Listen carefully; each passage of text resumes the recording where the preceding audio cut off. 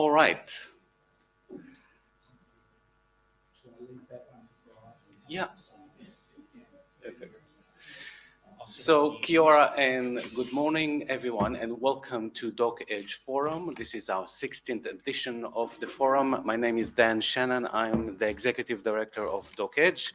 And with me, my co-director, Alex Lee, here sitting behind. And in the back, I'd like to acknowledge Belle, who is our Industry Engagement Coordinator. Belle, a lot of you have been in touch with. John, who is our tech amazing guy who is helping around, and a lot of the other volunteers and Doc Edge staff which are here with us this morning.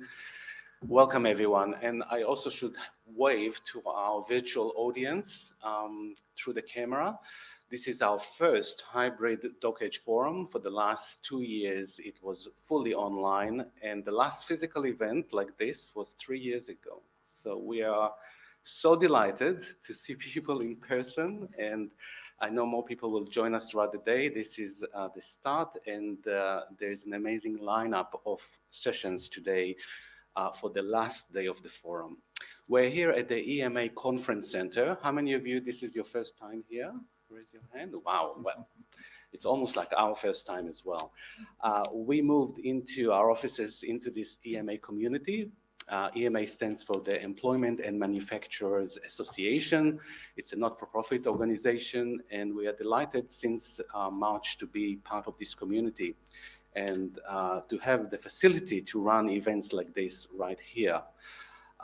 So EMA is our venue partner, but I also like to acknowledge all our other industry partners, and they are the New Zealand Film Commission, New Zealand On Air, Getty Images, Screen Rights, the University of Auckland, Media Design School, and Department of Post. For the housekeeping situation, the toilets are just outside the doors to your right. You'll find those facilities. Morning and afternoon tea and lunch will be served right here. Yes, I think that's all I have for that part of the housekeeping scenario. The day will start with the first session, followed by, which I'll introduce, followed by 3 keynotes from New Zealand On Air, the New Zealand Film Commission, and Screen Australia. Later, we have a masterclass by Maya Daisy Hawk about finding your voice. And in the afternoon, after lunch, another masterclass by Dame Galen Preston about image to imagination. And the last session for the day will be small but perfectly formed. This is about Oscar Short's panel that will close the day today. And we are closing slightly early to give you time to change, get ready, dress up like James Bond theme, and join us at the Doc Edge Awards at 6 p.m. at the Civic, as well as the world premiere of the film, The Other Fellow, a film from the UK, and the filmmakers with their subject James Bonds will be here. It's a night you don't want to miss. So we'll conclude this very long day at the Civic with the awards and the world premiere. But we have to start right now, day 3, with a wonderful panel called Archival Storytelling, which is presented by Getty Images. And I'll let Arran introduce the panel. I know one of the panelists is still... Actually, Alex is going to introduce the panel for us to start. Oh, Alex is sorry. Okay, here we go. Live unscripted. And Alex will introduce the session, and I'll just end up with a really piece of good news. Yesterday was the shortest day of the year. So that means it only can get better, and we are heading into summer. Right? Enjoy this day of Doc Edge Forum. Thank you.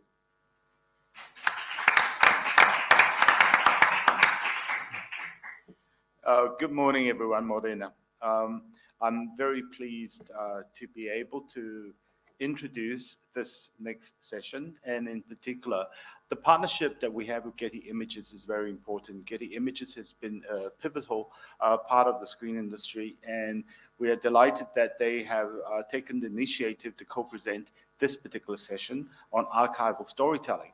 one of the things that we found this year in curating films is the large number of films that are being submitted to us with increasingly more archival footage being used in the way they storytell, whether it is a part of a small part of the film, but critical part of the film, or whether like one of the films that you will probably see at some stage this year called Fire of Love and Nelly Nadine, where it forms the majority of the story.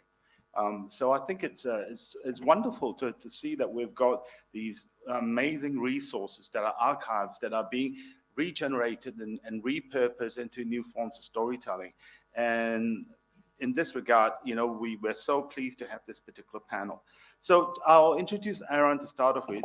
Arran's role at Getty Images is to manage the team that supports TV and film producers, both scripted and unscripted, across the APAC region.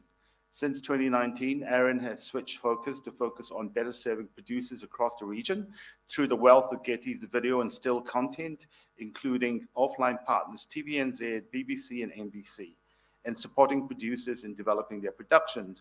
In fact, Arran actually sat on the decision makers panel at Doc Edge Pitch because there is a new strategy at Getty Images to get in behind and partner with productions.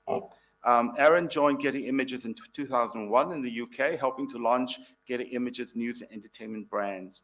And in 2005, we were so lucky he returned home. And now he oversees all aspects of Getty Images in New Zealand, including in 2008, partnering with TVNZ to represent the content. Now, with the panel tonight, today actually, but it's tonight for the person that's going to be speaking to us from overseas. Magnus Gertten is the director of Nelly and Nadine. Nelly Nadine is featured in our festival. Please go and see it. Such a beautiful film. He's an award-winning director from Malmö, Sweden. He's directed 15 feature-length docs, and his films have been screened by TV channels and film festivals in more than 60 countries. His film Nelly Nadine premiered at the Berlin Film Festival, winning the Teddy Jury Award. And hot off from coming in is Briar March. A lot of us know Briar. She's a beloved filmmaker in our industry. She released the first feature film, Ali Eagle and Me, about artist Ali Eagle in 2004. And it was that year that she got a Bachelor in Fine Arts from Auckland University Elam School of Fine Arts. Her award-winning climate change documentary, There Once Was an Island, played at 50 plus festivals. And she went on to do studies at Stanford University, became a Fulbright scholar, returned home to make social housing doco A Place to Call Home. She did a musical short film called The Coffin Club, which won 6 million plus viewers online. And since then, you will know that she made the protest documentary Mothers of the Revolution that went to cinemas. And now she's about to, and very soon, be launching her film about champion shot putter, Valerie Adams, Dame Valerie Adams. And we have Tim Woodhouse, again, someone we all should know. He's been editing for 30 years, a documentary specialist. He's edited TV drama, commercials, comedy, short film, and dance film. He's won numerous awards, more like I've got this whole chunk here about all the awards that he's won. But I just wanted to mention that, you know, his editing is awesome. Those of you who are in the feature categories or work in feature realize his contribution to the Top Twins, to Finding Mercy, Beyond the Edge, and 25 April. Paul Sutorius, which is our other panel member, started his career in TV. I asked him to write a bio about himself. He wrote me like 3 lines. He's very modest. His work has covered drama, documentaries, been involved in a lot of other types of content for the New Zealand Film School and supporting the students there. He's won numerous film and television awards, and he worked with Gayleen Preston on the film Ruby and Rata and her Te Papa making of the museum doco Getting to Our Place. With that, I'd like you all to give a welcome to Arran, who will start the panel off. Thank you.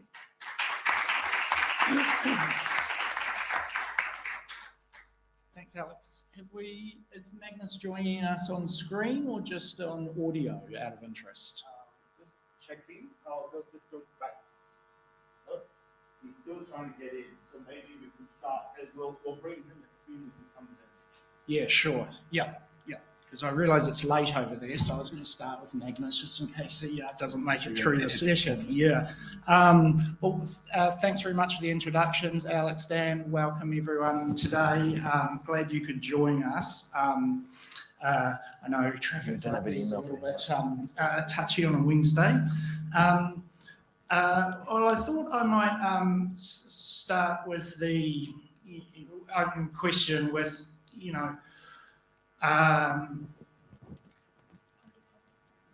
what comes first for you in terms of when you're developing a story that is archive heavy? How reliant are you in understanding whether there's archival material that's going to support the story, or does the story drive it and then you work around with the archive that is available out there, be it stills, be it video content, or the ability to recreate? And maybe, Briar, you can start with Mothers of the Revolution. You used an array of techniques. You used stills, you used video content, and then you had recreation. So can you tell us a little bit about, the process that leads up in pre-production in terms of making a story like Mothers of the Revolution?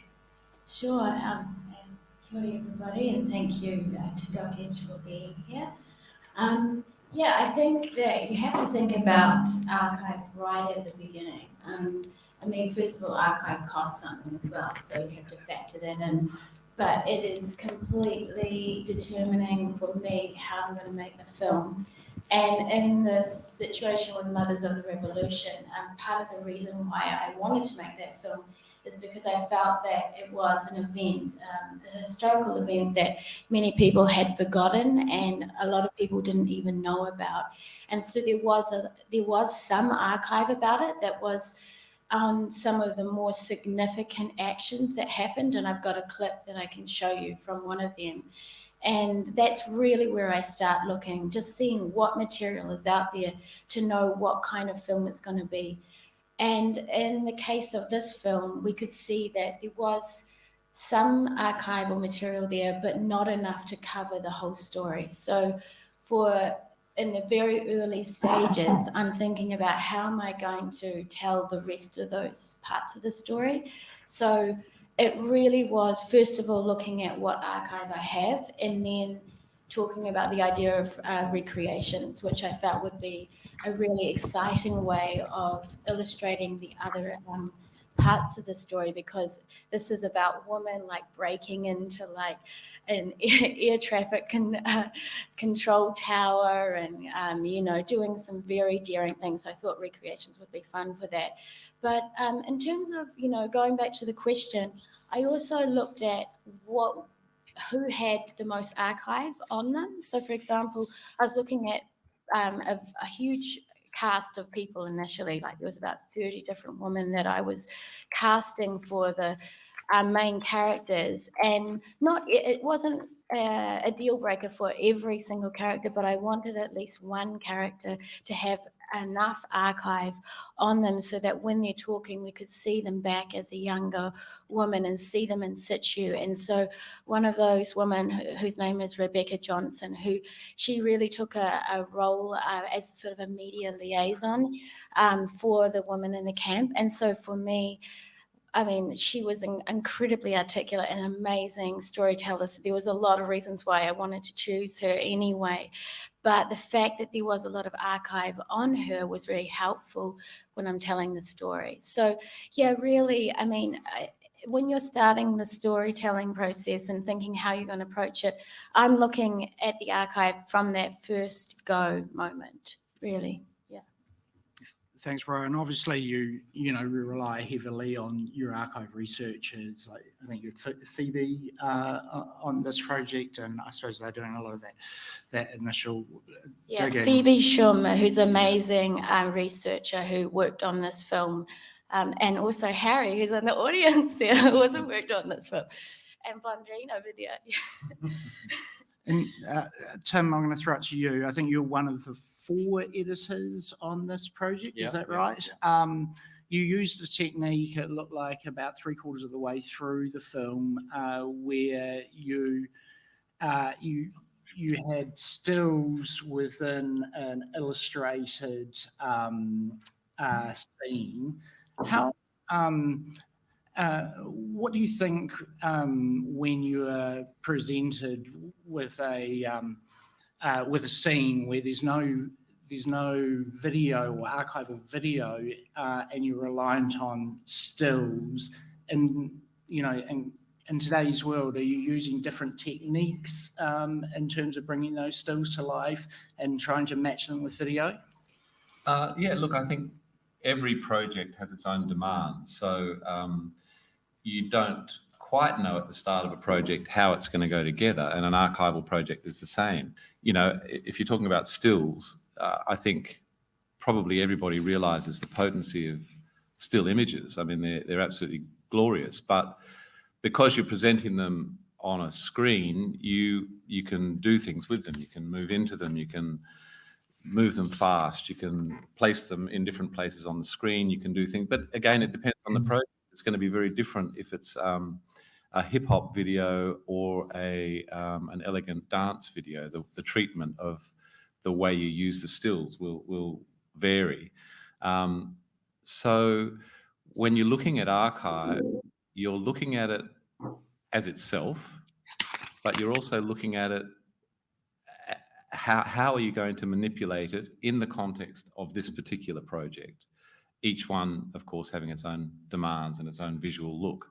So, yeah, I mean, stills are glorious. And I mean, you mentioned a black hole. When you're telling a story in this form, if you don't have the picture, sometimes you don't have the story, and you actually have to sometimes cut stories out simply because you can't illustrate it properly. So there's this whole process of, or you think laterally and go, can we do this by nefarious ways, make images appear that they are this in order to tell the story? So these sort of editorial decisions you're making all the time, and you're always manipulating the archive. But I also have great respect for archive, and I'm sure we'll have a discussion later about aspect ratio and things like that. How you treat archive, it's a taonga, so you have to respect it. Yeah. Yeah, thanks, Tim. I think we've got Magnus on the line now. Have we, Magnus? Yeah. Welcome. Thank you so much. Magnus, do you happen to have it from your computer? We just got a problem with the link from here. If you want to play it from your computer, go ahead and do so. Otherwise, maybe you can tell us a little bit about where the archive came from the story, because it's based on the meeting of the protagonist in a concentration camp on Christmas Day, Magnus. Yeah, absolutely. The starting point for this film is that I found a newsreel, an archival newsreel from 1945. And it's actually shot in my hometown in Malmö in Sweden. And this newsreel shows survivors from the concentration camps arriving. They're taking their first steps in freedom. And that's what you see in this newsreel. And I watched that newsreel in 2007. I became very interested in finding out who are these people. I mean, it's 75 years ago, but still, am I able to put names to their faces and even find some of them alive and so on? And that was like a starting point of a big journey, which ended up in first one film in 2011 and then another one in 2015, where in different ways I was investigating the secrets of this film reel. And then after the second one, I was so sure I was never going to do anything more with this material. But then I was approached by a farmer couple in France, and they said, we have a story for you about one of the women that is visible in this newsreel that I'm talking about. And that became the starting point for Nelly and Nadine, which is it's a love story. Two women meet in a concentration camp. They fall in love, and it's because of the power of love that they survive as well. So I was lucky when it came to archives. I was using my newsreel as the introduction of the story because one of the women was standing there in the newsreel in Malmo, and then the main character, who is the woman telling this big love story, she had in the attic, she had an unopened archive, trunks of photos, film reels, letters, and a diary telling this story, which meant that we could tell the story with the women's own words. It was lucky. I mean, sometimes it's not about how skillful you are; it's just about luck. And so I have like three different parts of archive in my film. I have this newsreel, which is starting point. Then I have the private film reels, 8mm film reels, shot with the two women after the war when they were reunited and they lived together for the rest of their lives. And that's an amazing, very intimate archive, which I'm often looking for, because I'm looking for archive that is corresponding with the tone of my film. So it's sometimes very hard to use super official archive because it's too far away from the intimate tone that I want to have in my films.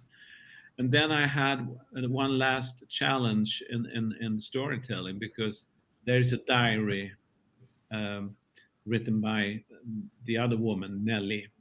And it's about how they meet in the camp, and it's also about the conditions in the camp. And so the big question was, what do you see when you hear quotes, someone reading from a diary that is written inside a concentration camp? And the only thing you can show is concentration camp images. That would not work at all, because it's the only images that exist in that sense. That is images from the liberation, and you have these piles of corpses and so on, and that would not work with for me. So I had this idea of creating a layer, an archive layer of what I called poetic archive, which in this case meant that I was using old archive from rural landscapes, which meant like fields, flowers, animals, very few humans, and so on. And we experimented with that for a very long time. And then we found a source for those images, and that was an old documentary film that was shot in Belgium, which is the country where one of the women came from. So it was shot there during the war, and it was shot also by an old Belgian master documentary filmmaker. So, and that was like the final thing I needed in archives, because I'm super scared of archives that are getting general, just illustrations. I mean, and the most typical thing there is when people are talking about, and then the Second World War started, and you hear that, and then you see, bombs and airplanes and etc. We've seen that cliche of using archive. So archive need to be super connected to the story and in a very intimate way. Otherwise, it will distance you from the story. So, Magnus, can I ask, in terms of the material that the scenic shots that you say you've integrated, and you talk about those as archive, but you would have had the opportunity to shoot that material, or did you look for material of the era as opposed to going out and creating and shooting that material yourself? I didn't specifically looking for the exact era in that sense. I wanted something that felt connected to the story, and if I was going to use, it would be more problematic to use shots that we were taking today in that sense. So I like the feeling of and it's you know, it's like a song. You need 3 layers of archive, and I wanted that in my film. It creates like a balance in it as well. Okay. Have we got the clip to play by any chance? Yep, great. Thank you.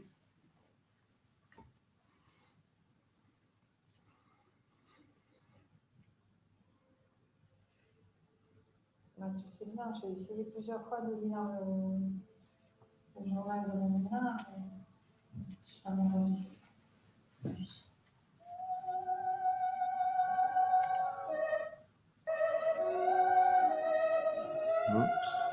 Ça, c'est une partie de sa vie qui est très très sombre, mais guerre, le camp. C'est vrai, un autre de 1945. L'angoisse m'étouffait. Je ne pouvais rien faire. Soudain, une voix appelle dans le bois. Chantons donc de transparent. Deux bras me serrent. Deux baisers sur ma joue. Ses cheveux noirs, sa peau d'ivoire, ses yeux obliques. Nadine. It never occurred to you that these 2 ladies might be in love with each other. Elle a été transférée vers l'autre. C'est permis. Elle a été. Le train s'ébranle. La reverrai jamais. Pour moi, c'était genre d'aller chez ma grand-mère, elle était avec quelqu'un d'autre. Je rêve qu'un jour, peut-être, tu viendras frapper à ma porte. Elles ont voulu faire une histoire d'amour entre les deux. Nadine, y aura-t-il jamais une vie pour nous?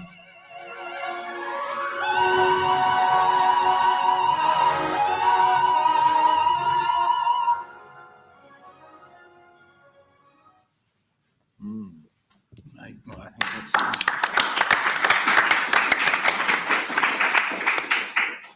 Alex, what days Nelly Nadine playing for those in Auckland here who want to get in and see it?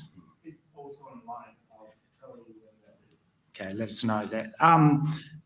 Paul, I'm going to ask about Helen Kelly, which is a different use of archive. Can I ask, was that completed pre-pandemic or just as we went into it? No, Helen Kelly getting together. It was completed before the. If you've ever played roulette. It took Tony, I think he shot for about a year, and then unfortunately Helen died, and we managed to get other archive as well. He had ideas about what he required, and looking at it, it became apparent what would be useful for us, and it became apparent also what wouldn't be useful for us. Sometimes you do get rid of, as Tim was saying, sometimes the stories don't stack, and we'll forget that. We tried, but it didn't quite work. Yeah. So, yeah. And how does the relationship work then in an observational documentary like that with, Helen obviously passing away? How does it work in terms of you being the editor and the director having, their vision, but you've only got this amount of archive that you can work with? It's not a film that lends itself to recreation, and you can only create archive. How much of that archive was created before you went into the editing suite, and how much of it was rolling through the story of Helen's life? For me, the film was about Helen. Yeah. So it really had to work with how she was, how she felt, and it wasn't, even though we have stuff on Pike River in there, which is tragic and very dramatic, it's what, for me, it was how she reacted to those people. Helen was an extraordinary woman. She was a unionist, and God bless them, but she didn't care if you were a unionist or not. If she saw an injustice, she wanted to fix it. She was that sort of a gal. She was extraordinary and few and far between, I think. And so trying to get that from her in the film was important. Certainly, the good things with things like Pike River in its way is that people remember it. People know that time. It sets time and place. And so that helps as well. The other thing with some of that stuff too is that we used sound. We used the dialogue of the miners that were down there talking to the control people, and then is anyone there? Is anyone there? Yeah. You don't hear the bang. You don't know that what's happened, but because you do know, it's pretty horrific. So yeah, I don't know if I answered your question, but the use, we did use it as much to try and illustrate her and the areas that she touched. Yeah. Thanks. Well, I was just going to say, I think that thing of using archive to illustrate character. I know when we did the Top Twins film that they are who they are, and part of their life is being political activists.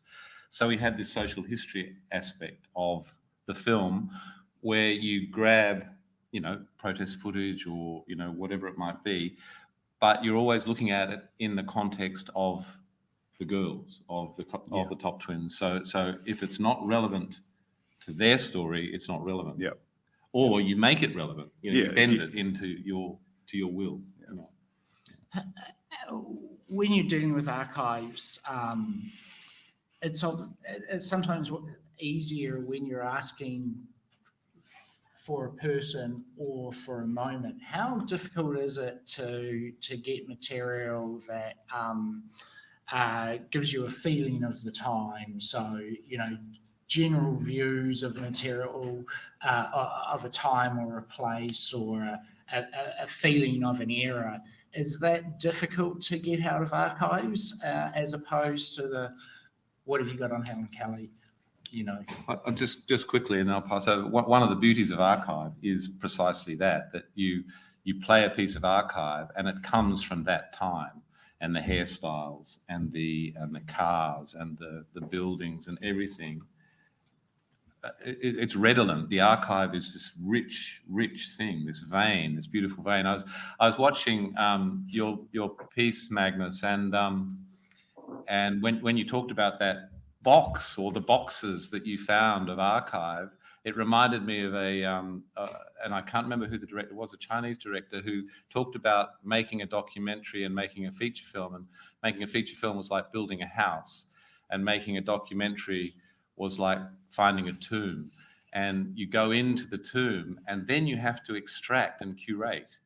And so that's what you're doing with the archive. You're taking the archive and you're putting it, and hopefully in its most effective and most illuminating setting. Yeah, and I was also thinking about what you said, Magnus, about how there's so much go-to footage, like you go to the war and you see some tanks or something like that, and just your attention to wanting to do something different. And I think that's something that I find interesting about archive, because we're taking it out of one context that it was in before, where you may not have noticed the hairstyles because they were the hairstyles everyone was wearing. So you take it into a new context and suddenly it has a whole lot of loaded meaning and information. And sometimes I know that you talked about it being a taonga and that we need to, respect it. But sometimes it's really interesting to subvert it too, if it's appropriate. And so I'm really excited by films where, you're putting the archive into a new context, and then you're seeing it in a new light. And so, for an example, with Mothers of the Revolution, nearly all the archive that I watched had this folk singing in it, because the women, they like to sing, and they had a lot of folk songs that they sang, but it became quite nauseating. Like, that was the thing. Oh, some woman singing around a fence, and everyone knew that, and they saw this archive in this old light, like, oh, these ladies over here, sort of like, you know, there was also all this views about, like, they were presented and unfortunately not in always the nicest light in the media, but so there was this picture of them singing around a fence, but there was this other element to the spirit of what they were doing, which was really anarchist, and like, at the same time, there was a lot of post-punk going on in the UK at that time. And I know that a lot of them listened to it, but that was like the spirit of what they were doing. So I actually took a scene where they're singing like that, that had been featured in a film that someone had made, one of the women had made, and we put post-punk. Do you remember what song that was? For when they're in the Century Box? I had put post-punk music right throughout the film, actually. But anyway, we put this other piece of music next to that archive, and it completely transformed the way you watch the archive. And that is actually the whole point of what I was trying to do with the archive in the film, is reframe it and show these women for who they really were, which were these incredibly daring activists, and not like how some of the media at the time portrayed them as these woolly-minded, naive, sort of earnest women talking about something that was completely sort of pie-in-the-sky ideas, which actually, you know, now when we look back, we can see they actually had a lot of impact and had a lot of significance. So I think, you know, with the difference between archive, when you're seeing it sometimes in a newsreel, it's used in a very literal way, which is what Magnus is kind of, I guess, what you're referring to when you're talking about going to that tank, like the shot of in the war that everyone knows. But I think with filmmaking, you know, there are so many opportunities to elevate the archive into a new context and see it in a different way. And I think that's what's really exciting about archive, really, because we're looking back at it in another context. You know, it's often there's a distance in time, and yeah. Thanks, Briar. Yeah, and I certainly, after watching Mothers of the Revolution, you know, the way that the archive was used in amongst the recreations and the way that you use the illustrations certainly, you know, brought a different view to that material that, you know, we see from a news organisation point of view as news of the day. Magnus, with Nelly and Nadine, and also your production Magnus, can you tell us a little bit about, with archive-heavy projects, the editor's, you know, role is so important. How did you go about selecting the right editor for Nelly and Nadine? You're sorry, I didn't hear. You're asking about the rights. No, I'm asking about the process that you go through, where you went through for Nelly and Nadine, and selecting who your primary editor is going to be, given the importance of the editor within an archive-based production. I mean, it's a long process, and you know, documentary filmmaking is about having a process, and I know after doing a couple of archive heavy films, I know how I want to have the process, and I know what I'm looking for, and that has to do with first, as I said, I looking for a specific tone. I'm looking for the intimate tone, and I want the archive to work with that tone. And it's also about, you know, we're talking about archive-based films, like it's a story about what happened many years ago. Every film has to be about the present. So that's what I'm trying to do with this film as well. And because it has to be about us today. It's every film should be about about the big existential questions that are relevant today. It's not just an old fascinating story that happened then. So I'm looking for material that can also help me to create this present time layer in the film. And I was lucky with Nelly and Nadine because I came into the story and I started to shoot with this woman Sylvie when she was actually starting to look for to confront the family secrets and so on. So that meant that I could be with her. So the film starts not it doesn't start in those days. It starts with a woman standing in her kitchen in a farm outside Paris, and she's having two family secrets that she needs to confront. One is what happened to my grandmother during the war, and the second one is my grandmother lived with this woman Nadine. Who was she? So there's a lot of layers in my film, and which I think is very important. That is about today, and that is something that I need to find in the archives as well. I need to connect to the archive, the details in the archives. I have to feel that the characters in the film are also watching, not only the audience, the characters in the film are also watching the same archive material.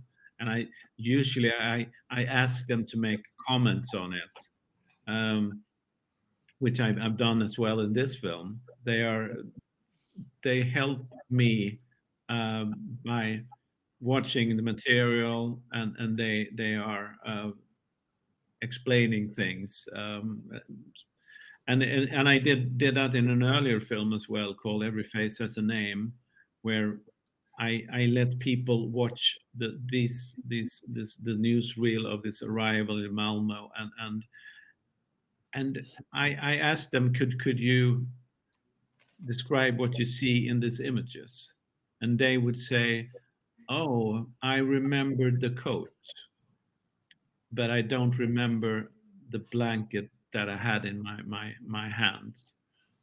So I think in a way I want to go all the way into the archive. It should never be on a distance. It should be we should be super close to it. So that's a part of what I'm doing, and that's a process we all are doing in our films. We try to get deeper and deeper, and we try to take away everything that is general in our films. It has to be so much about the details. I'm not sure I was answering your question there, but that was what I had on my mind. No, that's great, Magnus. And Alex has let us know that the film is showing at the Civic this Saturday at 2 p.m. and then in Wellington in July the 3rd, and then the 26th at what's that? Vival's on the virtual cinema. Paul. With The Hunt for Bin Laden, it was based on a historical story, but you recreated virtually the whole production. How much were you reliant on archive in terms of viewing the archive to then set the scenes for the recreations, for the accuracy of the story? And how easy was it to get that material, given the basis of the story itself being, so secretive? Short answer is I'm not sure. I didn't source the material, so that was John Lang, and but we did have we had stills, we had library footage that we could source and say, well, that's sort of how it was. Certainly, I'm amazed. When they shot most of it down Central Otago. And when I see it in conjunction with Afghanistan, with the areas that were there. Really fantastic location finding. It was super. We had a little bit of library footage in there, like the bombing of Baghdad and things like that. But that was to illustrate the subjects talking about that he was still there at the time, and trying to convince bin Laden that he could go and visit him. And in the end, the film wasn't factual. It was the idea of what if Peter Arnett had gone there. These are the questions he wanted asked, and these are the questions that Osama bin Laden may have said, which was not necessarily always what we were seeing on our news. It was within a context where I think that to me was the big strength of the film, was that it showed, you know, a lot of people in New Zealand think Osama bin Laden was evil. I don't think he was Flash, but it showed it's not just a crazy man. You know, people do things as they think of them, and he has his reasons. They may not be the right reasons, but that's the way it worked. And I think that, for me, that's why I liked working on the film, and I thought the film did pretty well at that. Central Otago comes to the floor again. It's Middle Earth, it's Montana, it's Afghanistan as well. I think we might, if we can show Mothers of the Revolution, one of the Mothers of the Revolution clip, and then I might touch on licensing of archive, because you know, it is a cost within the budget, and I'd like to hear more about how that is managed through the process. Well, these 3 clips I had, so I can just suggest one, maybe. Yeah, sure. Okay, well, just because we're talking about the recreation, there's a clip that I have that we could look at that shows how I tried to fuse the archive with the recreation. So that was a decision that I made, instead of kind of, you know, showing the archive in its, say, 4:3 format, and then have the recreations in a different format. I wanted the recreations and the archive and the interviews all to kind of connect. So in this scene, it's about the 3 women who are breaking into the air traffic control tower on this military base, and we found some archive that set up the scene about, you know, the rules around the security measures that were already there, and also shots of soldiers just arming the area. And so then I used that material to inform how I would then construct the recreation scene. And I even took the color palette from some of the archive to then inform how I would shoot the scene. So it's just a very short sequence, not the whole one, but I just thought it would be interesting from the archive context that we're talking about. Yeah, and I might then ask a question how you marry up the quality of archive that's available to what you can I think then that's the downside, and I think that you have to make a choice. And I thought about it again, and I thought, no, there's no way I would have put this in a different aspect ratio, because it would have made us pull us out of that connection between the recreation and the archive. But that's for your own discretion to decide, but that's the choice I made. could play the clip. Oh, do you know what the clip was named? Does it say air traffic control tower, or what are the 3 names of the clips? Cutting the fence. Yeah. The cruise missiles will be deployed by the end of this year. The defence of Greenham Common against invasion by protesters has been prepared with the same meticulous attention to detail that went into the Falklands campaign. There are 4 layers of protection. The first is outside the wire, where Thames Valley Police have responsibility. Inside the wire is layer number 2, Ministry of Defence Police, supported by RAF and military police. Behind them is protective line number 3, 2,000 soldiers of the Gloucesters, the Light Infantry and the Paras. And finally, behind the multi-layer security fence surrounding the crew's missile bunkers is layer number 4, men of the RAF Regiment and the United States Air Force, some of whom are armed with live ammunition. Will the Secretary of Defense give us an assurance that under no circumstances will shots be fired at the peace protesters? I categorically will give no such assurance. When Defence Minister Michael Heseltine assured Parliament that all sensitive areas of Greenham Common were impenetrable, he was tempting fate.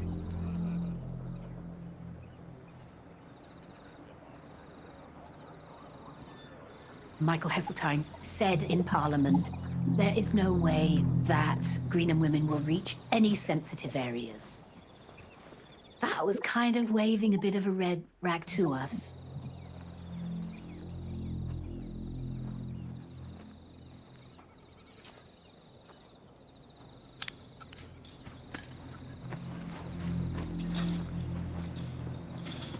We cut the next fence and the next fence. We're nearly there. I just said, now stand up and stroll over.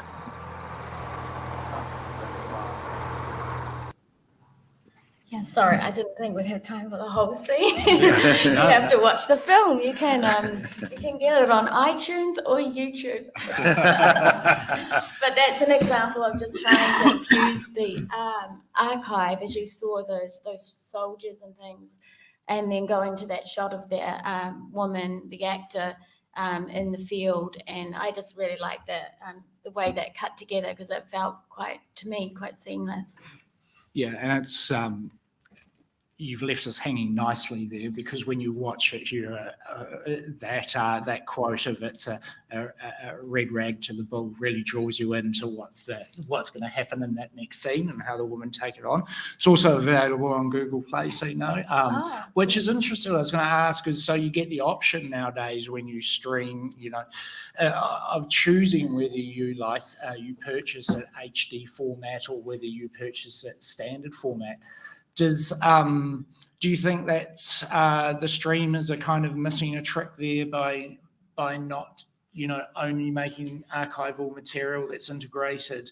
This is where I'm talking about integration of, you know, contemporary material that can be shot on the best of cameras, integrated with historical material, that they don't just supply it in the very best quality available to viewers?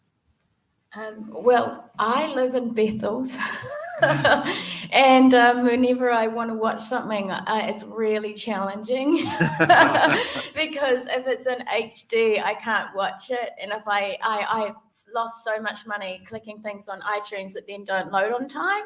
Right. So I quite appreciate these different formats and things. Yeah. I don't know if that's, but going to the idea of, like, you know, because in this film, I did have to blow up that 4:3, so I lose a lot of quality. Yeah. And there was also the one thing that's really hard is that sometimes I got some archive that I thought I would be able to replace with higher resolution quality at the end, but then you find out at the very end that it's not there. And so that can be a challenge when you're choosing to blow it up like that, because I wanted everything to be in the same frame size. And I think that there are obviously pluses and minuses with that, because sometimes then you just do have this low quality material. And I think you have to think about the whole life of the film. And when I thought about this film, I knew that we were through a pandemic. We still are, but hopefully near the end of it, and that it wouldn't have a long theatrical release because of those reasons, and that probably a film like this, people are more likely going to go to on, say, hopefully something like Netflix or another streaming platform. So I'm thinking about the sizes that people are going to be watching it, and I'm trying to make a decision on those questions too. Like in my new film on Dame Valerie Adams, I've got archive all different formats, and I've kept it the same format that it is. So the film is shot in 16:9, but then the archive's 4:3. And I'm hoping that film will have a longer life in the cinemas, so for one. So I'm thinking about that, but also, you know, in that in that film, I didn't need to have to cut so seamlessly between the scenes for me to be concerned about it. Whereas with this film, I really would have felt it would have been very jarring to go back to sort of a 4:3, like a square format to a rectangular format. And so in the end, you lose something. You do lose something. You lose the quality, and it's unfortunate sometimes when that happens. And Images and Sound did the online of this film, and they did the best they could, and they did a really good job of trying to bring some of that information back, which you can try and do. But you're going to always have something that you lose, and I think you just have to be consistent with this decision you make and embrace it as much as you can, and then own it, which is what I'm doing right now. Yeah, that's a good point. It's probably worth noting from a position like ours at Getty Images, people think that the quality is always going to go up, but what we found, especially as we move from film into digital cameras, is actually we've got a massive decline in the quality of content as we try to move into the digital age, because the camera quality then was inferior to film, but it allowed us to provide content quicker. So sometimes there's kind of dips within the quality of material, and so how much as a filmmaker or editor, maybe I can throw this to Tim or Paul, is do you need to get your hands on the end material before you make the decisions about whether it's going to make the cut or not? Because traditionally you're working maybe with a low res preview and a screener, and you think that's going to be okay, and then you find what you get at the end in terms of the masters might not match up to your expectation. Have you encountered that? Yeah, I certainly have. To be fair, as a general rule, if it looks bad as a screener, it's going to look bad. Yeah. But if it looks okay as a screen, it's going to look better. Yeah. So that's really, I guess that's the acid test. Really, is just to say, well, that look, it seems to work well. It's interesting too, because sometimes the lack of quality gives it a certain quality, and that's, I don't know, it's something in someone's head or my head, but that is something somehow that can work for archival film. I was amazed, Magnus, at that footage of finding Nadine in that in the crowd. I thought it looks like it's been professionally shot. It's just fantastic. Now, has that been enhanced, or is that just what it was? It certainly has been enhanced, of course, and these images are it's a super well shot. It's a very good quality. The original film reel is fantastic, but my first challenge was that those shots are very short. They are like between 2 and 3 seconds long, and I need them to last for at least 1 minute. So that's a typical filmmaker challenge. But we work with so many, and I did that specifically in another film also, that we were in a way presenting a lot of these people in that film reel, and we tried because every shot was very short. So we did, of course, slow motion. We did tracking. We were moving inside one frame. We did the loops, of course. So there's you can the image you're referring to. This looks fantastic. It's definitely a loop there, and you can, if you watch it carefully, you can see exactly where that happens. So you have to work with people that know how to do this, because you can't do that yourself. But I had a very creative editor, so we were testing out so many different things, and we realized that you can do a lot with if you have like good basic quality, then you can do a lot with archive, because as I said earlier, we are so interested in the details. So when people are talking about their shoes, we decided to go just show the shoes. We just zoomed in, so we could just do that. I mean, I think you need to challenge your material sometimes. Yeah. You can get closer to it. You don't have to be polite when it comes to your archive material. Yeah, so obviously the technology is allowing you to do more with archive, and we saw the whole colorization by Peter Jackson.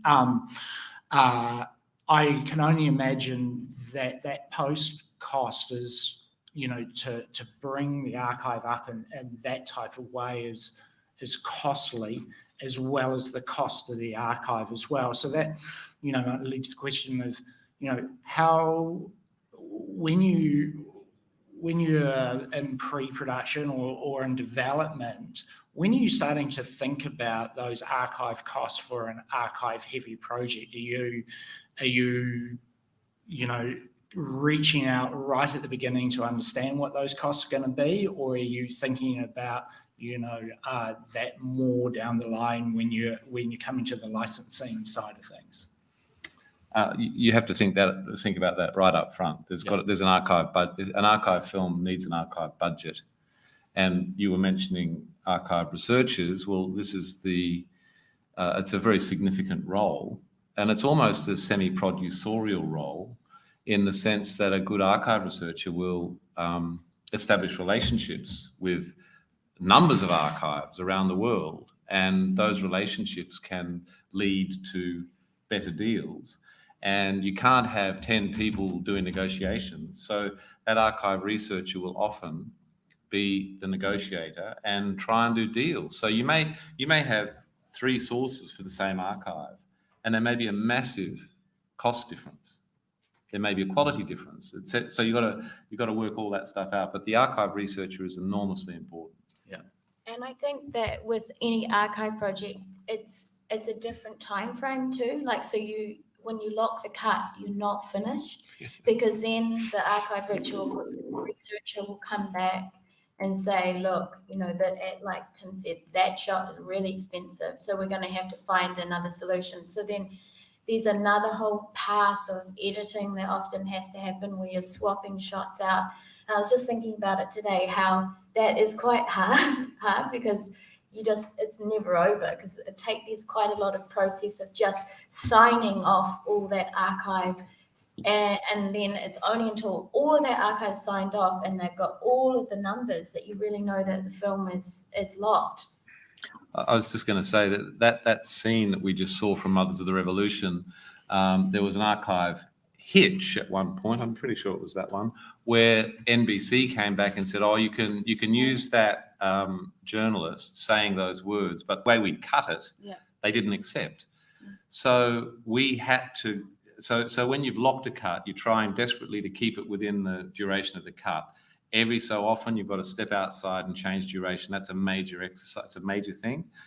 In that case, we absolutely had to change duration, because they were prescriptive about you can't have him say this and then that. He has to say these 3 words afterwards. But the meaning was still the same. It was like absolutely, we were not construing anything about the truth. It was weird. It was weird, but they have the archive. If you want it, you have to comply. It was weird. Magnus, I think you're going to drop off now because you're ticking over into your next day in Sweden. So we should say thanks very much for joining us today, and congratulations on Nadine and Nelly, and we look forward to seeing it this weekend. Thanks, Magnus. Thank you so much.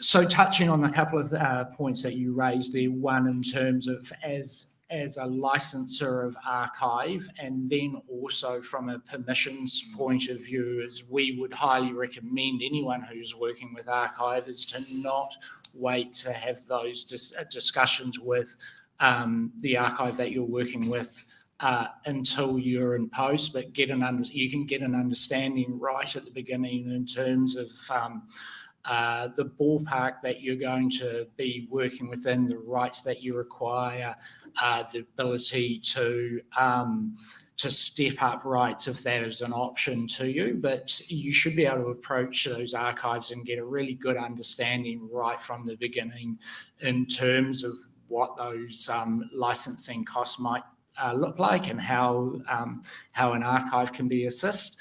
In terms of the permissions, that is an interesting one. We've recently started licensing the NBC archive out of the US. And in relation to the comparison between them and the BBC, they have a much greater process in terms of using their archive.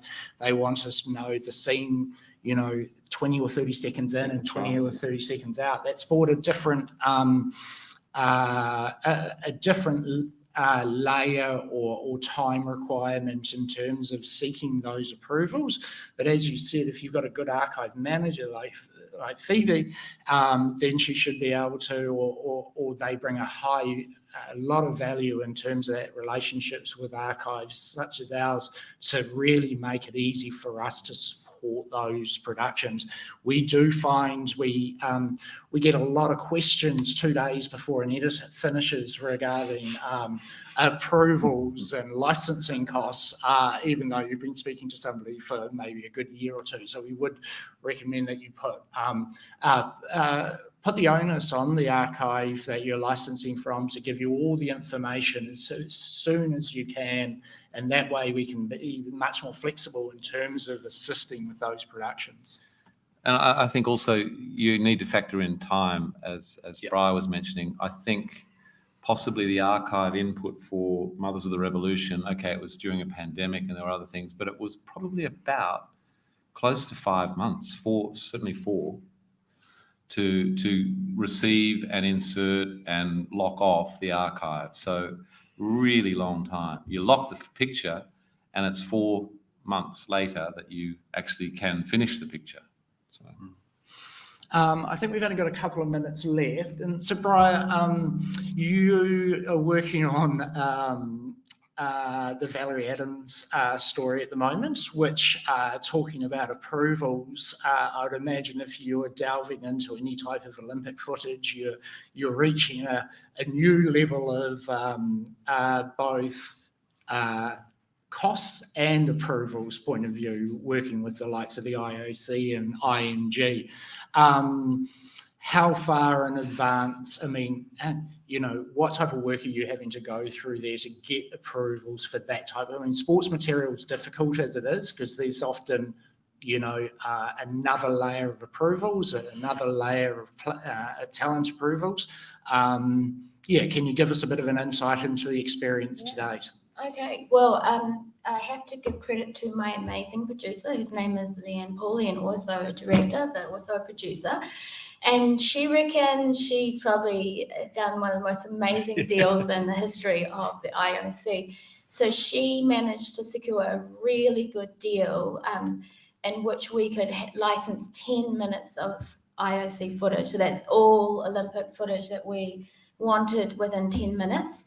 And just to clarify what that means, it means anything that's related to the Olympics. So even if it's like the stadium with the rings on outside, that's still, you have to license it from the IOC. Even if it's not somebody who shot it, that's, working for the Olympic media team, if it's inside the stadium, they own it. So you have to basically just think anything to do with the Olympics, I've only got 10 minutes. And because she understood all this, she did this at the very beginning. So we're doing this before we shot anything.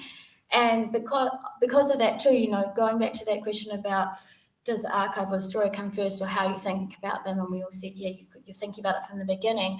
I came up with another treatment to how I was going to film the scene. So I filmed Valerie in this studio setting as well, where she's throwing, and it's sort of like, I call it the power sequence. It's basically supposed to represent the psychological space in her head during these competitions. So it's very abstract, and we see her in action like in the Olympics, and then we go into her head.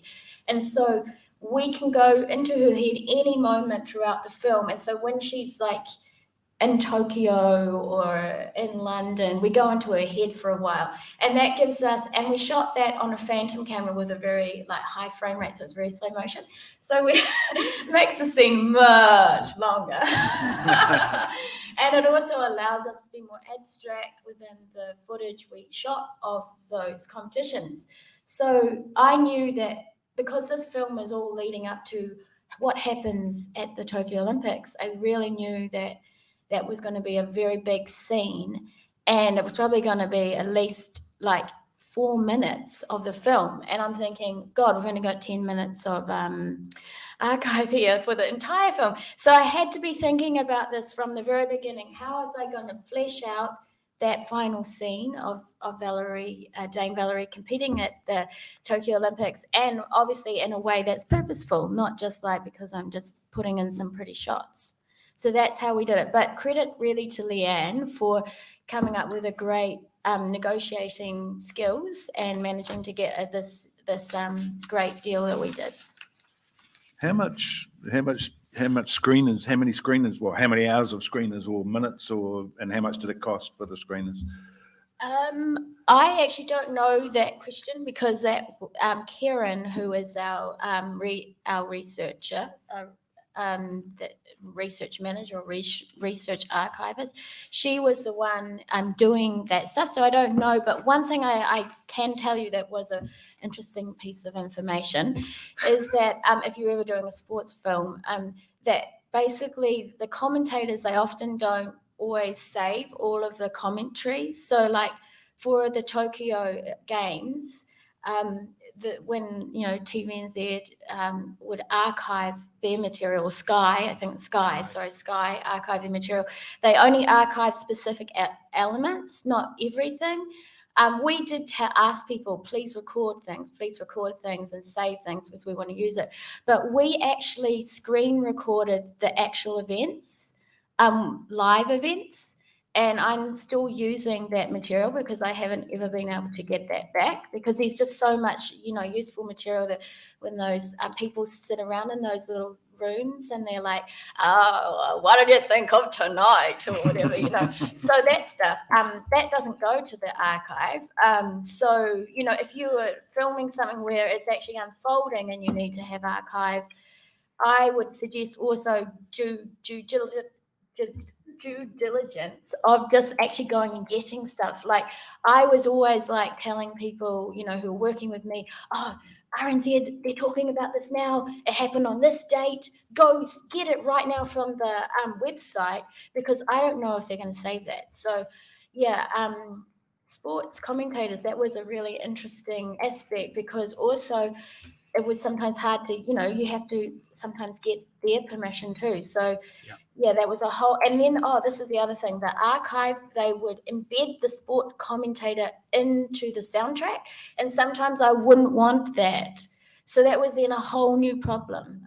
So those are the things that I encountered that I didn't really foresee. Yeah, and I can imagine this increase in technology, you'd think it would be helpful, but it probably going to cause some frustrations, because the likes of the Olympics now, the host broadcasting have got more cameras going out to more feeds, and the likes of Sky are putting on more and more channels, but they're not necessarily thinking about their rights to license that material after the event, especially the likes of Sky with IOC, where those rights kind of sit back with the IOC. So I can imagine as a filmmaker, it might be frustrating that you might have seen something on telly, or it's available, but they haven't necessarily archived it in a way because they're just essentially taking a feed. Yes, amazingly, I actually found some shots on YouTube, like from the London Olympics, where the BBC had uploaded like whole day events, and they were in really high resolution. So I just took them. I couldn't get them from anywhere else, and they were we'll use them. We won't even be replacing them because we can't. But it's just because we can still license it through our 10-minute agreement. But yeah, sometimes you've got to look beyond where you think you are going to look. Great. Yeah. Well, the lights have come on. Can I ask if we're going to see it in the theatre this year, or is it going to come out next year? Yeah, it's going to be in the theatre in October, hopefully. Yeah. October. Great. Okay. Something to look forward to as we hit spring. Well, I'd like to thank our panelists. Magnus has obviously gone. Thanks, Tim. Thanks, Briar. Thank you, Paul. And thank you to Doc Edge for hosting us today.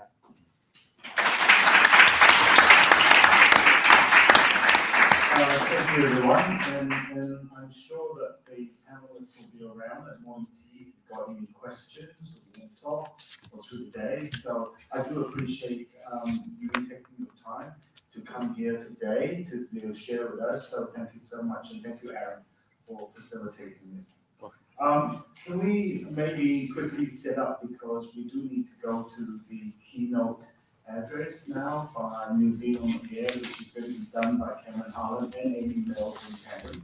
So if we could perhaps thank the panelists for organising some new classes of water for Cheers, Aaron. Thank you. Cheers, Aaron. Thank you.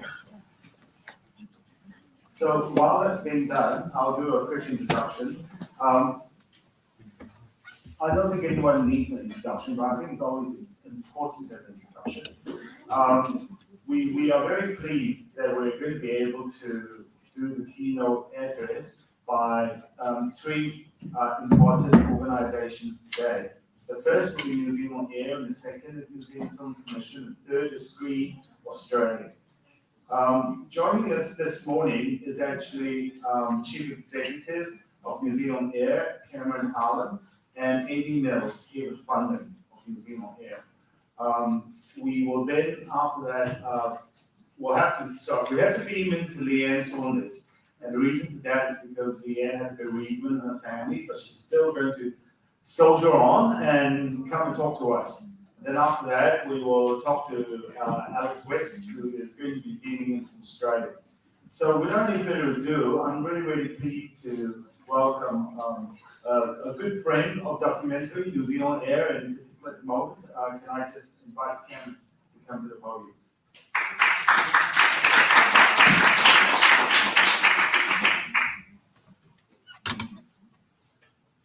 Make sure everyone has their coffee. Tēnā tātou katoa, ko Cam Harlan te waniwa, ko ahau te tūnu whakarai o te Irarangi te motu, and with kia ora tātou katoa. So thanks, Alex. I am the tūnu whakarai of Irarangi te motu, and I'm joined by my far more talented and wonderful colleague, Amy. Do you want to quickly introduce yourself? Yes, can we load the PowerPoint as well? Tēnā tātou katoa, ko Amy Mills te koingoa, ko ahau te tunuaki o ngā take tutia, ki Irarangi te motu. As Ken says, I'm Amy Mills and I am the Head of Funding at New Zealand On Air. And we're going to tag team, so we'll see how we go. Yeah, I'm going to tag team. I just want to acknowledge those that are joining remotely. The first time I addressed this group wasn't too long into the first lockdown. And we were all doing this remotely. So it's kind of strange, weird, but kind of good that there's a few of us here in the room, and acknowledge all those that are watching from wherever it is that they may be watching from. I'd also like to acknowledge our friend Leanne, who is obviously coming on after us, but has just suffered a tragic loss in her house. So all the best to her, and obviously we'll see her after we're finished. What I'm going to do is sort of start with some basics. And the starting point, I guess, is who we are. So we're actually the Broadcasting Commission. We're an autonomous Crown entity that was formed under the Broadcasting Act in 1989. Our purpose is to fund public media content that reflects and develops New Zealand identity and culture. Just waiting for our PowerPoint to come up. And in turn, that seeks to build social cohesion, inclusion, and connection. As an agency, our kaupapa is to do good for our home, to serve New Zealanders, and to whakamana our stories. And I guess for us, that idea of empowering and enabling stories, songs, content and news to be created, found, watched, listened, learned, and loved. In order to do all this, we use a strategic framework called the New Zealand Media Fund. The NZMF aims to have New Zealand public media valued and enjoyed by New Zealand audiences, and we have 3 core goals within that strategic framework. Quality content that New Zealanders enjoy, diverse content, which is content made for a range of communities and diverse interests, and discoverable content. New Zealand audiences can find and enjoy content on platforms they use, which is obviously becoming increasingly challenging. We'll talk a lot more about these core goals later in the presentation. There are 4 funding streams within the NZMF: platforms, music, scripted, and factual. Platforms is essentially a closed stream. It covers RNZ, Access Radio, Student Radio, and a few others, so Hey Hey and the Digital Media Trust. Music has a relatively small funding allocation, but is hugely important to our goals and aims. And then in the screen space, broadly speaking, in the past, we've had about 80 million to spend on screen content. That's been split 40 mil for scripted, and I guess importantly for the people in this room, 40 million for factual. With the recent Public Interest Journalism Fund, the factual journalism piece has increased our spend in the factual space out to about 60 million a year, but that's a time-bound fund, so that ends this time next year. Other than the recent PIJF and some other additional COVID-related funds, our baseline has remained static over time, and despite a significant increase in applications seeking funding, this is making, obviously, our jobs increasingly difficult. By way of example, in our current round right now, we received 135 applications seeking a total of $77 million from a round that has 30 allocated to it.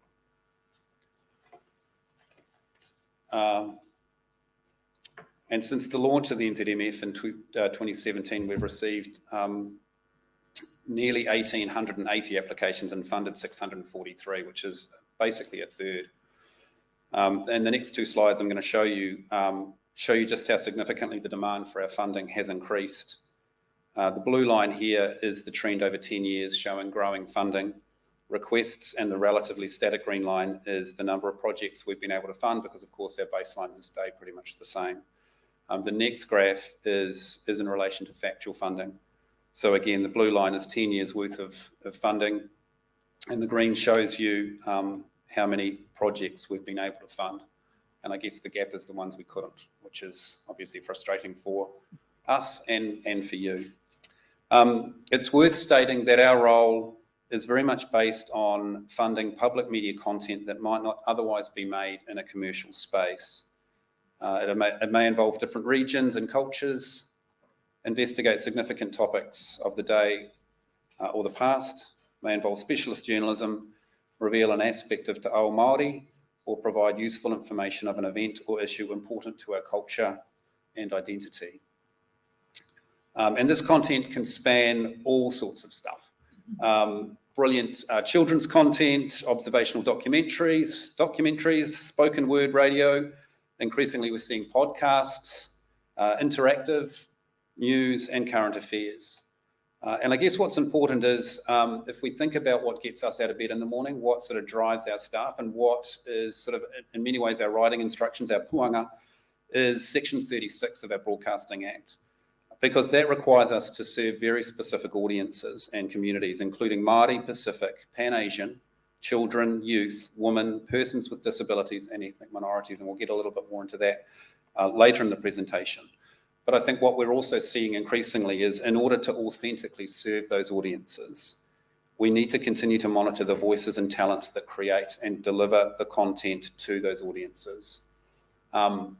What we have on here is an example of our diversity report. It's an annual piece of research that's increasingly important as a tool for us to measure representation behind the lens. Now in its 6th year, this report monitors gender and ethnic diversity among key personnel on NZ On Air funded screen content, as well as the regional spread of production companies. As an agency, we're in a unique position to be able to report industry trends And we use these trends to help us prioritise and focus on addressing inequities where they are prevalent in the system. Some of that is a little bit harder to kind of move, but I'm going to throw across to Amy to talk a little bit about what's happened in the last few years. Kia ora, Cam. If we could move across to the next slide. So it's been about 3.5 years, I think, since we've been in the room together. And what's interesting, I mean, Cam mentioned the diversity report. So the research is a really important aspect of our mahi that allows us to sort of build an evidence base around what challenges are there, how might we address them. But the other one is actually physically getting in the room together. So it feels quite thrilling to be able to be doing it again and just have the conversation in person. So the screenshot here was from 3.5 years ago. We ran a factual summit up here in Auckland, and a huge amount was covered. It was a full day session focused on what's happening in the factual space, what are the issues that we're seeing. So that was one of the whiteboarding screenshots of, you know, where we got to on the day. But what we wanted to do today is say, you know, 3.5 years on, what are some of the things we've done? How have we addressed some of those challenges? What's moved? And then most importantly, probably what still needs to be done, or what are we seeing a bit harder to kind of make progress on? So the points here on the slide, which we've kind of grouped under those New Zealand Media Fund pillars that Cam mentioned, these were some of the key ones that floated up during that factual summit. So I'll briefly just go through them here for those that weren't present on the day, so you sort of know what we mean by them, but then spend a bit of time actually talking about what initiatives or policies or shifts we've done since then to look at them. And in some ways we've made real progress, and others there's still work to be done. So one of the key issues under diversity and representation was a call out in 2019 that said we've got some issues around talent development. You know, the training ground for factual content makers and creators coming through is actually quite thin on the ground. And we're seeing with the shift of the New Zealand Media Fund towards a platform neutral approach, a whole lot of kind of creators coming in, and then there's the more kind of historical, larger scale linear factual productions, and not a lot in between in terms of skills and capability development. So that was one of the sort of the weirdo laid down on the day. The other one that has come through very strongly in our diversity report data for a long time now and was flagged on the day, and it's across the sector, not just factual, but it's the really kind of shocking statistics around Pan-Asian representation, both in front of and behind the camera. So that was laid down on the day as well. In terms of discoverability, probably ever since I joined NZ On Air in 2018, it's been a really live discussion around, is there a role for NZ On Air to play in funding, marketing and promotion of the content that we fund alongside what the platforms do? And that came throughout the day, and we'll talk a bit more about that as we go through. There was also a sense that in terms of the quality space, there needed to be a clearer roadmap around factual, better strategic guidance to both platforms and producers around where the goalposts were and what we were trying to track towards.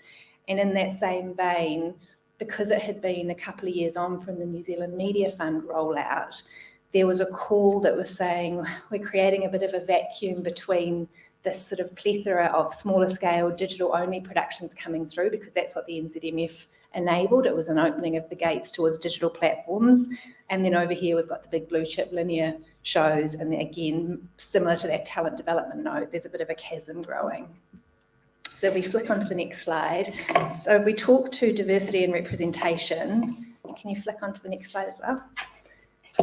I think one of these, this is one of the areas we feel really proud of, and we think there's a lot of work that's been done. And in 2019, when we came together at the summit, you know, it was acknowledged at the time that, you know, Julia, your crew and the Someday stories, there was a whole lot of work being done, but sort of the bastion of holding up where the emerging creators were coming into the space, but then not a lot else that was sort of building towards pathways.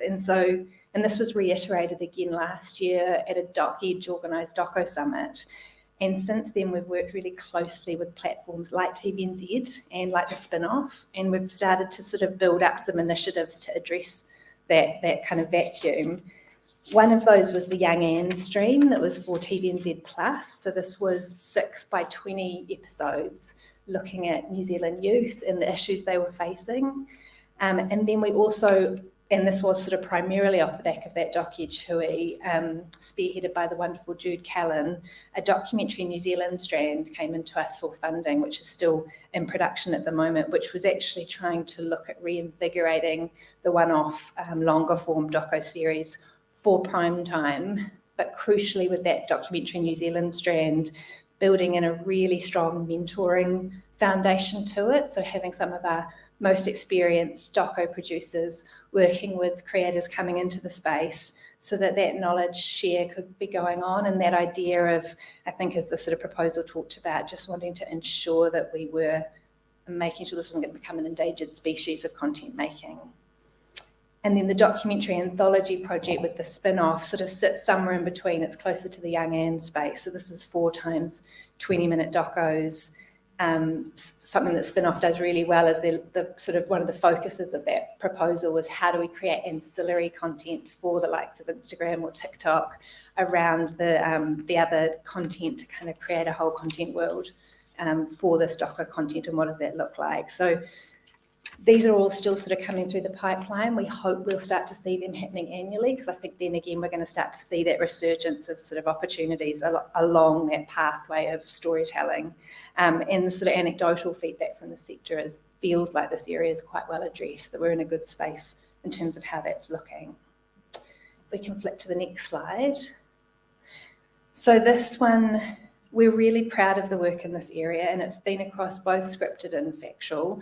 So in the scripted space, we've been doing a big initiative with the Pan-Asian Screen Collective called Episode 1. But in the factual space, early last year, again, primarily off the back of what the diversity report data was telling us and the feedback that we got at the summit, is that we ran a targeted funding round. So we ring-fenced $2 million for factual productions led by Pan-Asian creators themselves.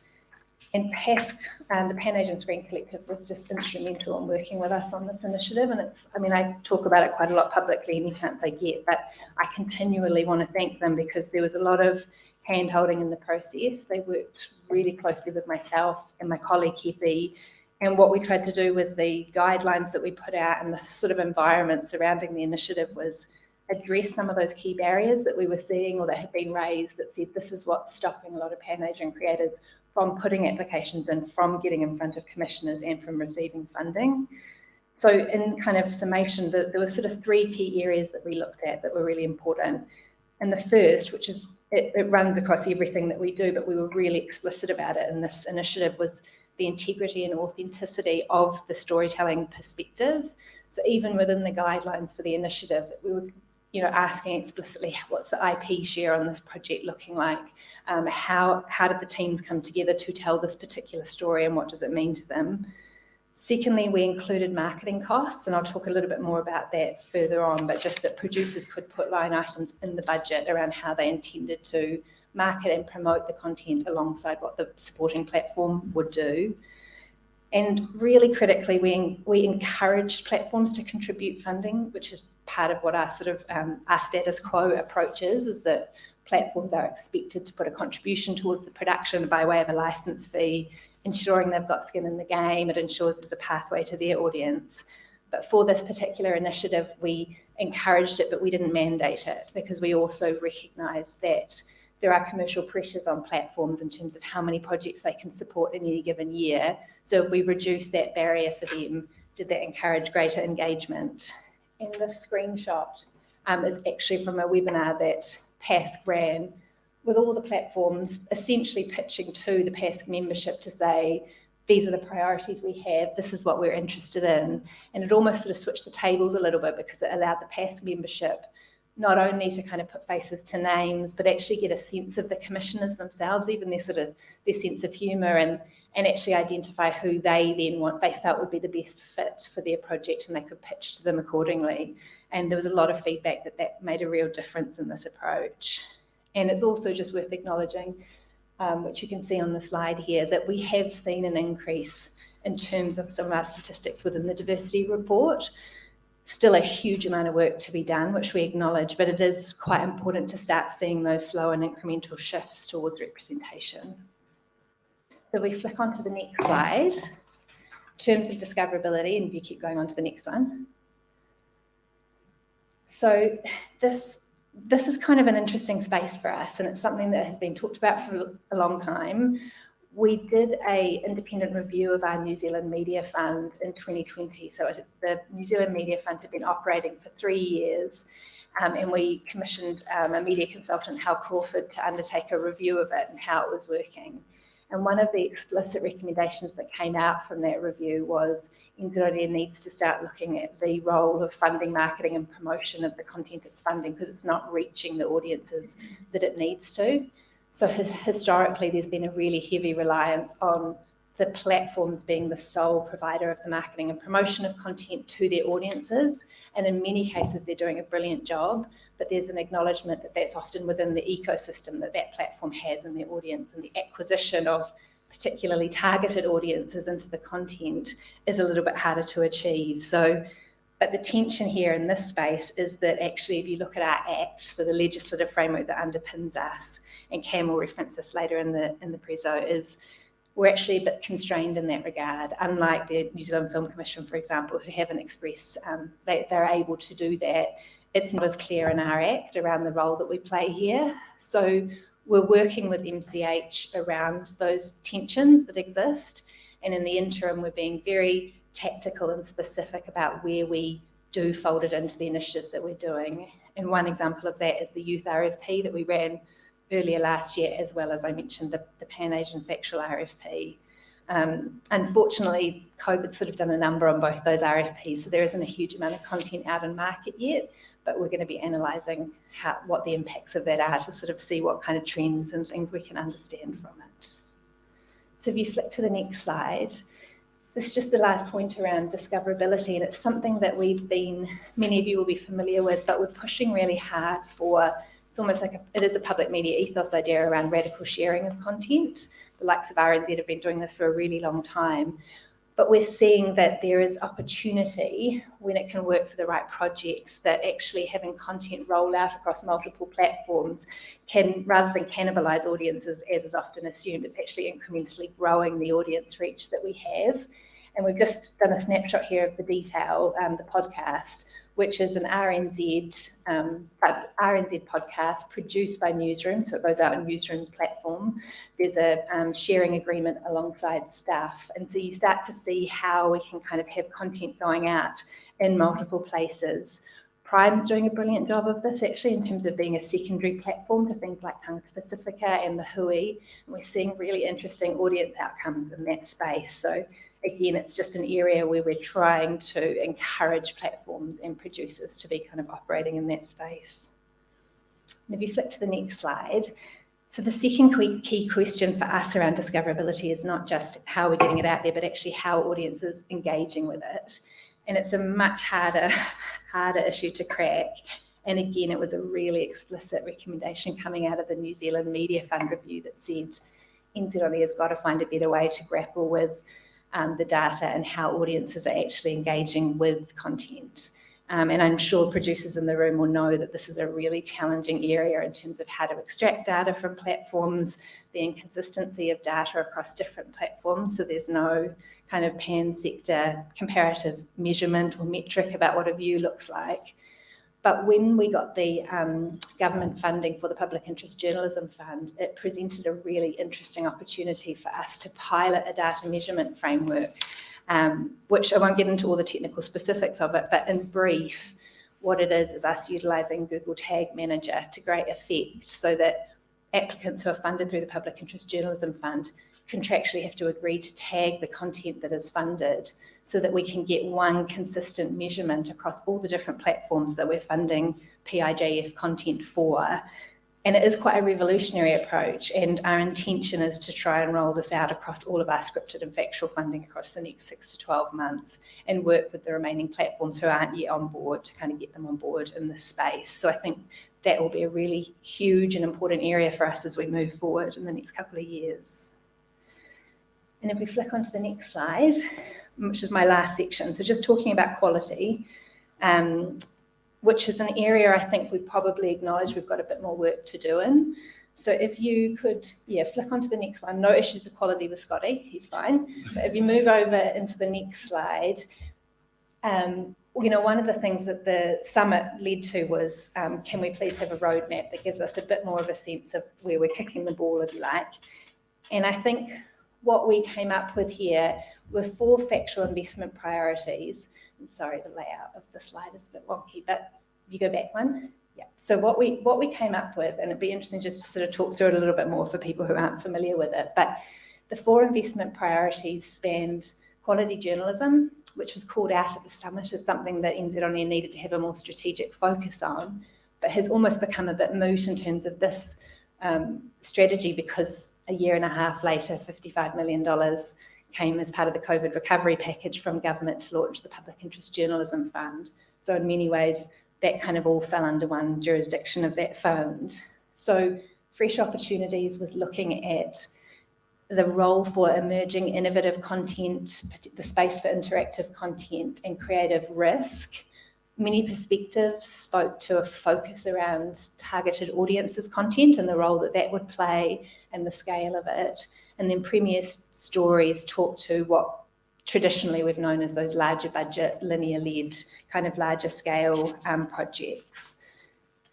We don't, unfortunately, the forum today is a bit shorter, so we don't kind of have a fulsome way of doing a full Q&A on it. But I think the overarching question we've got for the sector is, does it feel like it's working as a strategy? If not, why not? I think Cam will speak to this, but we intend to put out a discussion paper and actually elicit more wholesome feedback and consultation to actually look at whether or not changes are required, because I think from our perspective, we do feel like it's not, we think it's potentially a bit overcomplicated, and that it's not necessarily delivering us with the clarity we need to sort of better prioritise the limited funding we've got to both meet the needs of audiences, but also address the needs within the sector.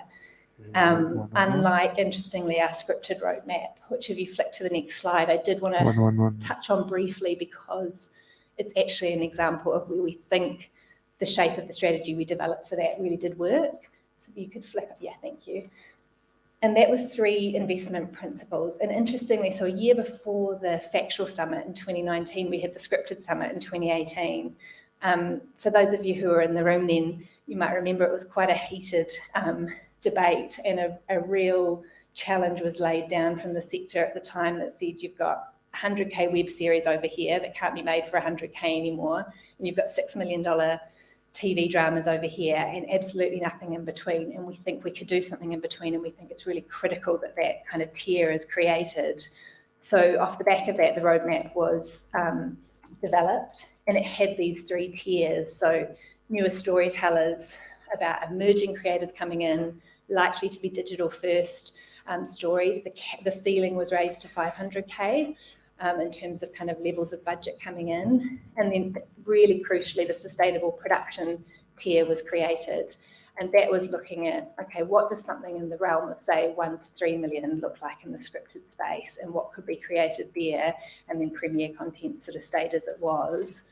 But obviously, in order to, with no additional funding, in order to accommodate for those new tiers, we are seeing an attrition in terms of the amount of premier content that can be made now in any given funding year.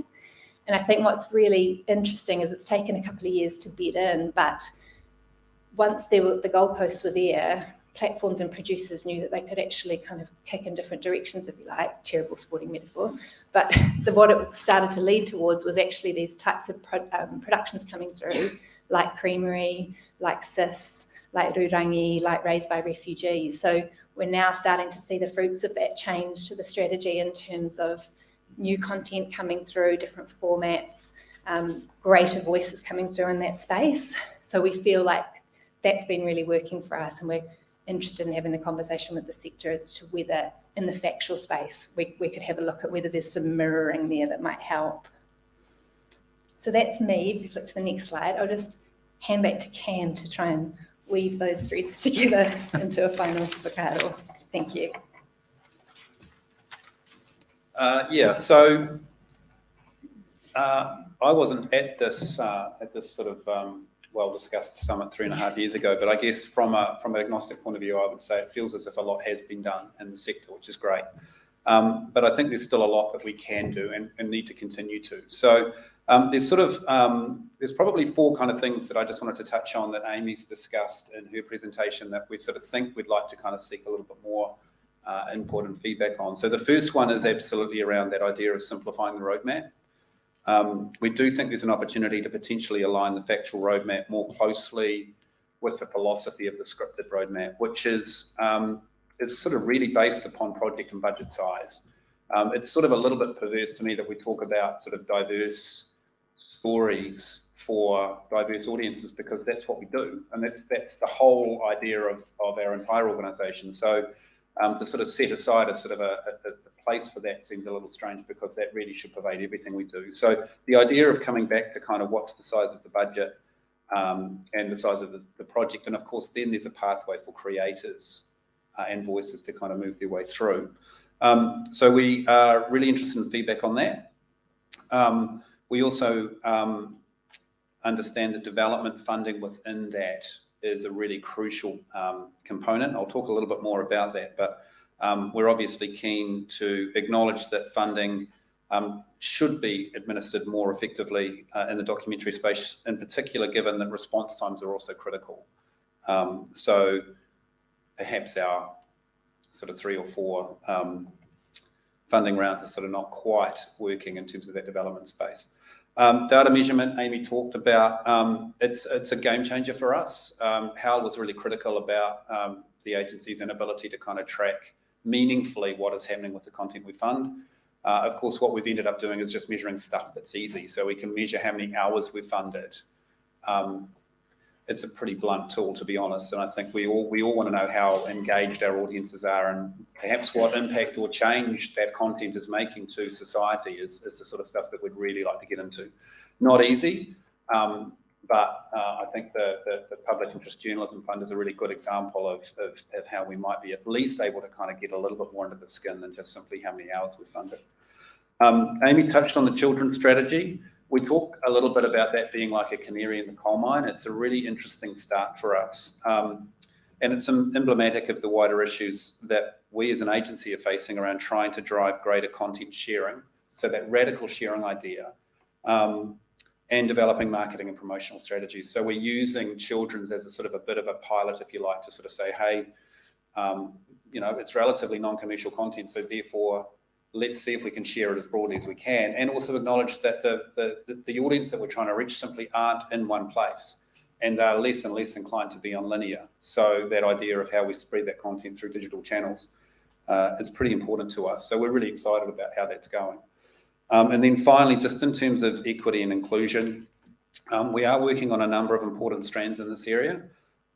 We're working at the moment on a refresh Te Rautaki Māori.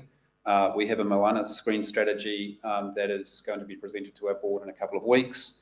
And we also want to work out how our research can be built into all of this to underpin a sort of a holistic strategy and ensure that the work is evidence-based.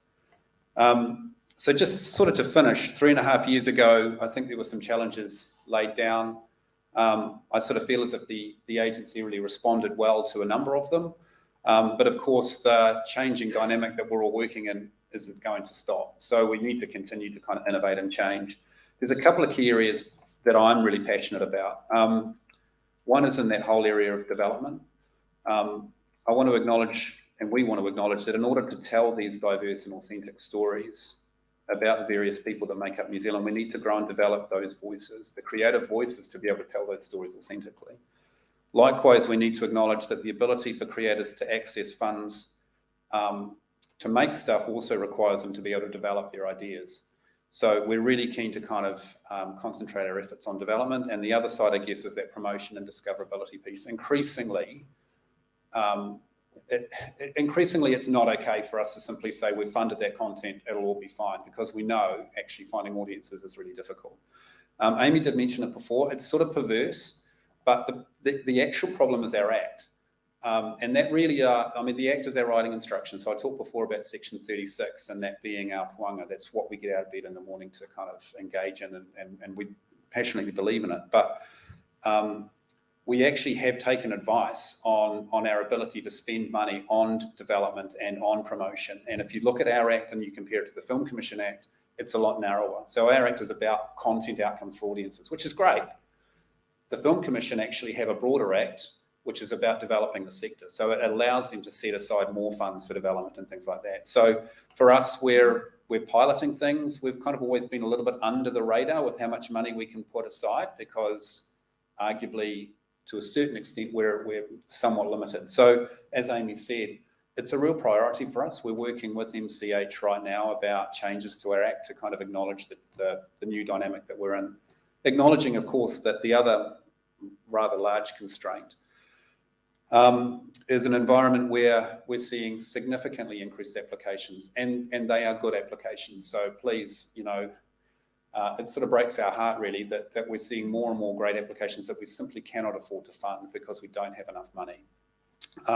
We're also seeing, and no doubt you're all well aware of this, increased production budgets, inflationary issues across the board. So in an environment where funding is static, and in an environment where we have to be doing some of these other things in terms of development and promotion and others, our constraints in terms of funding is sort of obvious for all to see. So we're, as you might imagine, kind of trying to work on that as well. So look, just coming back to maybe the big kind of piece of outtake from the session, that whole idea of changes to the roadmap. As Amy said, we're just about out of time. We only had half an hour today, unfortunately. We are sticking around, so of course you can all hit us up and tell us your views individually as you see fit. But I think our plan is to get some kind of a discussion paper pulled together and get out for broad industry consultation and sort of get a sense from you all about what that might look like. And of course, if we get positive feedback around some changes, then we'd put that in place for changes to policies and things for the next financial year. So of course, we're not going to come and surprise you and change everything now. That's it from us. As I said, really lovely to see you all in person, or at least the people that are in this room in person. Those at home, sorry that you can't be here, but thank you very much for having us.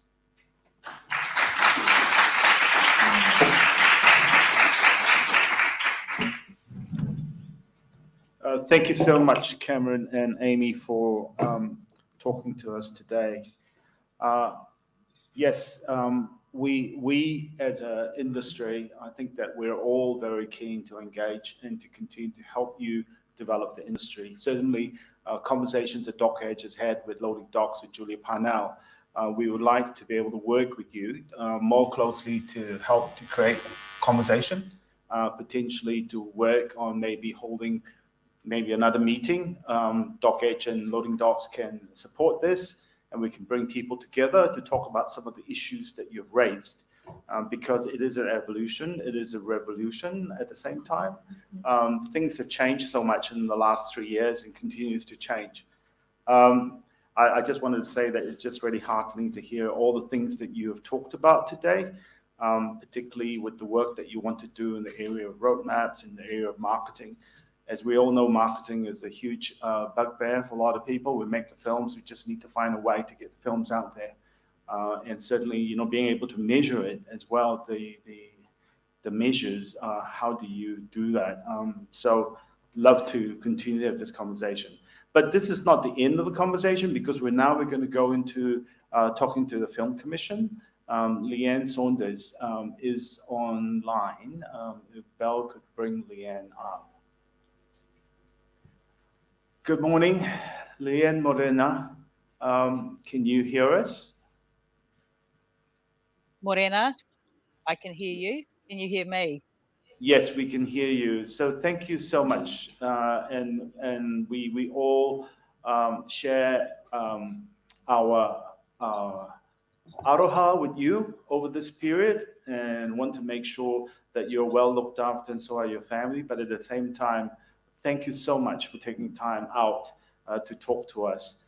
Without further ado, we have Leanne Saunders representing the New Zealand Film Commission. Kia ora, Alex. Kia ora koutou. Thank you for those thoughts, kind thoughts. Thank you so much. I really appreciate it. For everyone here, ko Leanne Saunders toko ingoa. My name is Leanne Saunders, and I'm head of development and production at Te Tumu Whakātāonga, the New Zealand Film Commission, and I'm delighted to join you here today. As Alex mentioned, I've had a bereavement, so I've had some of my team who have joined everyone over the weekend at the forum and at various times, and from what I hear, it has been a really great program. So I want to thank Alex and Dan from Doc Edge for inviting me to speak today on behalf of the New Zealand Film Commission. And I also want to congratulate them and their hard-working team on the Doc Edge Festival 2022 and the 2022 Doc Edge Forum, where you as filmmakers and the wider industry of Aotearoa and international guests can gather to discuss the state of documentary and filmmaking, which is a really important annual event. And over the last few years, it's been trying. So I congratulate you on keeping you and the team in terms of that mahi. I'm not the most technically onto it person. So there's been a little bit of back and forth today about the visual presentations. So we have provided some visual materials, and as we are a visually based industry, but due to circumstances, I hope we can get these going, but they may not run particularly on time with what I speak to you about to you today. But we're all interested in the deeper themes than in literal translation. So I hope that you enjoy the visual content in that spirit. I've had a chance to look back on the last 5 years and reflect on the array of dynamic and world-class documentaries funded by New Zealand Film Commission that have been released during this period. The end of that last 5 years have also obviously coincided with the pandemic, and prioritising funding to support the industry as best we can has had, lead many discussions through that period with filmmakers, ministry, other agencies, and also the wider industry. Look, we all know it's been really stressful at times, but it's also been a really productive time to talk and listen. And this is continuing as we navigate the new landscape. And I think it's fair to say we've probably not seen the level of conversations, wide-ranging conversations in this industry, across all areas from below the line, etc. And people have often commented, particularly on the early days of Zoom, about, why we as an industry don't get together as often to talk about these things. And I think the challenge is that we got a bit of fatigue, but now we're picking up perhaps those more strategy type conversations, whereas in earlier times, they were more about dealing with a crisis. But I do think it's important that we all continue to talk.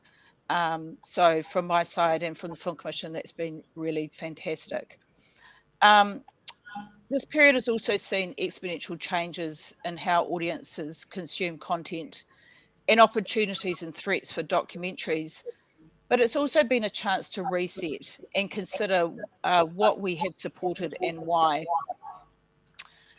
Firstly, I'd say, just looking back on the last 5 years, that the quality and diversity of stories has been highly competitive, and as well as the range of budgets and also approaches to direction and storytelling. New Zealand Film Commission have funded 25 feature-length documentaries over the last 5 years.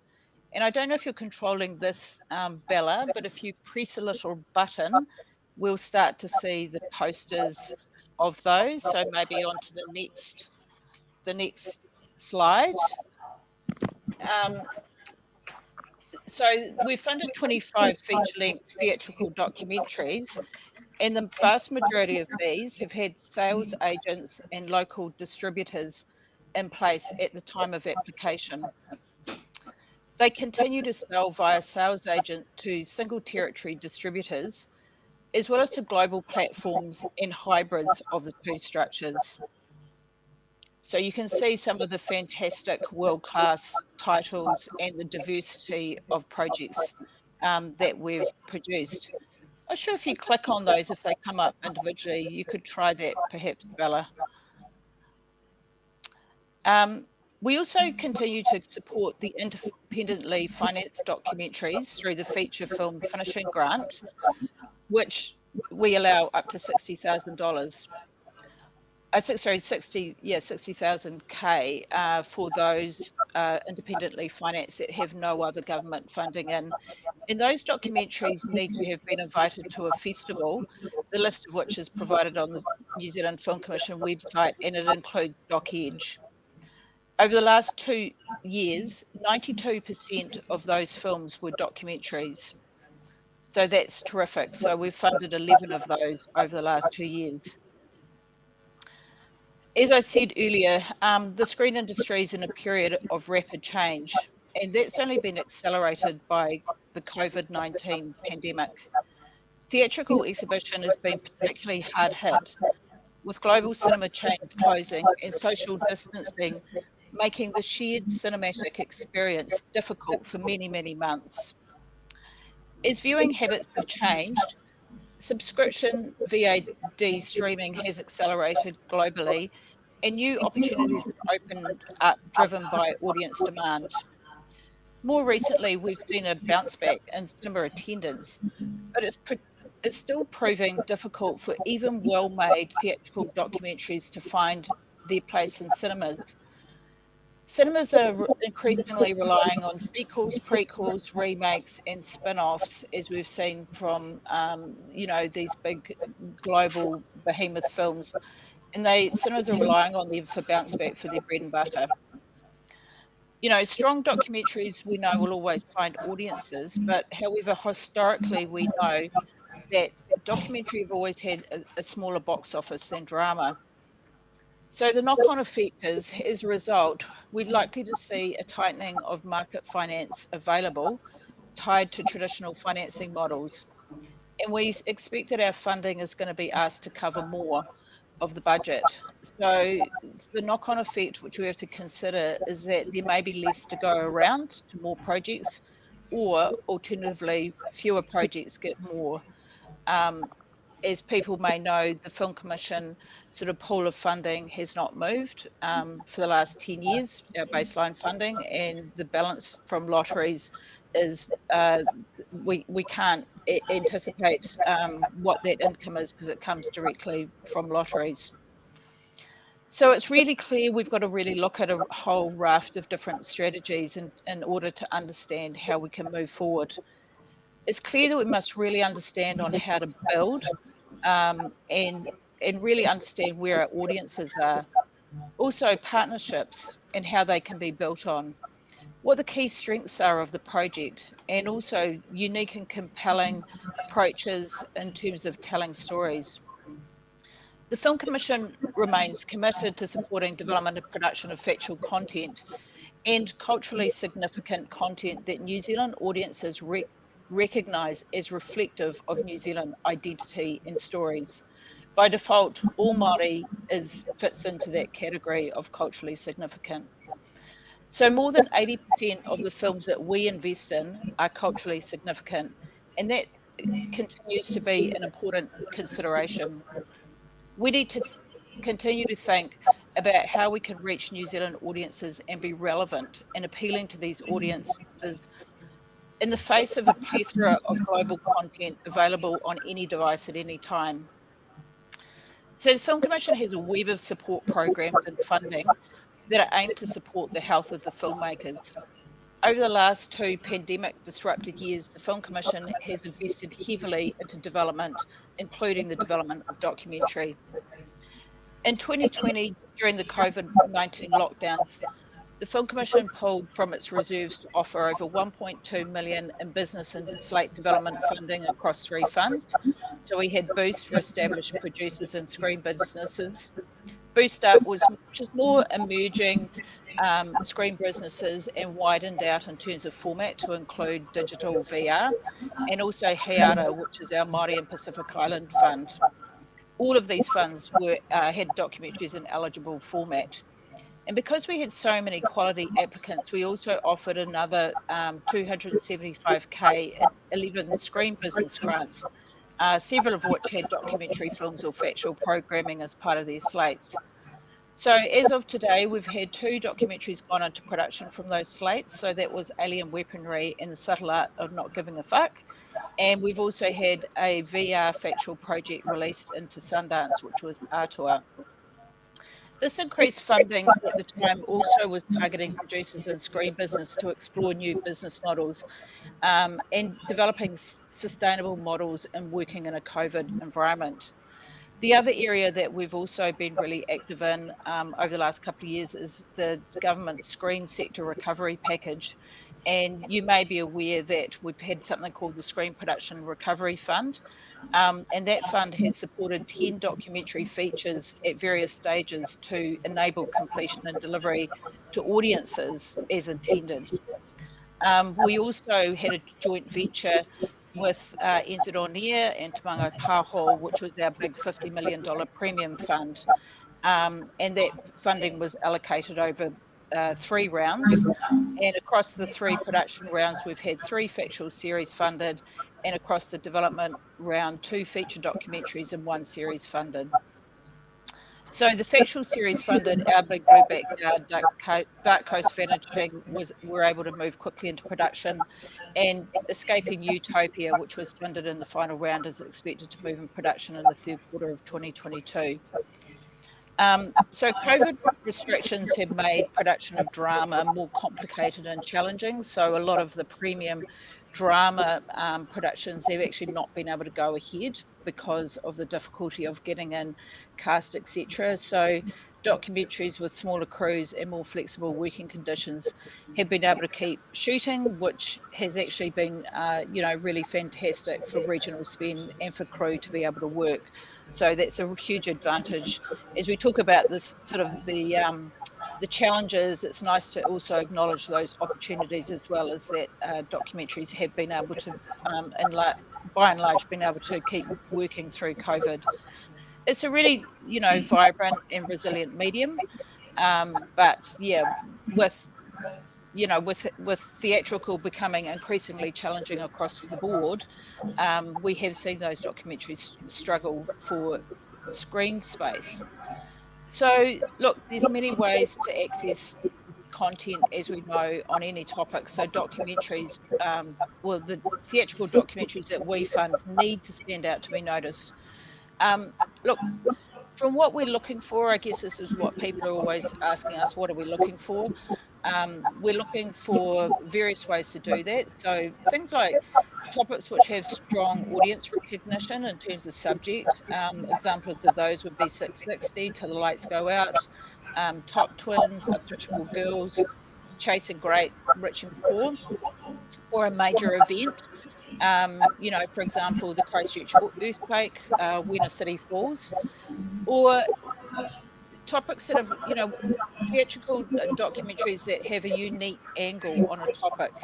And examples of that would be James and Icy, which filmmaker Florian Harbert, when he heard that Izzy was about to turn 100, I think he heard about it 2 weeks before his 100th birthday, he literally went, that's a documentary, and, had access to the gear and went up and basically filmed and captured the base of the documentary over an 8-day period. And the other one would be Tickled, which people know, the David Farrier documentary, which again was down a wormhole, following a course that unfolded into something much bigger, but went from something that he thought was potentially had great potential, and he followed that his hunch down there, and it unfolded into a really interesting documentary. I think the thing is that there needs to be a hook for theatrical. There needs to be inbuilt recognition. It's really understanding what you've got to build from.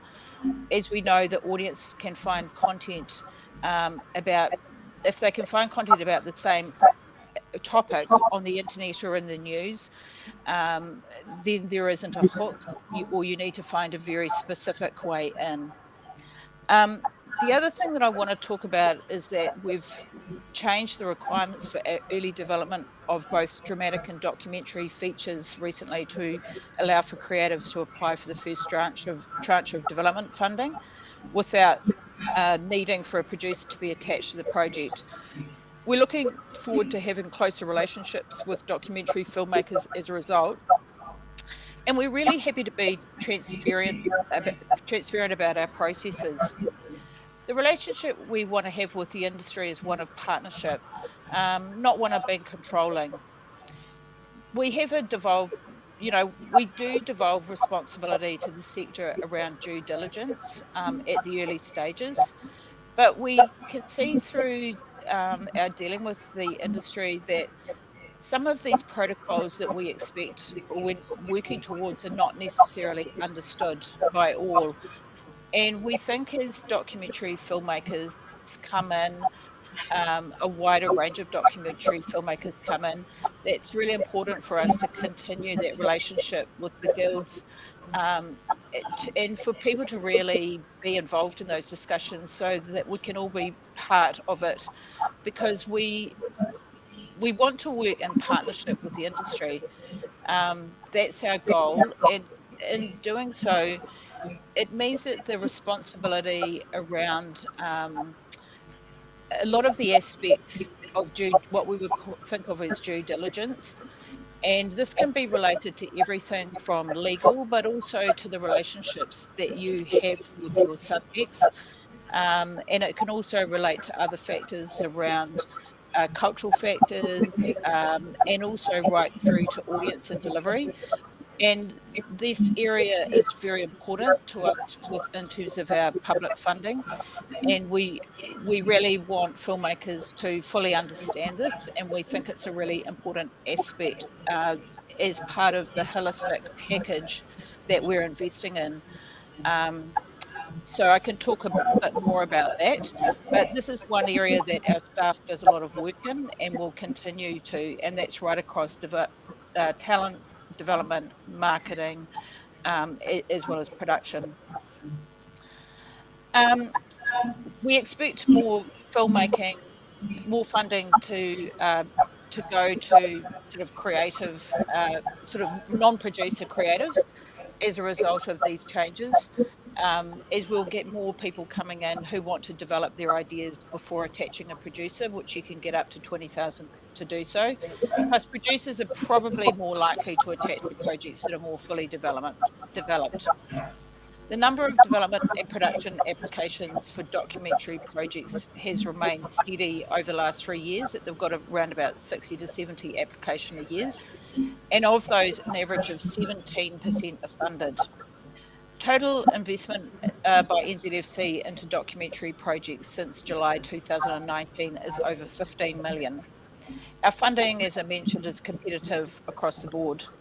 For a documentary application to be successful, it needs to be a fully formed idea with a comprehensive treatment. A 5-page pitch isn't enough. We would expect a treatment to be more than 10 pages with the central character identified and fleshed out and a good idea of how the story might play out. Documentary applications are welcome into any of New Zealand Film Commission's regular development and production rounds, which actually allows more flexibility than if we were to dedicate specific rounds to documentary. So at the moment we have 5 production funding rounds a year and 5 development rounds a year. We're always looking for more projects with Māori content and stories, and how this is defined, how Māori content is defined in our guidelines is very broad, so it can include everything from landmarks, proverbs, people, language, etc. So if you come in with any of those contents, we will be asking you to identify and tick if you do have that content. And if your project does have Māori content, it's important that you acknowledge this and take steps to ensure that the correct level of engagement with Māori is made. And this level should be commensurate with the amount and type of Māori content in your project. We have a po-whakahaere, Te o Kaharangi, and she also has a team. So if there's any queries about this, please contact us and engage early on. We're really enthusiastic about documentaries. I mean, that's sort of one thing I do want to get across. And we're really flexible in how your documentary is presented. It doesn't have to be talking heads and interviews. 25 April is an animated documentary. Beyond the Edge uses substantial recreations to tell a story. And there is no Iron Threesome plays with fact and fiction and the relationship between the two. There's significant interest in New Zealand documentaries in the market. So it's important that once a producer is attached, they get out and attend those markets. This will help with attracting market partners and keeping ahead of current trends, something that's critically important. The New Zealand Film Commission this year was one of 8 major organisations presenting their curated selection at Cannes Doc. Cannes Docs showcases curated sections of docs in progress and post-production, aiming to hit the film circuit within a few weeks or months. These showcases are designed for decision makers looking for new titles, or in particular festival programmers and sales agents. Docs profiled from New Zealand this year were Girl on a Bridge, James and Izzy, Fiona Clark Unafraid, and Till the Lights Go Out. In summary, storytelling today can take many forms, and there's no one right way to make a documentary. The Film Commission are actively looking for new and innovative approaches to form, regardless of the budget level. We're going to continue to prioritise culturally significant stories for local and international audiences, and we will continue to support filmmakers to attend important markets and make contacts for finance and distribution.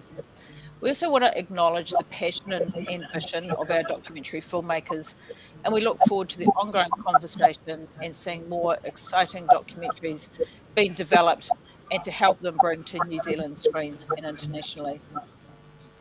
Thanks, everyone.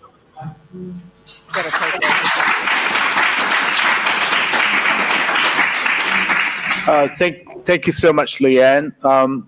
Once again, I'll just reiterate what I said earlier, is that Doc Edge, together with Loading Docs, we're very, very keen to engage with both New Zealand Air and New Zealand Film Commission. Continuation of the conversations that we had at the Doc Hui that we did in the last year. I think that, developing a roadmap, working out some of the matters that need to be considered by both filmmakers as well as the funding agencies, working collaboratively together to find solutions is exactly what we're looking for. So looking forward to have that conversation.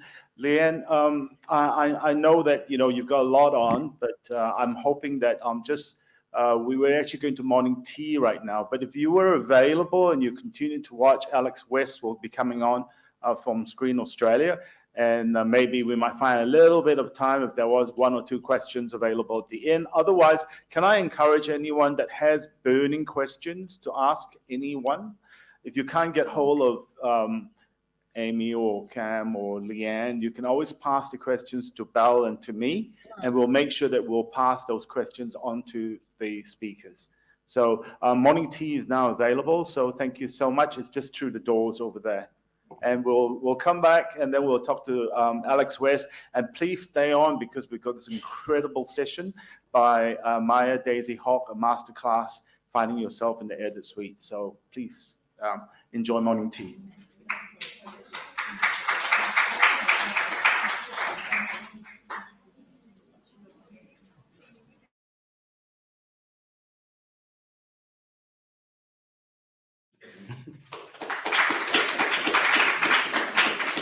Hi, I'm Brendan.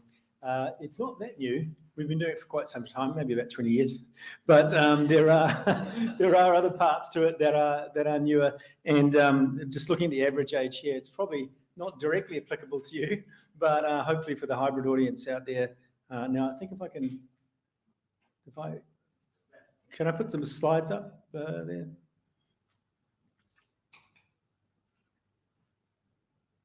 All right, yes, this is us. So the Screen program at the University of Auckland's been running for about 21 years, and we have a master's program as part of that. So if you've already got an undergraduate degree, and this is the interesting part, if you're a professional who's got a large number of credits and would like to get some solid university training under your belt to really progress your career a little bit further, then there is a new professional master's program which is coming out. So there's 2 parts to it. One is you've already got an undergraduate degree and possibly an honours degree, and you are, or you've got some interesting credits already in the documentary sphere, and you'd like to do a full 1-year program where you study one-on-one in a very small cohort with an experienced film professional who will help you craft a short documentary, then this is a good way to go. So if I Can we just put the next slide up? Thanks. So it's a comprehensive postgraduate film program. It's one of the few in New Zealand, although there are more that are emerging as we speak. As we say, it's been going for about 20 years. Next slide, thanks. So basically, we're selecting students on their academic record and on their creative credits. But as we said, there are now two parts of this master's program. One is that you've come through, you've already got an undergraduate degree, and you've perhaps done an honours degree, or there's a new part that's emerging next year, which will basically allow professionals who have got established credits to come straight into the program without the same sort of rigour of academic qualifications. So you'll basically be able to use your industry experience to get into the program, which is happening all around the world, and it's a trend that's well established at this point. Next slide, thanks. So in terms of what we're doing, obviously there's a major emphasis within our work on developing your script, your idea, directing it, and the camera and the sound and editing. Those are all obviously the basics of it all. But if we go to the next slide, go to the next slide, thanks. And the next one.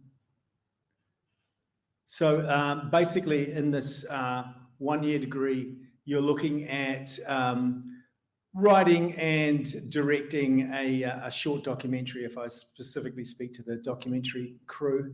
And that is a one-on-one. It's developed with a one-on-one supervisor, and there's a small cohort around you, usually about 6 to 8. And you have monthly seminars with them, and you crew for them, and they crew for you.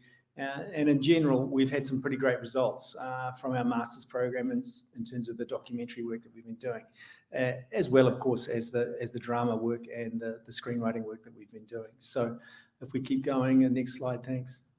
Our core focus really is on narrative and performance, and capturing a very key part of, as you guys have realized here, that all documentaries are stories. They're just told in slightly different ways from dramatic stories, but at their heart, they're about great characters who are on a journey.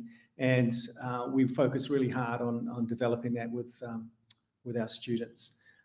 So if there's any, there's another slide here. We equip you to do this. Yes, all students originate their own concepts, obviously. So if there's any questions at all about this program, you can fire them to me. I'm at the University of Auckland. It's just bc.donovan@auckland.ac.nz. Or you can ask any questions here, but I imagine this is just something to ruminate, have a little think about. So the new thing that we're here to talk about is a professional degree that is for professionals who don't necessarily have the academic qualifications that we have been working with in the past. And we've got an existing program that if you already have an undergraduate degree and honours, you can come straight through into this program as well. So thanks for your time. If you've got any questions, feel free to fire them at me. Annie Goldson's here, of course, as well. So a well-known academic within the University of Auckland. So I'm sure she can answer any questions that you've got in the breaks, especially regarding the one-on-one supervisions, which Annie is doing and has done for years. All right, we'll leave it at that. Thanks very much.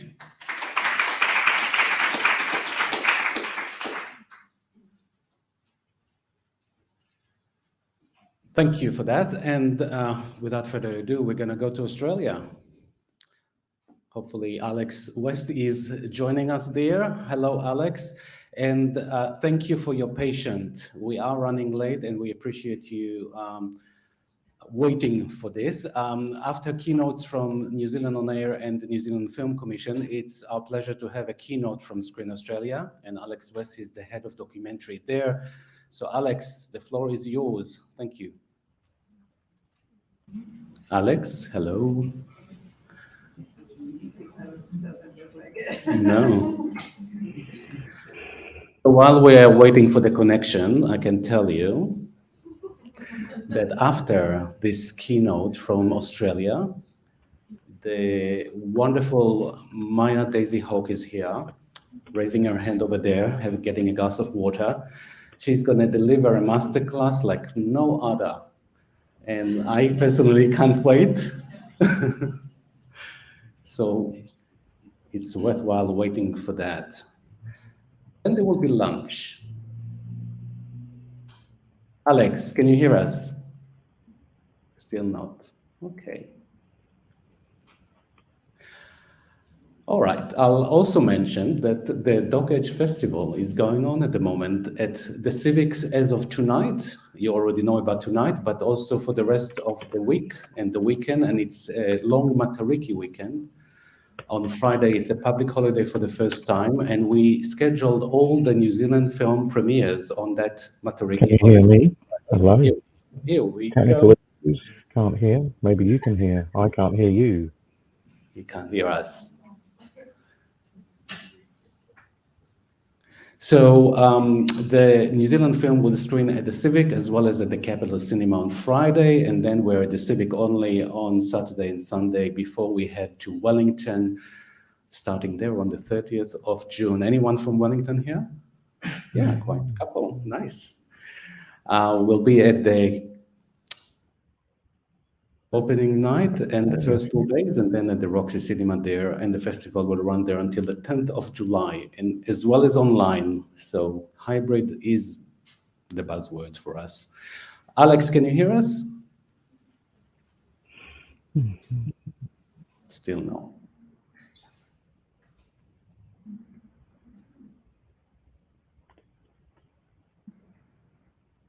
Okay. So you can hear me. Thumbs Can up. you? I can't hear any of you. I'm just going to start talking. So let me know if that's a problem. Hi, I'm Alex West. I'm the head of documentary at Screen Australia. And it's really good to be here this morning. Before I start, I'd like to acknowledge the traditional owners of the country that I'm coming from, the Wurundjeri people of the Eastern Kulin Nation. I'm speaking to you from Melbourne, modern day post-colonial Melbourne. And yeah, it's really good to be here. I just want to speak briefly about the work that we do in the documentary sector in Australia as closely aligned areas of work between ourselves and you guys over there. I think there are a lot of common overlaps in what we do, and I'll talk a little bit briefly about where people working in New Zealand context and Australian context can work together. We have projects, we have had projects and continue to have projects which are jointly New Zealand and Australian. Currently we have one feature-length documentary in the edit, which is called Gloria Vale, about the alleged Christian cult on the South Island, and others will come through. So I'll just talk briefly about Screen Australia.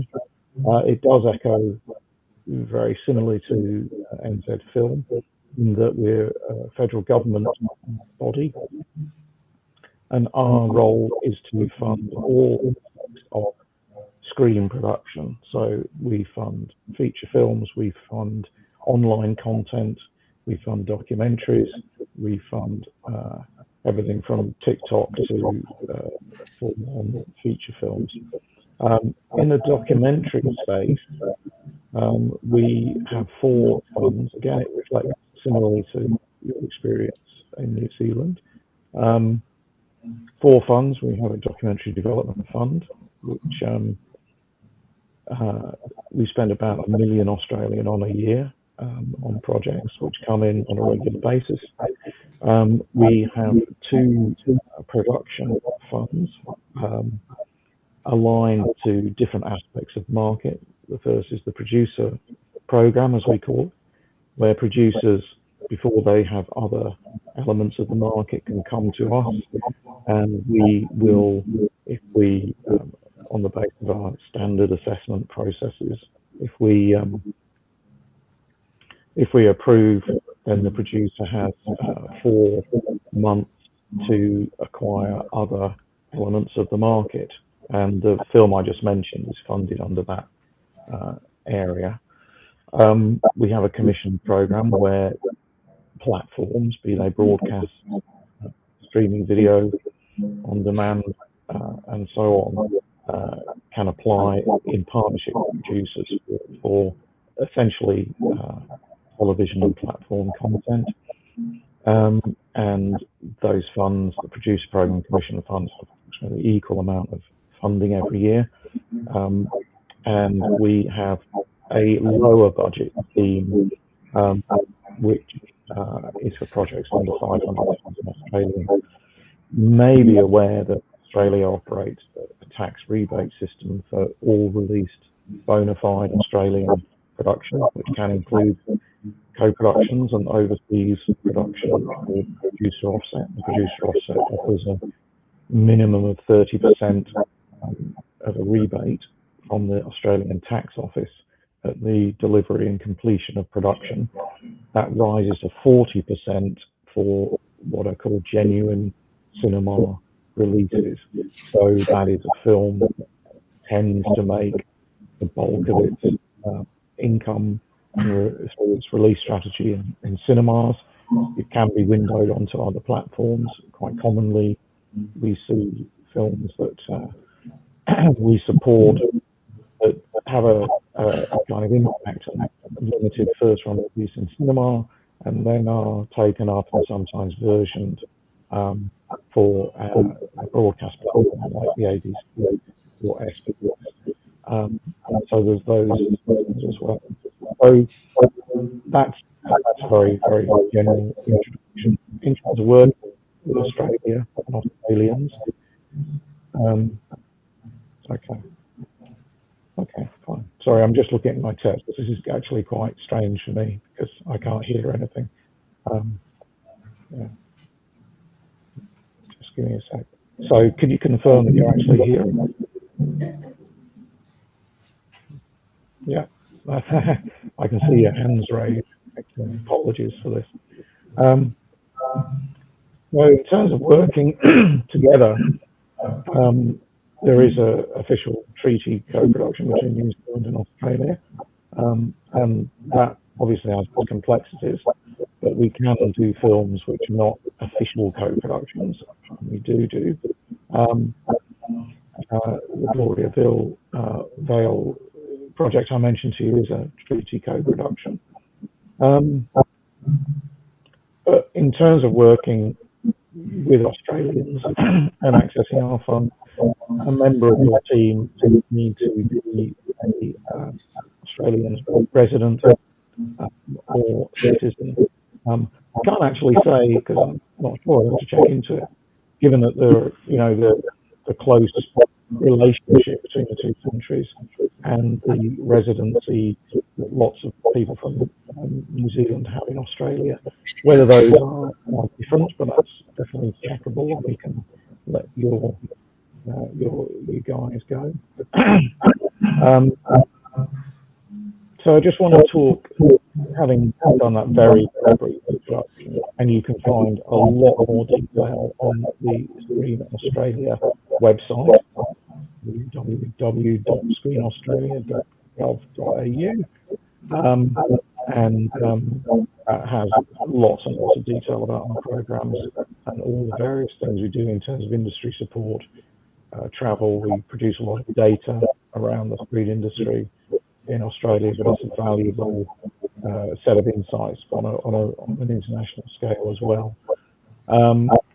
So I refer anyone has questions to that, and I'm more than happy to put my email in the chat if people have particular questions they want to ask after this quick, brief session.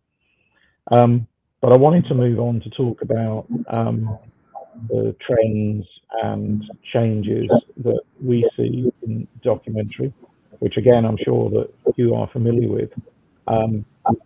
From our perspective in Australia, what we've seen in a market and a documentary creative productions that has had kind of traditional set of subsidies through government, both state and federal, and are very close aligned with public service broadcasters.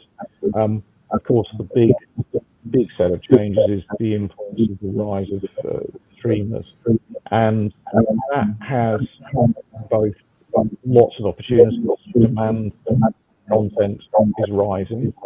I think the arrival of Netflix and whether they did this deliberately or not, but their essentially kind of strong support of documentary through their early successes, Making a Murderer, Staircase, and so on, moving through to things like Tiger King and a whole raft of other documentaries, have created this new space for feature-length documentaries. We're in an interesting space where what you might call the restrictions, the kind of classic formatting of television, factual and documentaries to be a certain time slot with all those tropes of series television, have obviously broken down now, and even through their own broadcast and video on demand platforms, broadcasters are opening up as kind of curatorial spaces for more authored films.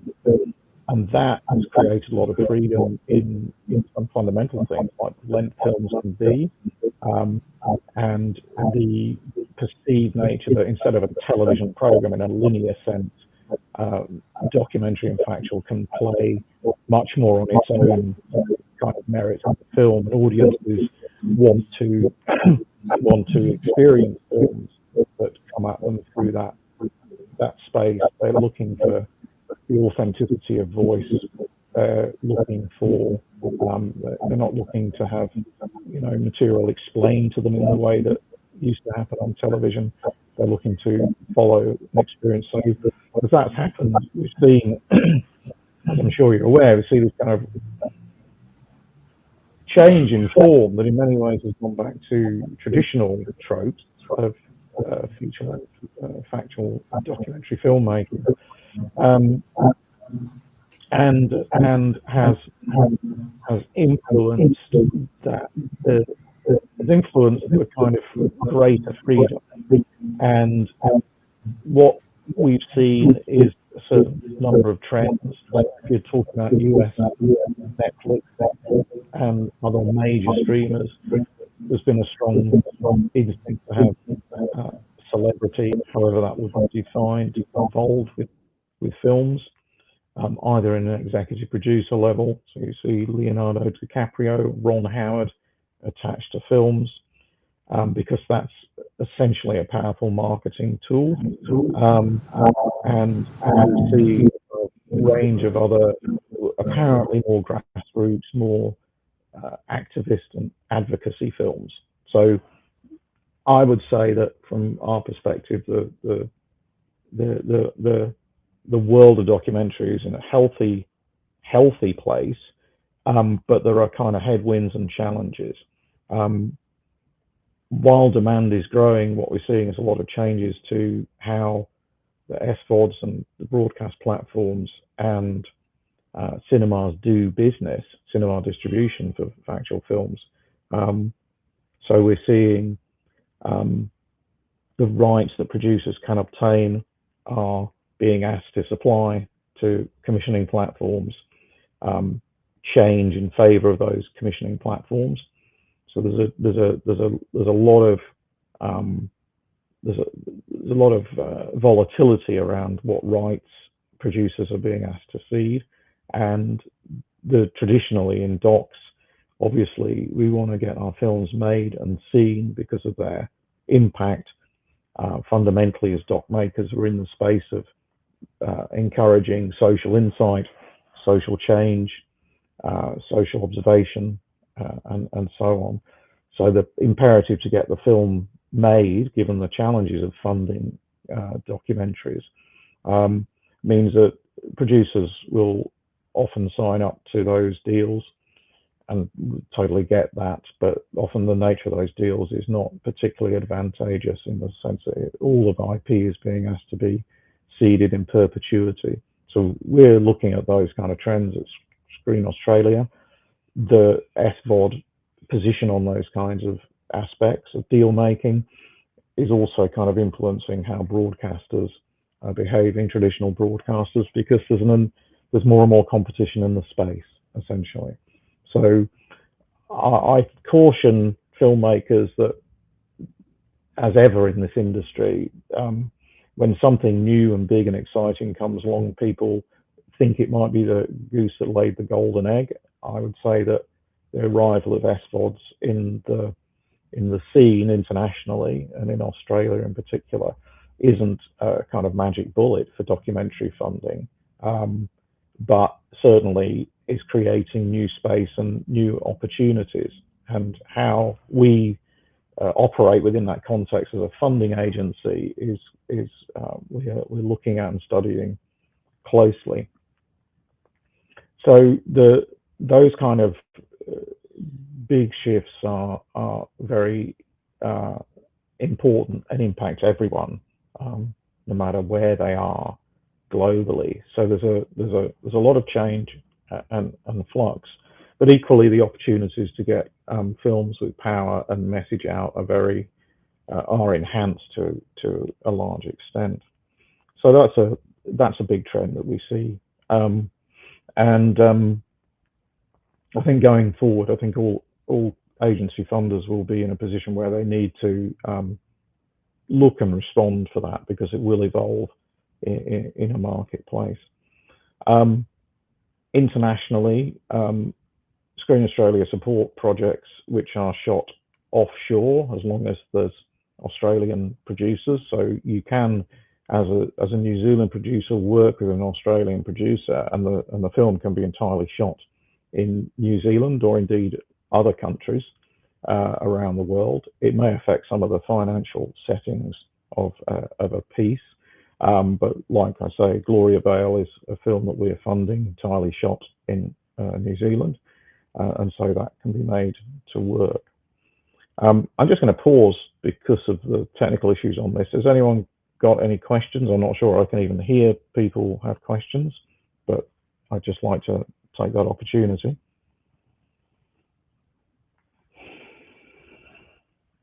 Yep.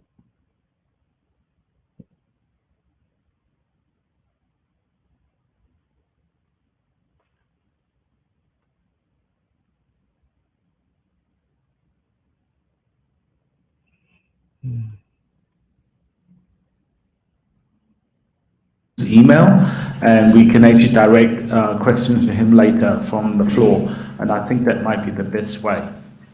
Otherwise, it's going to be quite frustrating for him as well.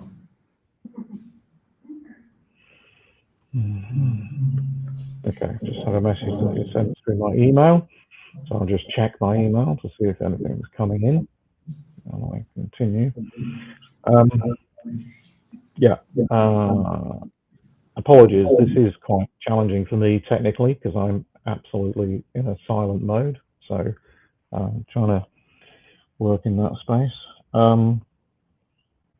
Okay, so I think the other kind of big trend, it's not really a trend, but it's an important thing to recognize, is that quite often, we might be in a session like this and the discussion kind of swings towards market, as if market and funding is clearly fundamental. But I'd like to also say that in this new space, and as the SVODs rise with their particular kind of priorities, and that kind of health warning I just noted, is I think now is a really important juncture, given that the cultural and social value of documentary has never been more important in a world where truth is challenged, where facts are under fire. It's a really critical time. So I'd also say that from our perspective at Screen Australia, is that we are engaged with a balancing process where the cultural value, however you define that, and I can talk more about that, and the social power and visibility of documentaries has to be enhanced and preserved and protected. So our job we see as very much in that space to create signals to market where films of that kind of social value can find oxygen and can find a space in the market. And that's quite tricky. But like I say, where we have films with those kind of values, I think that we are looking to kind of carve out space and to work, alongside partners to do so that I always talk about the doc sector as a kind of rainforest. It's a complex, multifaceted ecosystem where the health of the totality depends on the diversity. So we encourage as wide a diversity of films, of types, of genres, and importantly of practitioners. And we're very focused on authentic storytelling. We're very focused on, particularly in Indigenous and other intersectionalities. We have a First Nations group at Screen Australia who fund and who the documentary unit work closely with.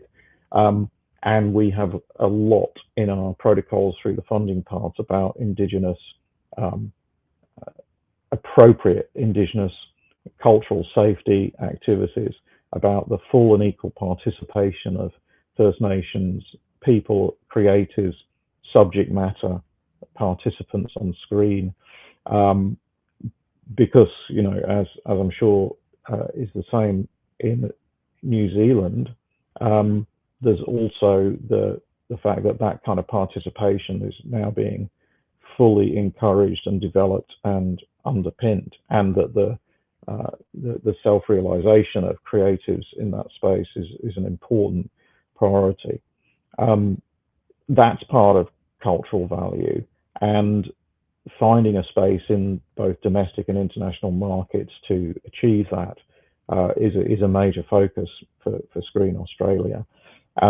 And again, in terms of the website and the information, there's lots of that on our website, and no doubt accords with much of the work being done in New Zealand. I think that these kind of cultural settings in relation to market are really important. And what we're trying to do is find a sweet spot where a really important kind of vector or metric for me is the visibility of a film. We're making documentary films as change makers. If the film is not in the right space for the audience to consume it, it's not going to have the visibility, and therefore the impact is going to be lessened. And with lessened impact, the whole kind of edifice starts to become shaky. I mean, on a very crude sense, that, it's not necessarily about the numbers of people who watch a film, but if the levels of audience are either so particularly niche or small numerically, then the value of the story is impacted. So we also pay a great deal of attention to the question of, has the producer thought about the film they want to make in relation to its potential audience and the pathway to that audience? So there's a kind of strong focus on, is the audience realizable? Does the producer understand their audience? And we see a kind of variety of things where people just kind of tick the box that it's going to go to a film festival or a cinema without any analysis of that. And then others at a very sophisticated level, and often coming off the social media space, who understand and interact with their audience very closely, and maybe building relationships with the audience. So it's very, very important in terms of visibility and impact to think about audience, who it is and where it is. I think the final thing I'd say is that with COVID, partly, significantly, but also with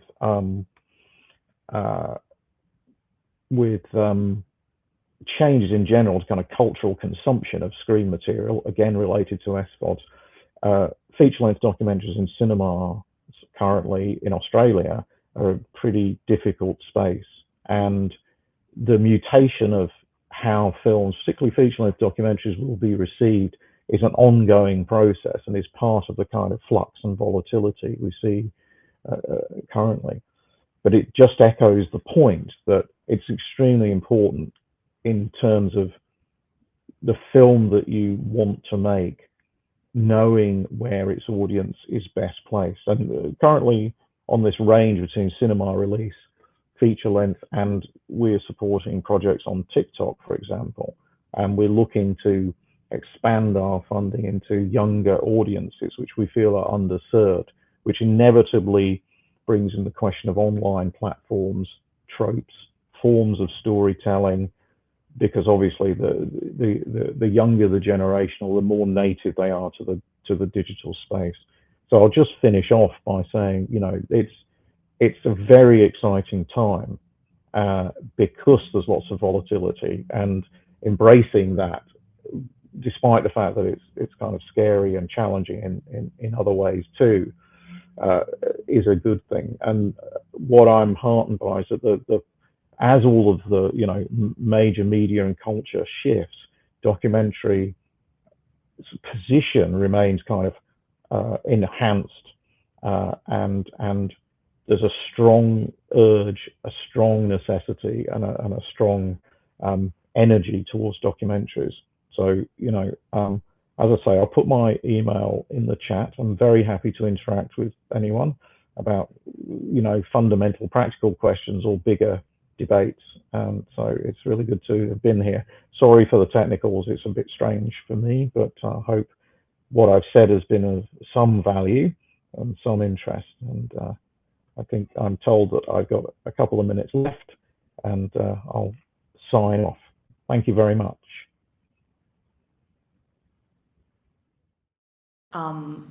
We'll introduce in a minute. I actually have two clips to show you. I have a trailer for the film that I cut, one of the films I cut last year, which is called Navalny, which is about Alexei Navalny, the Russian opposition leader who's currently missing. I could show you that all morning I've been going back and forth about this editing decision. It's like I have two clips to play. Which order do I play them in?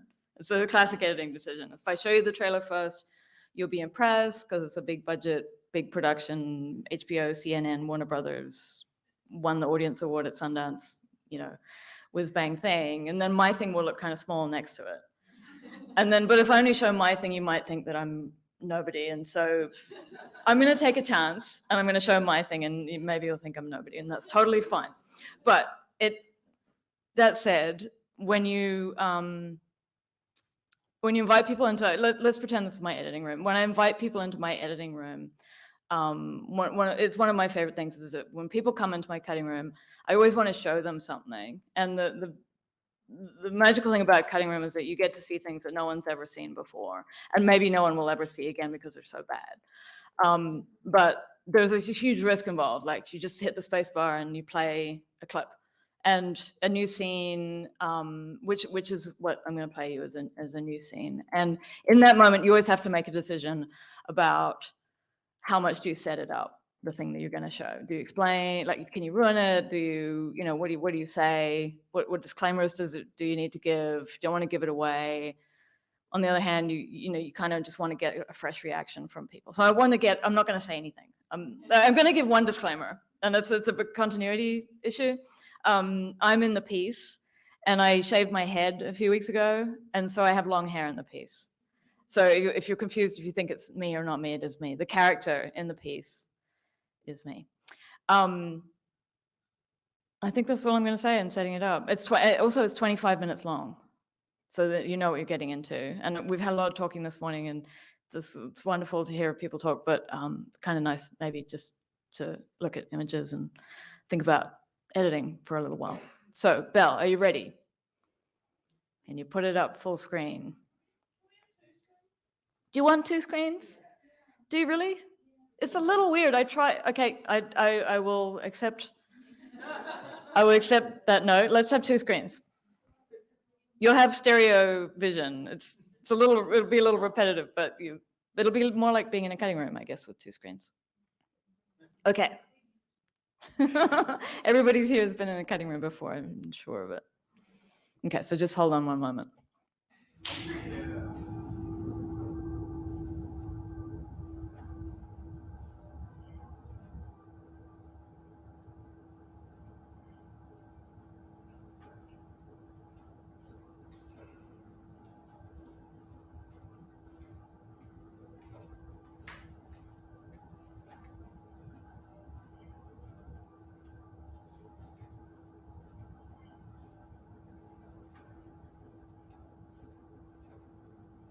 This is a loop, by the way.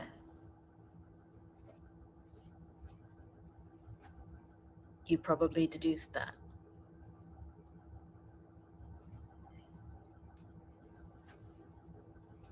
I want to give you the experience of being in a cutting room. Many of you will have had that experience. In some ways, it's intensely boring. Looking at the same shots over and over.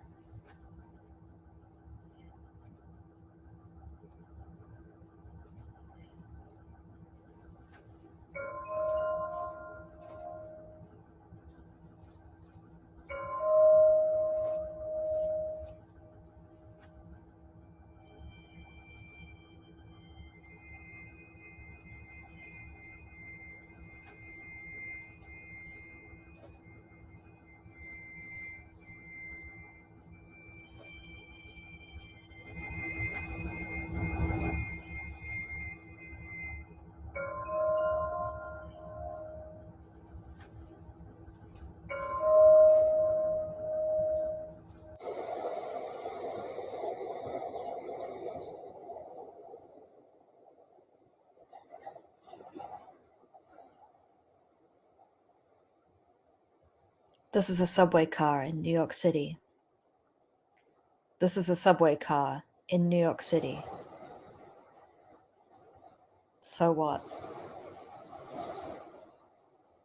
First of all, you can see that. There's a fucking map on it. And I was about to tell you that I took this video on my iPhone, but you can see me in the reflection of the glass taking this video with my iPhone. These are all lessons on using voiceover. Sometimes you just don't need it.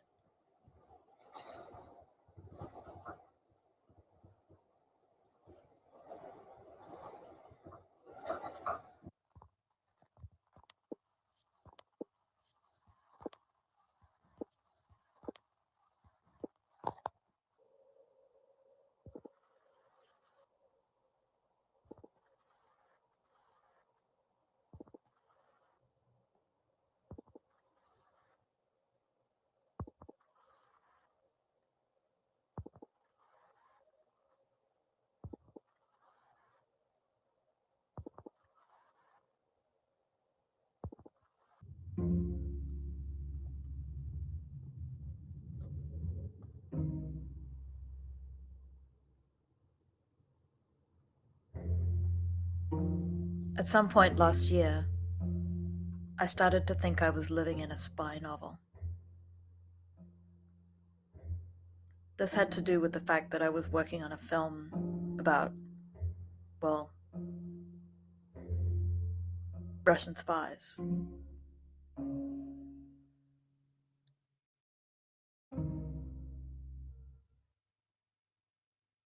I'm going to make you look at some material. Raw footage, rushes, dailies.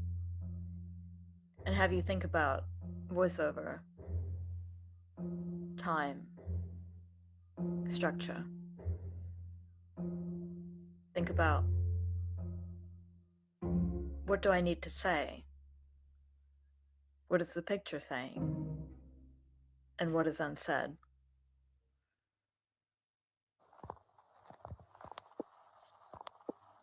How much information do you need to know? And when do you need to know it? Before you see the thing, after you see the thing, or while you're seeing the thing.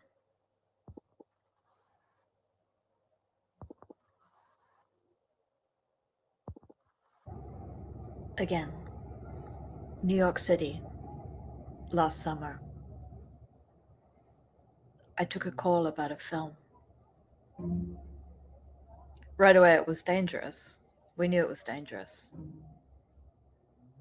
But if we're not taking risks, what are you doing?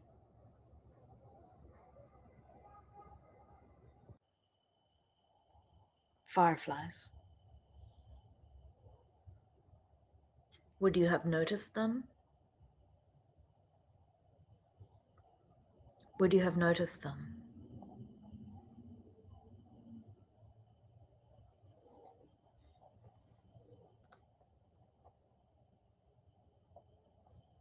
As soon as I speak, you're here, not there. Be there.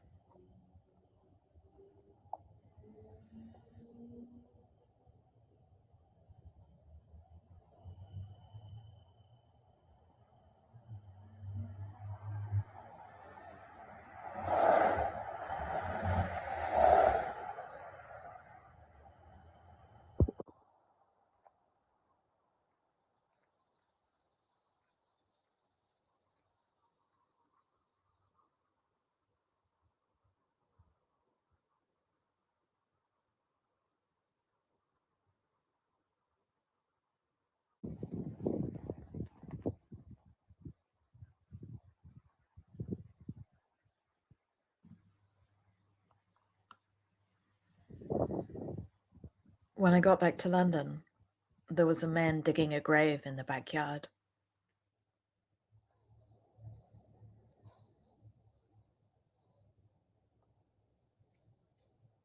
I don't know if that was what he was doing, but that's what it looked like.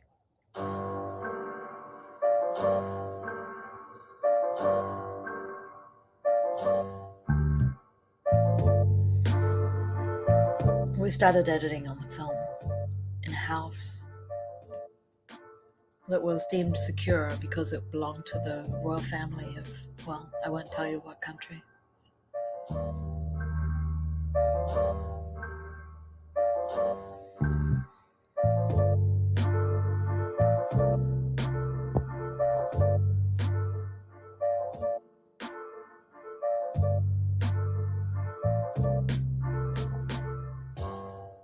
Namaste.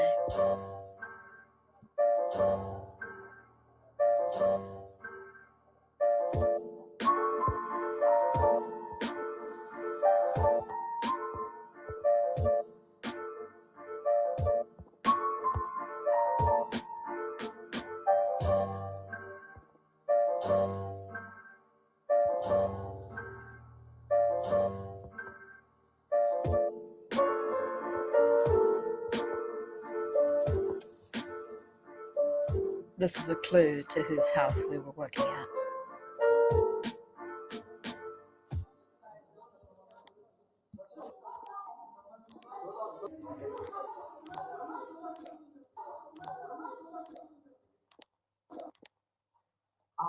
How much information do you need to know? And when do you need to know it? Before you see the thing? After you see the thing? Or while you're seeing the thing?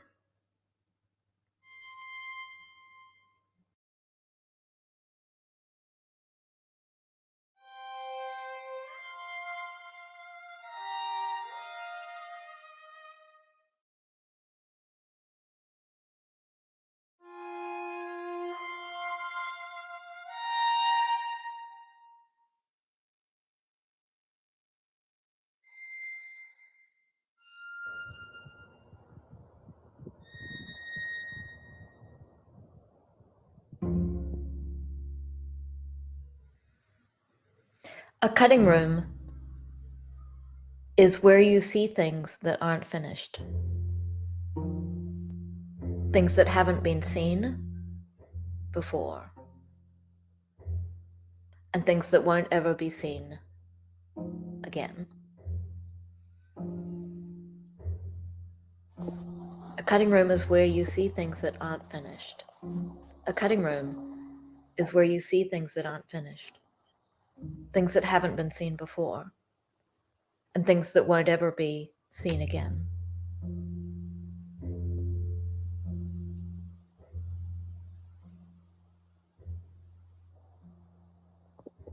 There's a lot of shitty cutting rooms in Hollywood. There's a lot of shitty cutting rooms in Hollywood. There's a lot of shitty cutting rooms in Hollywood. There's a lot of shitty cutting rooms in Hollywood. Hold on 1 second. This couch. That carpet. And then it was time to leave. We looked picture, and I took an Uber to the airport, back to London, to start on another project. Back to the beginning again. Back to the beginning again. Back to the beginning again.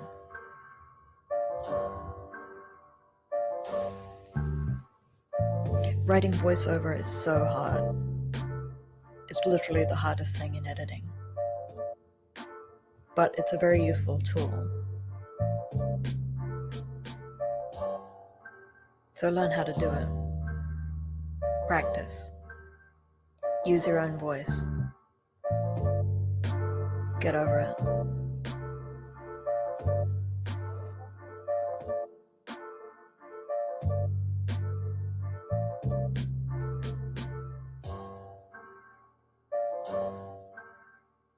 I told you this was a loop.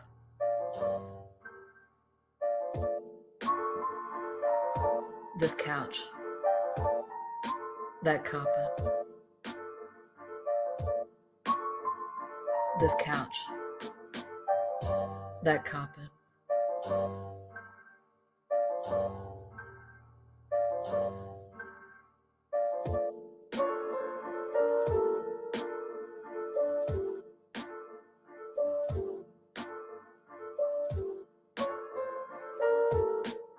Here's how I got here. Here's how I got here.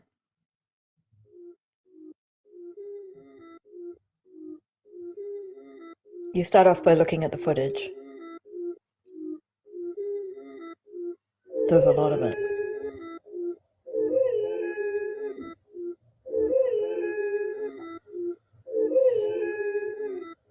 This can go on for weeks.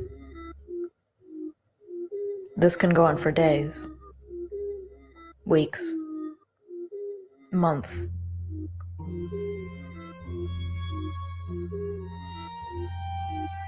And you have to keep track of how you feel, even if you feel bad, especially when you feel bad.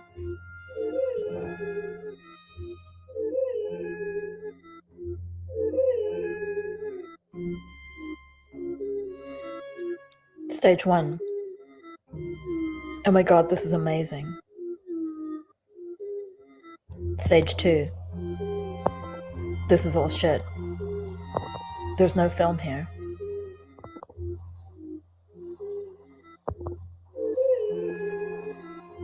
Stage 1. This is amazing.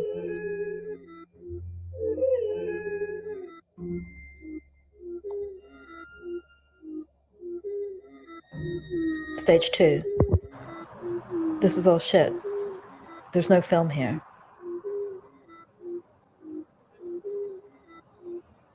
Traditional wisdom says, make selects. Choose the footage that's going to be in the cut. Cut out the stuff you don't want.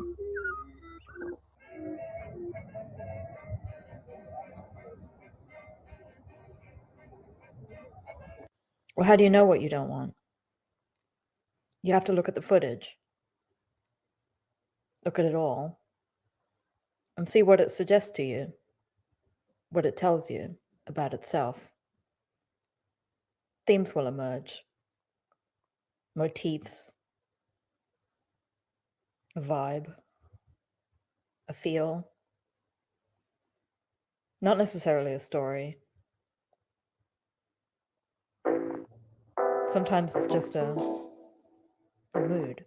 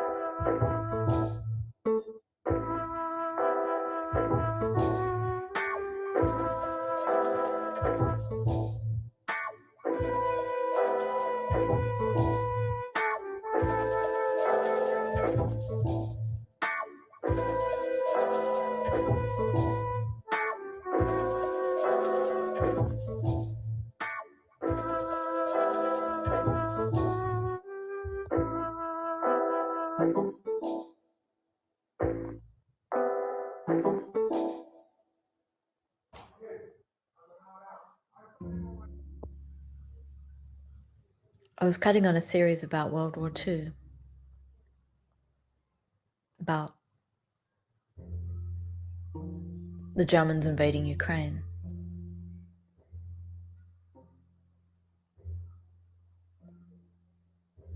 Nazis.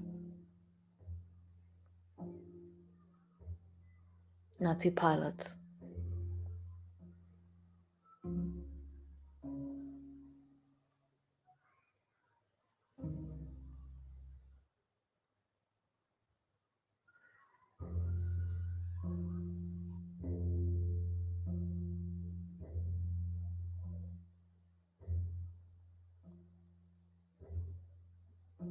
Extended, right? But I hated it. And then Russia invaded Ukraine at the same time. The Russians, them again.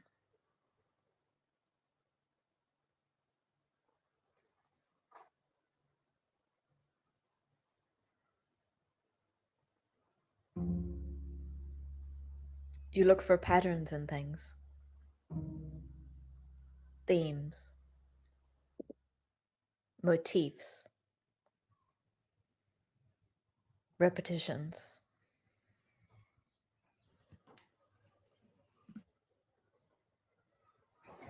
And the spy film came out, and it was a big success because of the war. Meanwhile, the protagonist rots away in Siberia. And we go around the world, going to film festivals, standing ovations.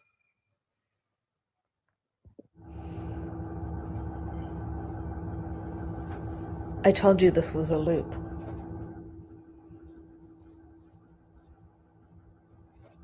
You can see the bird go by, forwards,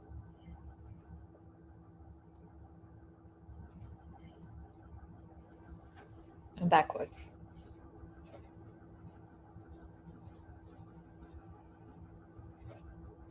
Which way is time going? Forwards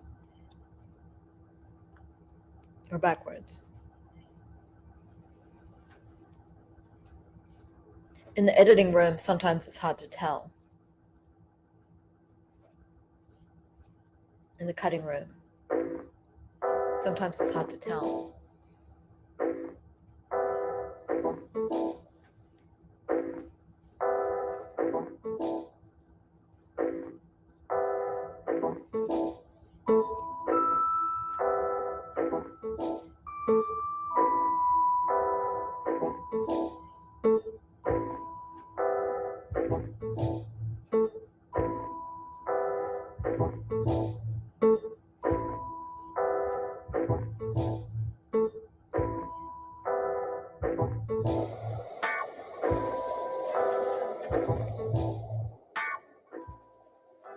A year later, I was back in New York.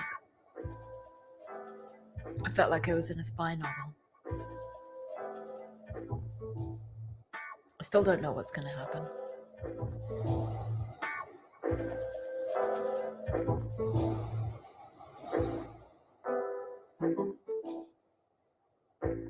How much do you need to know? When do you need to know it?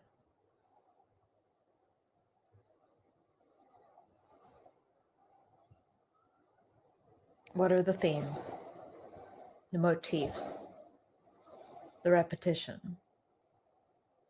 How do you make meaning out of raw footage?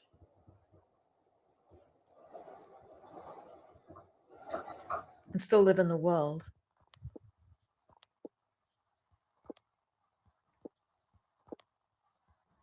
How do you create mystery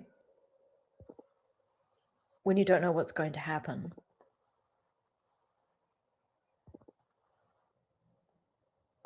How do you decide what the genre is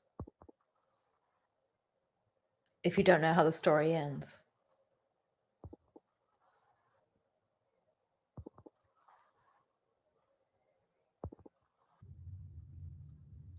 A cutting room is a place where you see things that haven't been seen before and may never be seen again.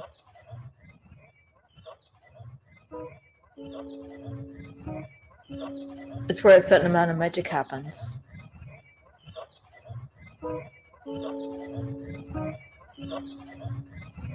And where the truth gets buried.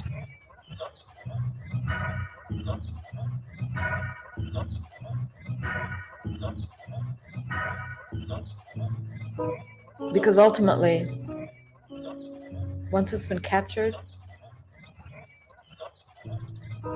it's no longer real. None of it's real.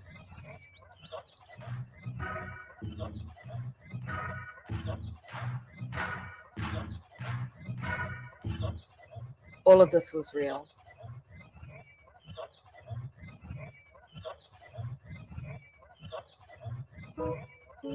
I told you this was a loop.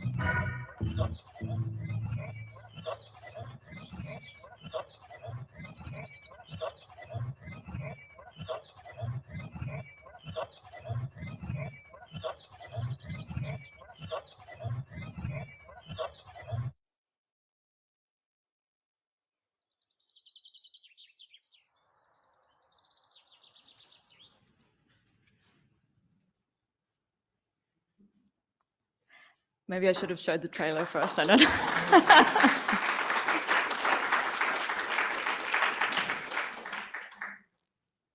Does anyone have any questions? And if not, I'll show you the trailer for the film we made, which is kind of fun, but as trailers go. Anyone? Yes. How did you get into editing? How did I get into editing? I never wanted to be in editing. It was like, I'm a frustrated writer. I wanted to be a writer. And editing is a proxy art form for people who want to be writers, especially when you get to write voiceovers. So then you get to write. Although none of that was written down. I was trying to be a director, and that didn't work out for me. You know, the usual way people end up in editing. You're trying to do something else, and then you find yourself editing, and then it's like you discover that through editing you can do everything. You know, you can do anything you want. It gives you incredible power to make work. I mean, it's so wonderful to hear all these people talking about all these mechanisms for financing films and making films and stuff, but I make films for nothing because I have a phone and I have a 8-year-old MacBook Pro and I have Final Cut X and I have my voice and I work with a really talented composer. And if there's anything I'm trying to say with that piece is that you can, there's a lot you can do with consumer tools. And it's incredibly complicated, and to try to finance films, I get that. And, you know, I work on big films, but I don't get involved in any of that stuff because it's just too, it's not my thing. It's that I'm an editor, you know, I'm a storyteller. That's what I do. And any means necessary at this point. But just to explain what that piece was more, it was the last time I did, a year ago, was the last time I did some kind of masterclass thing or live cinema piece. And so when I knew I was coming down here, I wanted to make something special for this occasion. And I gathered together all the videos that I took on my phone between the last summer and this summer, Northern Hemisphere summer. And yeah, I had 5 hours worth of stuff, and I looked at it and I was like, oh, this is gonna be great. This is great. And then I looked at it and was like, oh, this is all shit. And so I cut it down. I cut the 5 hours down to an hour and a half of, you know, selects. And then because my computer's old, I crashed and I lost everything. So I started again with 5 hours, and I cut it down to another hour and a half, but it was a completely different hour and a half. Like, because I was thinking about it differently. I was in a different headspace and it was saying something different. And then this kind of spy theme emerged. You know, that shot of my fishnet tights and the gun, and I was like, oh, maybe this is a spy piece. I'm really into spy novels. And then I just started riffing on that theme, and then it became, as the piece went on, only 2 people have seen this apart from this audience now, so it's brand new. And I just had 1 round of changes. The first person who saw it, it was a lot longer and it was different, and I cut out a bunch of stuff and simplified it. And yeah, it's such a weird roundabout process. Like I think that's kind of a way of saying there's never a straight line through the material. You know, sometimes what ended up being quite a straight line was that it's about Putin and it's about the war in Ukraine and it's about Alexei Navalny and it's about all these things that were right in front of me, but I didn't set out to make that piece or make a statement about that stuff. It just emerged from the material. And from what I ended up saying and what I cut out, that was what was left behind. So, yes. Hi, thank you. You talk about how hard it is to write narration. Yes. I did wonder, do you always use narration like in the bigger jobs you do? No. And Yeah. Do they usually require you have narration? No.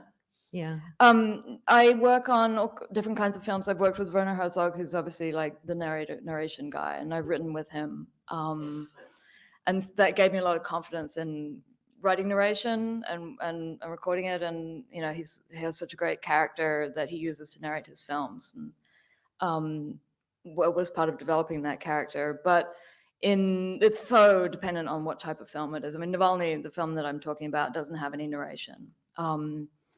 I work on, because I do personal storytelling, I do tend to consult on a lot of personal films, and that's always the big question: narration or no narration. And it often depends on whether it depends on whether it's appropriate at all, whether it's there in the material and you can get by without it, which you always try to do, is get by without it if you can, unless it is a voice-based thing, and that's a big part of your piece. But often it's up to whether the filmmaker has the person who's telling the story has the balls to actually go all the way with talking, because once you start doing narration, you kind of have to commit to it. You know, there's nothing worse than kind of half-assed narration where it's like, oh, this is a film. I had no idea what to expect when I came to this place, and if I knew then what I know now. And there's a lot of really, really problematic tropes in narration. And if you can avoid that, you know, and get directors to actually go there with what they want to say. And then you have to create some kind of present tense for the narration, which is a challenge. It's like, from what moment in time is this narration being transmitted from? And this piece that I just showed, it knowing that I would be in the room and that I would introduce the piece gives the narration a different character, so I didn't have to worry so much about the character of the narrator, but there's a lot of questions around who is narrating. And I see a lot of films that use narration quite badly, in my opinion, where you don't know who, it's just a voice. They're telling you opinions, you don't know who they are, are they the filmmaker, are they not, are they an actor, but I do love it when it's done well. I love a well narrated film. Some people are great at it, it's a wonderful art form, but it's not always necessary. Yeah. Was there another question over here? Hi. How much creative lassitude have you had in your editing projects, or have you been more directed by some people than others? I'm one of these editors who's pretty independent. So for example, this film Navalny, there are 2 editors credited on the film, 5 editors total, including co-editors and associate editor. So the 5 editors, I came on last, and they were already at a place where it needed to be shaken up a lot. And so I was able to try what I wanted to try. And then the other editor, Langdon Page, and I worked together very closely to bring the thing home. But I do tend to come in quite late in the process when they've sort of exhausted what they think the film is going to be. And then I'm more like, okay, but what if we put the middle at the end? And what if there was another version of this film? If when they've hit a wall or they've just come to the end of that stage in the process, because editing is very stage, you get to a cut and then you step back and you look at it, and then you get to another cut. And that's often when the editor goes under the bus, when people feel like it's the editor's fault because it got to a certain point and it couldn't go any further, and it usually isn't. But you do often need to bring in another person, another voice, another point of view to break that deadlock, and then with Navalny, we did that 5 times. It was like the way Daniel describes the process, as he's the director, that he fell in love with the first editor, and they solved it. They figured out the whole film. It was 80% done. And then Langdon came along and he just smashed that and completely changed it and really upset Daniel. And then he came around to it, and then he fell in love with Langdon. And then I came along and I said, I want to do it completely differently. And everyone was upset. And now we all love each other. It's like, it's a tricky process. But, sometimes I come in early, but not these days, not anymore. I'm more interested in helping people in the latter stages of their films. Yeah. So thank you. I thought it was amazing. Thank you. Amazing. So do you feel now that you're more of a storyteller and that you have this position and this respect in the industry and are pulled in to sort of sort the shit out and left on your own in that regard? So you're not just, obviously more than an operator sitting beside the director, but you're kind of go for it, see. Yeah, I've never really been that operator sitting beside the director person. Although I was a couple of weeks ago with my husband. He was the director on a Netflix series, on that Netflix series, the World War II thing. And I hadn't done that in a decade. Something, he's like, cut there. I'm like, why? And then I quit. So that's how that goes for me. But yeah, no, I because I do a lot of consulting, I've quit off and been fired off a lot of jobs. That's a fact about me. The ratio of jobs that I've completed to ratios the jobs that I left is like 10 to 1. Because I find it's very unlikely that you're going to hit the jackpot in the creative relationship just by having coffee with someone once and then sitting in a room with them. Like, it's just really, the chances aren't that high. And it's such a big commitment, and you don't really know till you get in the room, and you don't really know till you see the footage. and you don't really know, you don't really know.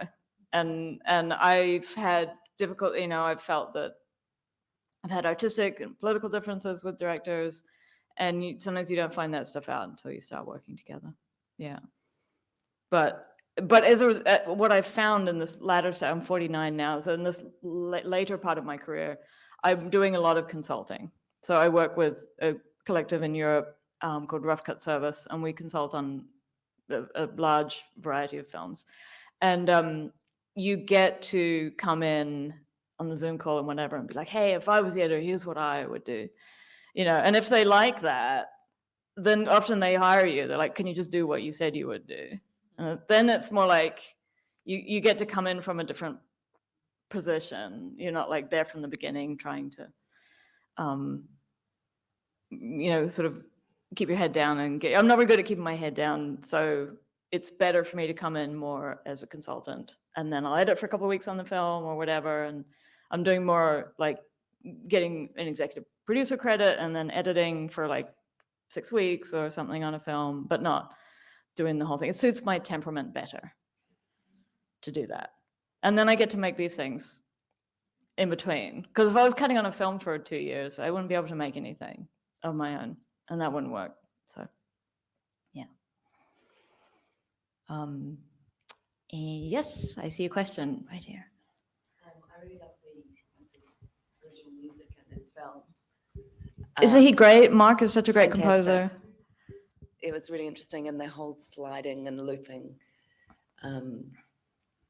effect is heightened by that relationship. Can you talk a little bit about the way you use music in your crafting? Yeah, it's such an important thing for me. I've worked with that composer, Mark Delantoni, for maybe 10 years, and we do all these collaborations together, and it's very much a collaboration. It's not, I never use temp. I never, like what happens in documentaries, people put temp music through it and then they lock picture and they give it to the composer and then they replace the temp. And it's like, I work with his music from the beginning. And he sketches stuff out and I sketch stuff out. Often I'll ask him what he's thinking about before we even talk about what the thing we're making is. And when it's my personal stuff, we work on different projects together, but when it's my personal stuff, we keep in touch through images. He on like photographs and social media and stuff. So he's very aware of what I'm riffing on at a certain moment. So he'll feed me a beat or something that he's come up with, and then I'll make a little string out of some of the pictures that I'm working with that isn't cut in any particular way, and I'll put throw some music up against it and see if there's anything kind of happening, and then I'll send it back to Mark, and he will or will not watch it depending on how he's feeling. But then he'll develop the pieces a little more. He gets frustrated with me because I tend to use the first iteration of some of the pieces that he sent me. So like he's going to be annoyed at this piece because there's some things in it that he did another draft of that I liked the previous draft of. But what he also gives me is the stems. So I have the individual tracks of stuff, and so a lot of those pieces, like the little orchestral piece, is a stem from the more piece with the beat in it. So I can deconstruct the music a little bit, and I don't make him score to picture. It's never like, here's the scene, hit the notes. Like it's more like I'll cut to his music, kind of thing. And there's a element of chance to it. Like this is a terrible thing to say, but sometimes if I have a shot or a couple of shots and it's a certain length, I'll sort the bin of music by length, and I'll see if there's a piece that's the right length, and I'll just put it in and see how it works. And sometimes it works. It's stupid, but Mark probably shouldn't know that. But we're very much in sync, me and him. So we have we want to do a live thing on stage at some point. I think that's the next iteration. Mark and I are going to do a live piece where he plays live and I edit live, and I did it pretty low key here because I didn't really know how the tech was going to be. Belle did a wonderful job, but usually I do live voiceover when I'm doing these in-person things, and then there's some element of live editing, but not today. It was easier. Next time, if you invite me back. Hi, do you have any examples of a particular time when you were really stuck on an edit, maybe more than another one, and how you sort of broke through that? Or is it always sort of a similar process of, like you said, looking for those motifs and repetitions in the footage? Yeah, I mean, we got stuck on Navalny. I should show the trailer to Navalny. Can I show the trailer just so we know what I'm talking about, and then I'll explain that example. If you want to drop the lights. But yeah, we really struggled with the beginning and the end of that film, like really struggled. We didn't get the end until the day before we locked picture, and the end is what makes people stand up and give a standing ovation. So. Okay, so Alexei, I want to talk about something that we sort of touched on this morning. And you might hate this, but I really want you to think about it. If you are killed, if this does happen, what message do you leave behind to the Russian people? Alexei Navalny has taken on the most dangerous job in the world, challenging the leader of the Kremlin, Vladimir Putin. If I want to be a leader in this country, if I want to fight Putin, I have to organize people. Война в Украине и война в Сирии. The Kremlin hates Navalny so much, they refuse to say his name. I was banned from everything and blacklisted. But as I became more and more famous, I was totally sure that it would be problematic for them to kill me. And boy, were you wrong. Yes, I was very wrong.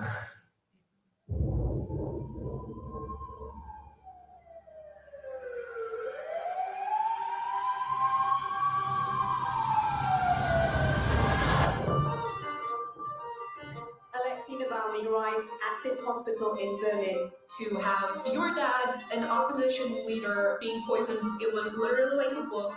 Come on, poisoned? Seriously? We were so shocked. It's like Putin's leaving a signature on a crime scene. It's kind of stupid.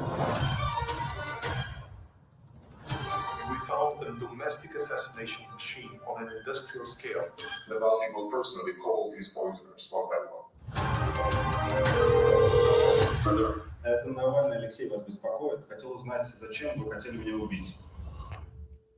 Oh my god, you ruined their day!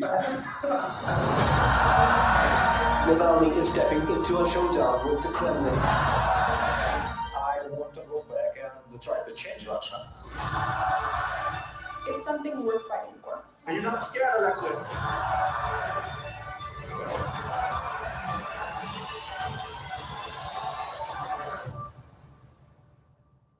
Поэтому бездействовать не надо.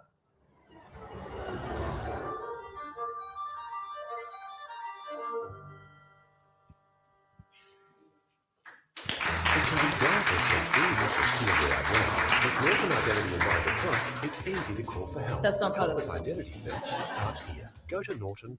Yeah, so the ending of the film is actually in the trailer, and so is the beginning. And we struggled so hard to end the film because it is such a devastating story. He is in prison. Alexei is in prison. He recently, a couple of days ago, was moved. Nobody knows where. It was such a downer. We had this real downer ending, and now it's he gives a speech about, you know, the only way for evil will succeed is if good people do nothing. And we were struggling with it for a month or more, and we had all these versions of the ending, and there was a lot of factors that were being brought to bear on us, and we it ended up being just kind of this almost like a we knew we had this piece of the interview that we wanted to use somewhere in the film, but we didn't know it was going to come after he'd already been locked up and sent away. That didn't make any sense. Like, how can we bring him back once he's gone? You know, he goes back to Russia in the film and he's locked up and he's never seen again. God knows what's going to happen. But we came up with this idea of bringing back that interview clip right at the end after Black. And and we were all kind of down on it. It was like Thursday night, and we were like, yeah, it doesn't work. It doesn't work. And so we took it out. And then we went back to our hotel rooms in LA, and I just thought about it in the night, and I just was like, no, we have to try that again. And there was one of the characters in the film was in the cutting. One of Navalny's people was in the cutting room with us, and she was kind of observing, and she was like, what the fuck are you guys doing? First of all, she didn't understand what we were doing at all, because she makes Navalny's TikTok videos, and she's like, I don't understand why it's taking so long to edit this film. We usually cut our YouTube videos in like 3 days. And I don't know why you editors talk so much. Like, we don't really like to hear from our editors. They don't speak. And I don't know why you're getting paid so much money. But she was like, and also you keep changing your mind. Like yesterday, you all convinced yourselves that that interview couldn't go at the end of the film. And it's like, yeah, and we're like, yeah, no, but that's how you do it. You know, you could have a total about face, you know, and we all, once we put it in there, we just knew, and it's a really beautiful ending, and it's a very hopeful ending. And it has a nice cut on it where he looks up and he smiles after he says that, and then it goes to black, and it's really beautiful, and it's very touching, and people stand up and you get a standing ovation pretty much every time, which is amazing.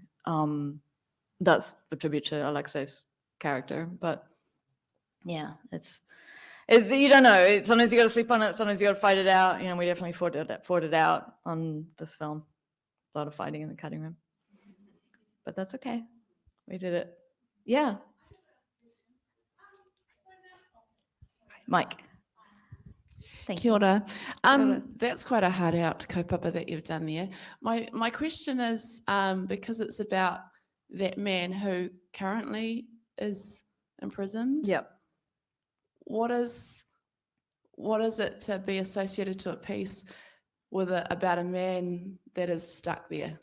Yeah. Well, the truth is, he is very associated with the piece in the sense that they wanted this film. They want this film to be nominated for an Academy Award. That's the idea, because that's the only chance he has right now, is that people will notice that what's happening in Russia, and to people like him.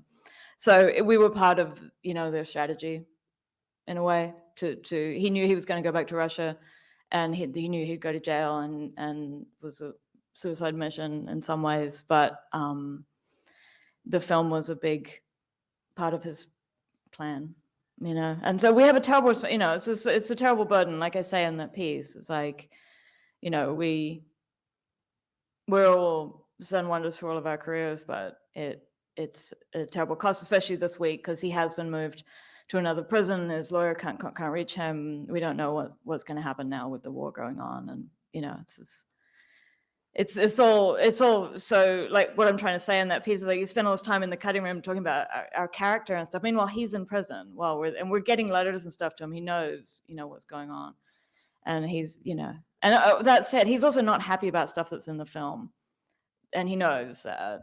But we also, you know, the film is the filmmaker's film.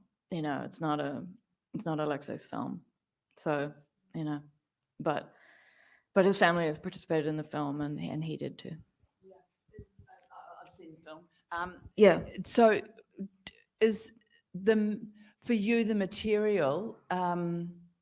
What was the biggest problem for you with the film? Was it the ending part, or was it? When I came onto the film, the biggest problem I found with the film was it was quite flat.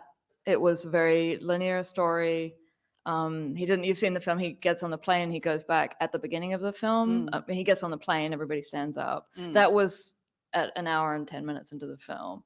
And so there was two things. There was the structure of that plane ride. I found that was the thing that propelled you through the film, knowing that he's going to go back, no matter what, whether you get bogged down in as far as the calls and stuff. Like, and then it was a question of genre. I mean, we had all this there was all this weird techno music, and I was like, what is the score doing in this film?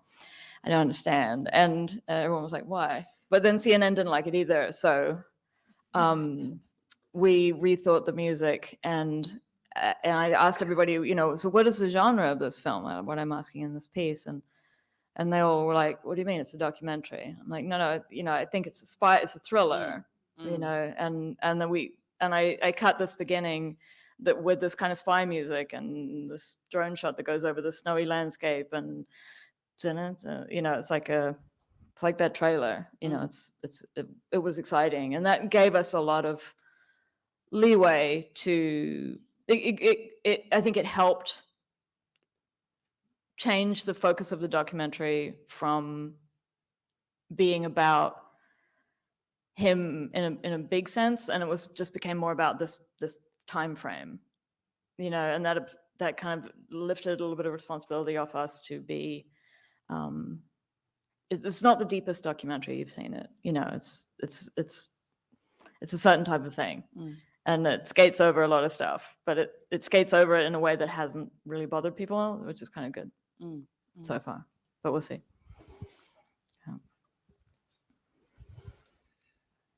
I'll put my hand down. How do you personally figure out structure? I know you, in the piece that you showed us, and it's a loop, and what's your practical process for that? I'm not a big cards on the wall person. Like, I'm always, people put little cards on the wall, and I'm not really big on that. Like, I figure out structure through in this piece, it was the structure of this piece is a loop, but it's also two halves. The first half of the film is I'm working on Navalny, and the second half of the film is I'm working on the Netflix series, and then they come together at the end, and it kind of splits halfway. So it's like the end of one story and the beginning of another story, which in itself is a loop, I guess. So I'm always kind of thinking, I'm into sort of elaborate structures. I like more shapely structures. That's kind of it's kind of my thing. Is what interests me. But in a film like Navalny, the structure, a lot of the structure is about sustaining emotion and sustaining energy and sustaining the audience through what you want them to go through, but how do you make it propulsive, and how do you make it mysterious? There's a lot of mystery structure, is a lot about unfolding mysteries, and you figure out at what point all you've got is the mystery, all you've got is the information, and then you dole it out in a need to know basis, right? And so often you build the story around at what point you're going to reveal what, and yeah. And Navalny was hard because we had to dump a lot of information at the beginning because people didn't know who he was. And so that was actually after the ending, that was very hard. There's like a kind of a montage early in the film that we called the data dump. That is like his history in 3 minutes or 2 minutes or whatever. But yeah, it's always different. It's always different, but I like to be playful with it and try things. What if the end was at the beginning? But beyond that, what if, switch the scenes? But if there's some kind of like overarching idea for the structure, that's a fun thing for me, Hi.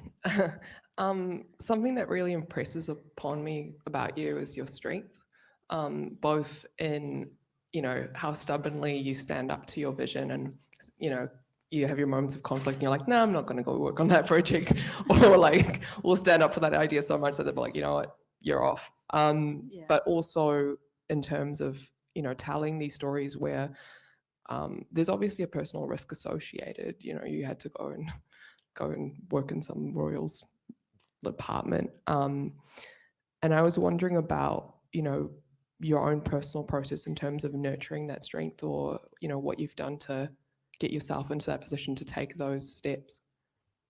I like taking risks in general. So it's sort of, it's sort of who I am.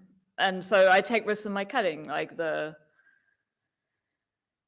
opening shot in this piece with the train is like incredibly long and boring, but I like making everybody uncomfortable. And so I like taking risks. I try to not take risks in my personal life as much anymore. I try to do it in my filmmaking more, but it doesn't always work out that way. But yeah, I don't know. I'm just kind of going, seeing where the spy novel takes me. If I end up in, I don't know, who knows? Yeah, we don't know what we really what. I don't really have a sense of how much trouble we're in, or I don't know. Yeah, maybe I was just kind of oblivious. But it comes down on you. Like when I quite blithely said, I've quit off a lot of films, and it's always devastating. It's always devastating, because even if you only work on it for a couple of months, you still get really invested in the characters and the footage and the vision of the film and the idea of the film. And so, I've had my heart broken like a number of times because of films that didn't work out. That's the hardest part. And that really, I've definitely gone through some bad times with that, and so we'll continue to, films that you've taken your name off because you felt like you didn't like how it came out, or films that you didn't take because, there's a lot of heartbreak and, like turmoil. Yeah. Yeah. I saw the hour-long version of the film. Oh, did you? I've not seen it. On the HBO version. Is it HBO? Yeah, I don't know where they put the hour version out. But anyway, okay. But there's one part which I'd be interested in getting a view on, is the thing of him Navalny dabbling in kind of the fringe, kind of ultra-right nationalists. Sure. I sort of felt that got glossed over. I don't know if that was dealt with in more depth in the feature version. Yeah, I actually don't know the answer to that. And I've gotten in trouble before for speaking about this. And so I'm a little wary of speaking about it now. Is that okay? Because people put stuff on Twitter, and I've been really frank about it in the previous Q&As, and it just really got me in a lot of trouble. It was controversial. And there's a lot of, he's got a lot of skeletons in his closet for sure. And it was a question of weighing how much, at what point does he get canceled? Yeah, and it's probably shorter in the hour version than it is, but it's still pretty, but it's better than not having it there at all, which was also an option at one point, but then again, I'm saying too much, so. Yeah. No. Yeah. Yeah. Yeah, that was so important. It was, the Daniel's able to stand on the stage and say, this is my film, I made it. They didn't tell me what to put in it. They didn't tell me what to take out of it, and we all supported him on that, and those decisions, they were hard. There was pressure, a lot of pressure, but we made the film we wanted to make. It's a great question. It's super important. Yeah. Can I just ask another question? Going back to your question about the structure, do you think everything boils down essentially, even if we try to shake it up, to a 3-act structure? I don't really think, I think at the end of the day, it usually does. Yeah, at the end of the day, it usually does. But I never really think about it while I'm getting there. But then there's a point where you're like, oh yeah, you find yourself saying, well, at the end of the second act. And then at the end of the beginning, the end of the, you're like, Navalny clearly has 3 acts. Like, yeah, maybe I should think about that more from the beginning. Maybe I'm overthinking it. Like we could just put the cards on the wall in 3 acts. But often there's like 5 acts, and then you move them around, and then there's like 6 acts, and then there's one long, But at the end of the day, as you know, it often ends up that way. All the best ones do. Yeah. Yeah. Within the 90-minute film, in that genre. Yeah. And I think that's always, a lot of films probably shouldn't be 90-minute films because they're reaching for that 3-act structure, and they just don't really have it. Yeah. It's a difficult genre. I find it difficult to watch a lot of feature docs. It's a high bar. It's a high bar. Yeah. High bar. What's your relationship with New Zealand? Do you want to come back and do more projects here? This is the first time I've been back in any kind of professional capacity, which is amazing. And I've been trying to sidle up to people and say, hey, you know, I would love to come down. I do a lot of advising for the Sundance Institute. I've been an advisor to, I think, 6 labs with them, including the Indigenous lab. And I feel like, and I do a lot of advising in Europe, and I feel like I really could offer something to New Zealand filmmakers at this point. Like, I'm quite good at the, like, I can do the help other people with their films, you know. So I'd love to do that. I really would. And also, you know, I left New Zealand when I was 5, and grew up in Southeast Asia and moved to America in my 20s. Lived in America for until 5 years ago, so like 25 years. And now I live in London, but we're kind of done with London. And so I went to Waiheke yesterday. Thought that was really nice. Really expensive. But yeah, you know, I'd like to have more of a relationship with New Zealand. My parents, my brother is here with his beautiful partner. So it's just very special to have this homecoming. I'm so grateful to Alex for and Dan for inviting me down here. And I feel like I was waiting my whole life for someone to ask me to come back. And it's been 4 years since I've been back, so I haven't seen my parents in a long time. Yeah, it's very special. Yeah. So I thank you all. Thank you all for. I won't go any longer. That's it, right? Okay.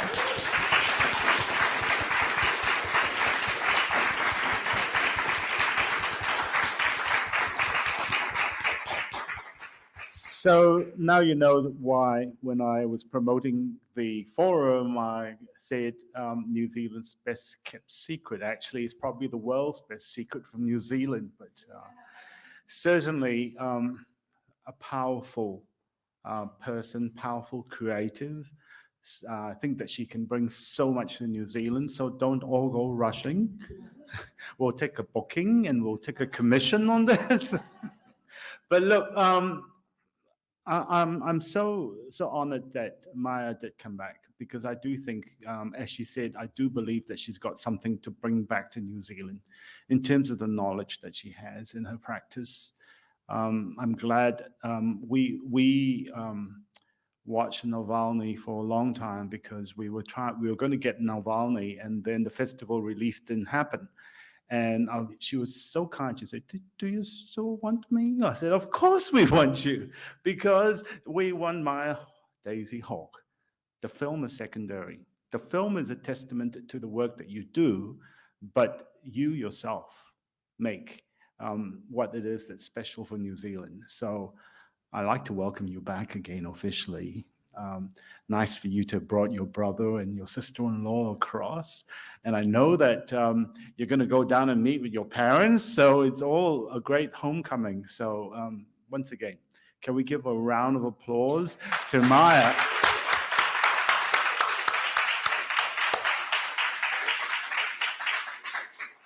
And we're now going to go and have some lunch. And don't forget, when we come back, we have Dame Gayleen Preston giving a masterclass as well. But I do have something to tell you.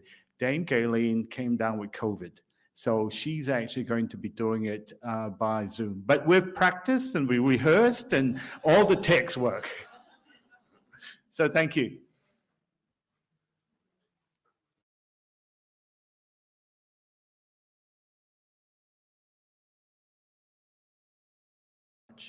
Let's make a start. I know lunch tends to get people a little bit communicative, and you all probably just need to hopefully come back in and enjoy the next session. So I'm going to ask us to patch in Dame Gayleen Preston. Hello. Kia ora. How are you? I'm good, thank you, Alex. Yes, it's so wonderful to have you here. And as we know, you were originally intending to be here in real life, joining us. But as we know, COVID does actually change things for everyone. So I appreciate the fact that you've been able to continue to join us. So thank you so much. Everyone knows Dame Gayleen Preston You know, she's a taonga of New Zealand. We are very lucky to have her. Her works have continued to grace the cinemas and screens, and certainly, you know, an inspiration for filmmakers. So, Dame Colleen, we're so happy to see you. And without, you know, taking too much time away from you, why don't we just begin? And Belle will play the clips because she really knows what it is that you want to do. You just have to tell her. Is that okay? Yeah, that's good. Belle's Absolutely. play. Wonderful. So I will leave you and Belle to now continue the session. Thank you. Okay. Thank you, Alex. Inga mana, inga reo, inga karangatanga o te motu, tēnā koutou. I'm so sorry that I can't be with you. Looks like lots of good fun, but this little virus is having its way with us, isn't it? So I thought today this was a good opportunity. Alex said that a lot of the documentaries this year are using archival footage. And I've been using archival footage in many different ways in my work over the years. So I thought that this would be a way for me to demonstrate sort of my relationship with archival. And of course, when you're shooting documentary, you're making new archival. And so I'll be covering that a little bit too. So here goes. I want to start by showing you a clip from a documentary I made about the Napier earthquakes. The Napier earthquake is the most lethal earthquake in New Zealand's history. And over 200 people died. And I grew up in Napier. And I was told a lot of earthquake stories because I worked in an old people's home, so a care home. And the people in the care home would tell me they were earthquake survivors. So they would tell stories about the earthquake. So I got very interested in that. And I was lucky to be asked by the Napier Arts Trust, the museum there, to make an exhibition, a film based on telling the story of the earthquakes. As I'd done a bit of research about it, there were several things that were mysteries to me that I wanted to explore. One was about the fire, because actually the reason that the Napier earthquake was such a terrible disaster was not because buildings had fallen on people and they hadn't been able to get them out, but that buildings had fallen on people and they hadn't been able to get them out because within 20 minutes of that earthquake, there raged a terrible fire, which was never really talked about much. It was kind of told in strange apocryphal stories, like a story about a doctor who had to run down to the cathedral to give a woman who was under a column and they couldn't get her out and the fire was approaching, and he administered a lethal injection. And of course, this was told as poor doctor having to do that. But actually that story masked a much bigger story, which was that there was a lot of people who certainly weren't getting injections of morphine who died that day. So I was very interested in the fire, but I was also very interested. I was going looking for the gap. And the gap in the Napier earthquake story, as it was told sort of communally, this is the 1990s, was that the Māori experience of the earthquake was covered in 2 sentences in books, which was, oh, our Māori were very good. They looked after themselves. So when I was commissioned to do this work, I went looking for somebody who could tell me about the Māori experience. And the person that I was pointed to was Hana Kota, kaumātua of Ngāti Kahungunu, who was the person that everybody said knew about the earthquake, had lived through the earthquake, and was the kaumātua to tell the tale. So now I'll just show you a clip of the interview that I did and where that led, because I knew that Hana Kota's story was going to be unique, but I didn't know how unique. So we'll play this clip now. It was in Hastings and Napier. And since we were able to move around and we can do things, organize ourselves and go there and help the people, in the relief work while they're working, to give them cups of teas and things like that, give them something to eat. We didn't realize, what really it was like till we got here. And, oh gosh, we thought it was the end of the world.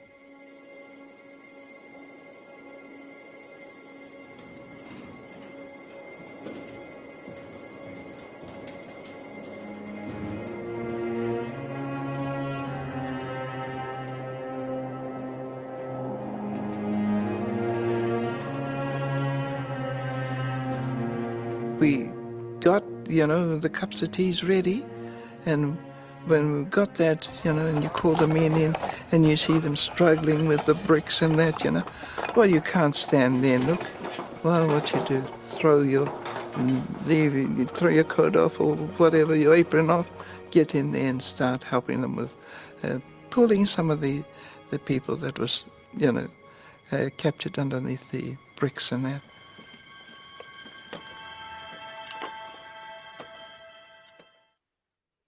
So, Belle, I don't think that clip started right at the beginning. Can you just double check that we are starting at the beginning? They told us then how desperate it was in Hastings and Napier. And since we were able to move around and we can do things, organize ourselves and go there and help the people, in the relief work while they're working, to give them cups of teas and things like that, give them something to eat. We didn't realize.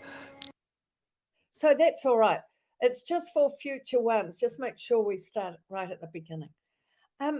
So here we are. We have Hana Kota, and she's talking about actually being in Napier as a 16-year-old young woman, making cups of tea for what was a gang from Bridge Park in Hastings, actually pulling bodies out. And I couldn't believe it, because I hadn't been able to find any survivor who had been around helping with the actual rescue. And here was Hana talking about it, and it was clear from the way she talked about it that it certainly happened.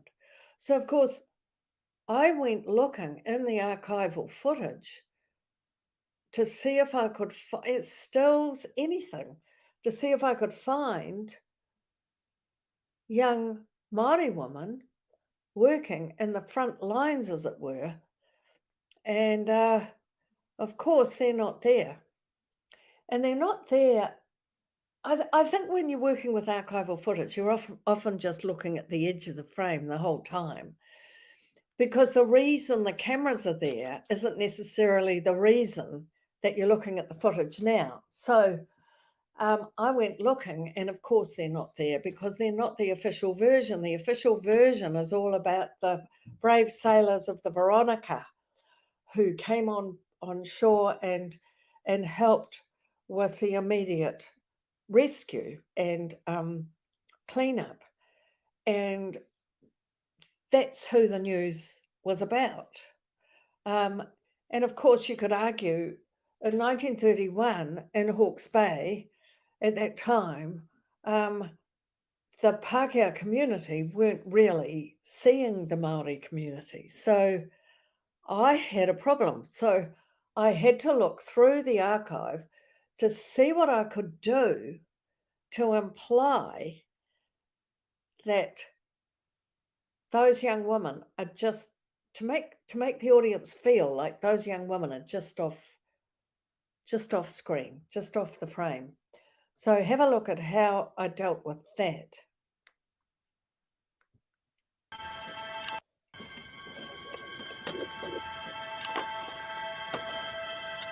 You had to be careful.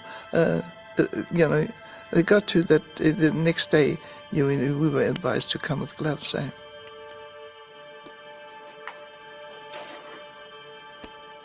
I myself, several times there, you couldn't look at what you see.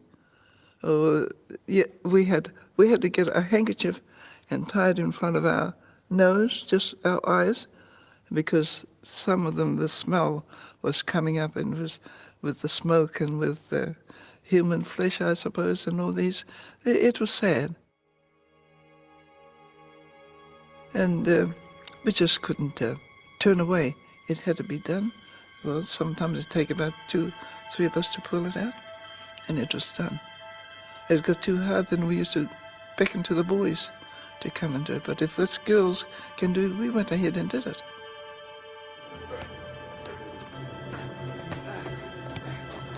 We didn't come through till the day after the earthquake.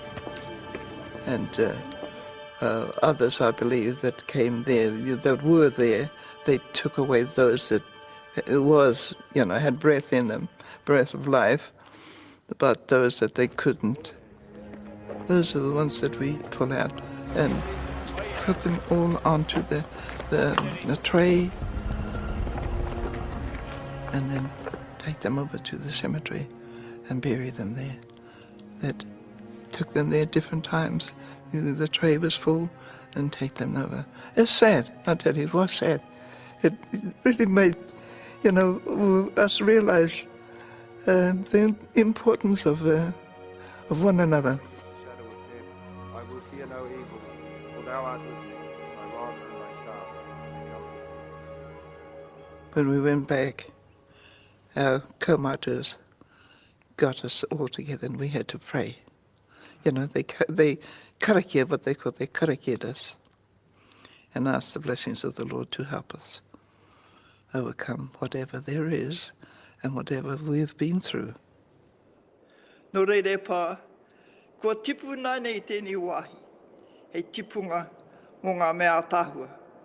No reire manaki tia, kia hua, tēnei mea, te rangatiratanga, te mōhiotanga, te aroha ki tēnā, i ngā wā katoa.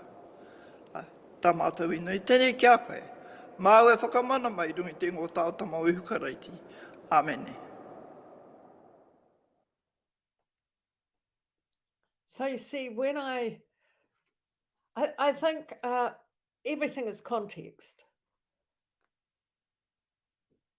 What archival footage can bring is support and new things. And I think what oral histories do is add a very personal thing.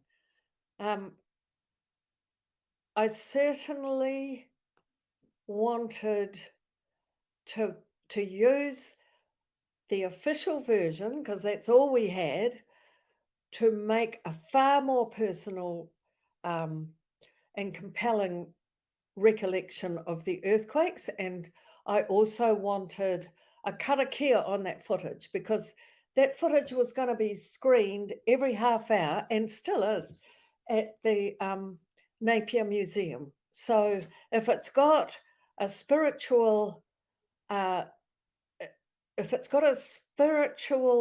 prayer in there, I feel like everybody from that time and the audience are protected in every screening.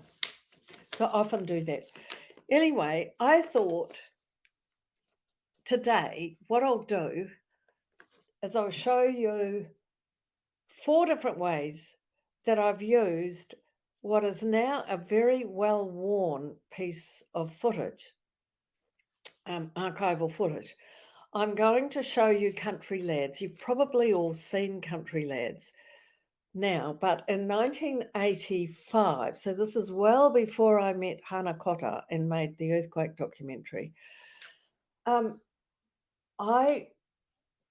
was working on Bread and Roses, which is an autobiography of Sonia Davies. It's still in the top 50 most borrowed books in New Zealand libraries today.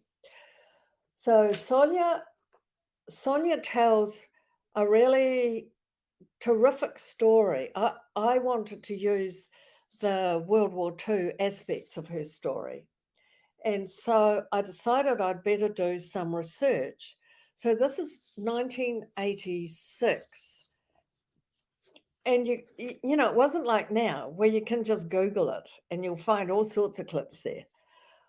You had to actually sort of persuade, bash, blackmail your way into the archive. This is the New Zealand archives, the official archives, Archives New Zealand it's called now, to get the archivist to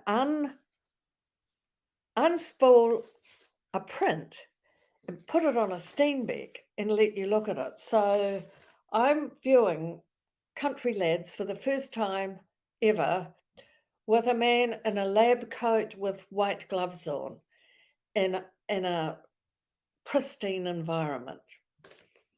I couldn't believe it when I saw Country Lads.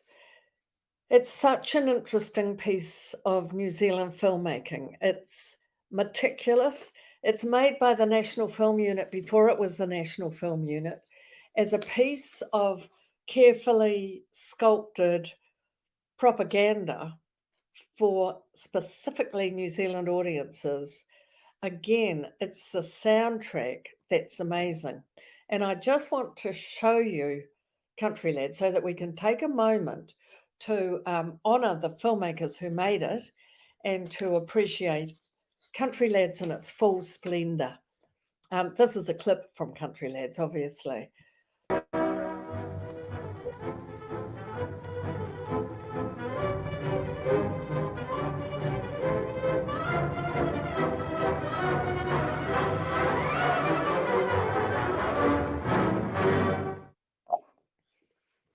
Just a few months ago, these men were working alongside of us in shops, factories, cowsheds, and offices, good workers and good friends.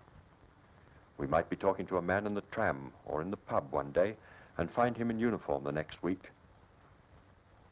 Or we might be Anzacs ourselves. This is a war with everyone in it, women too. It is just a matter of taking our turn.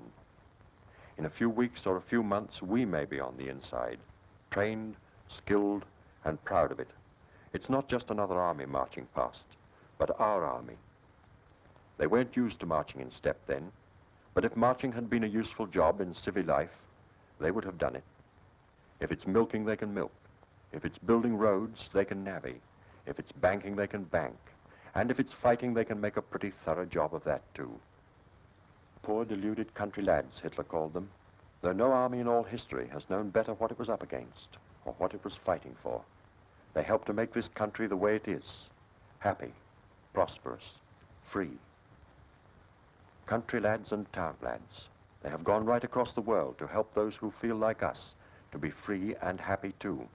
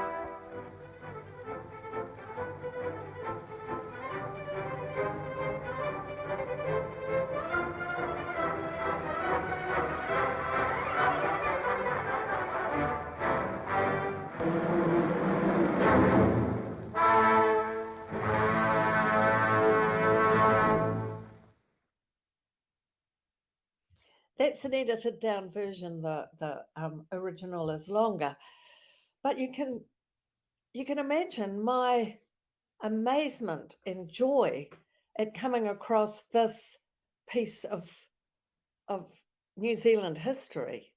And you know, in Bread and Roses, there's a great scene. It's a really important part of the drama, where Sonia goes down to the wharf to say goodbye to Charlie, who later becomes her husband, but he's on that boat.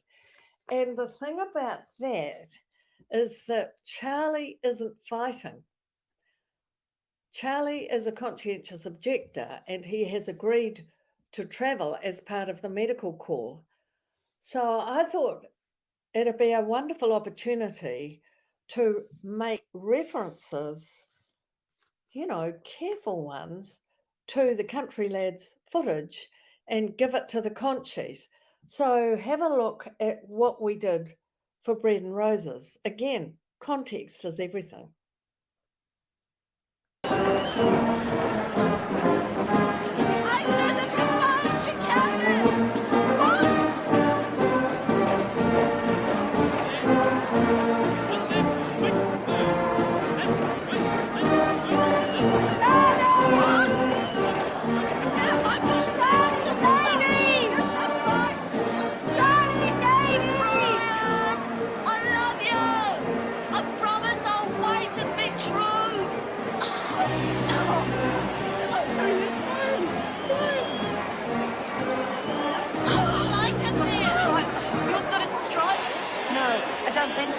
In the Army Service Corps.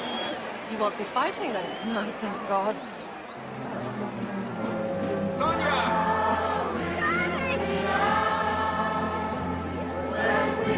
I came down as soon as I could. What? I came down as soon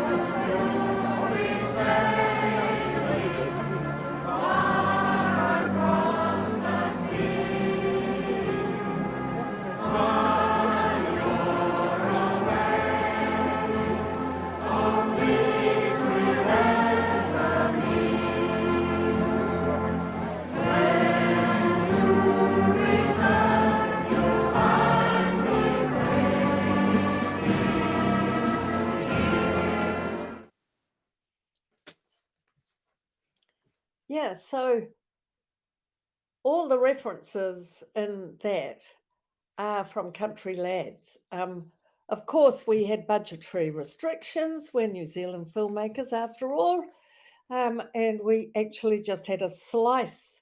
We had a slice of the boat. Everything you see, right to the edge of frame, it then stopped. But it was a real thrill to be able to refer to that archive footage and use it in a way that I thought was authentic, to actually say something different.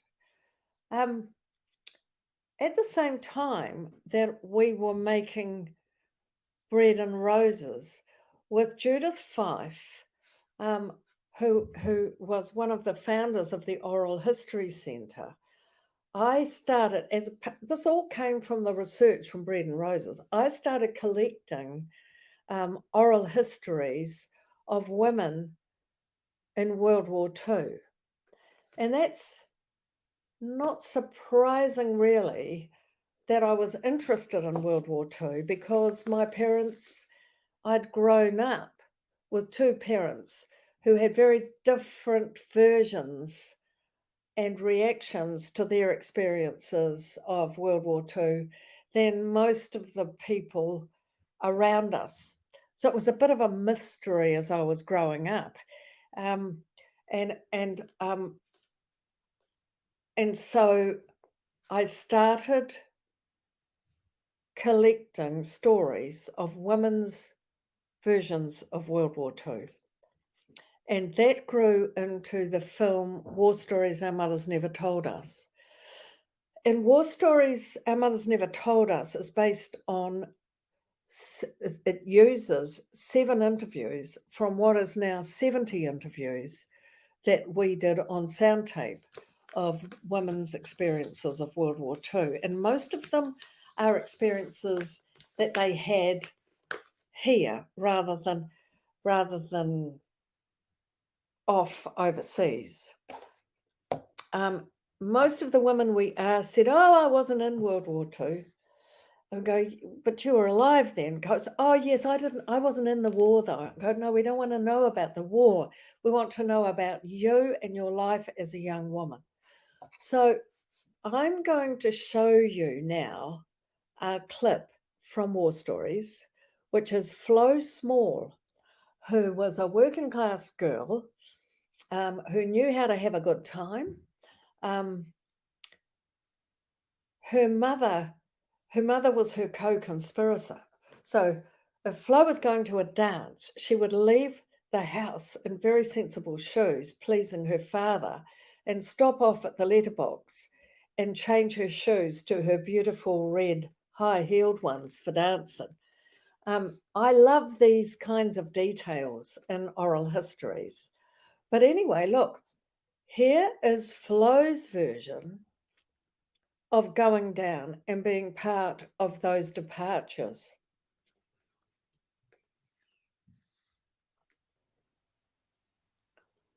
Well, we had John first to go, and Mother got dressed in the morning, crying half the night, of course, and we went down to the wharf where there were hundreds and hundreds and hundreds of people saying farewell to boys, and I don't think anybody wasn't crying, because everybody on that wharf, for some unknown reason, had suddenly realised that this was a war and that New Zealanders were going. Before, it was kind of like a fairy story. They were out in Trentham and out in camps, and they were still home and they were still your boys. And suddenly your boys were away on a big ship and we were waving madly, crying and standing there and couldn't do one thing. And that made you realise that people, our boys, were gonna die.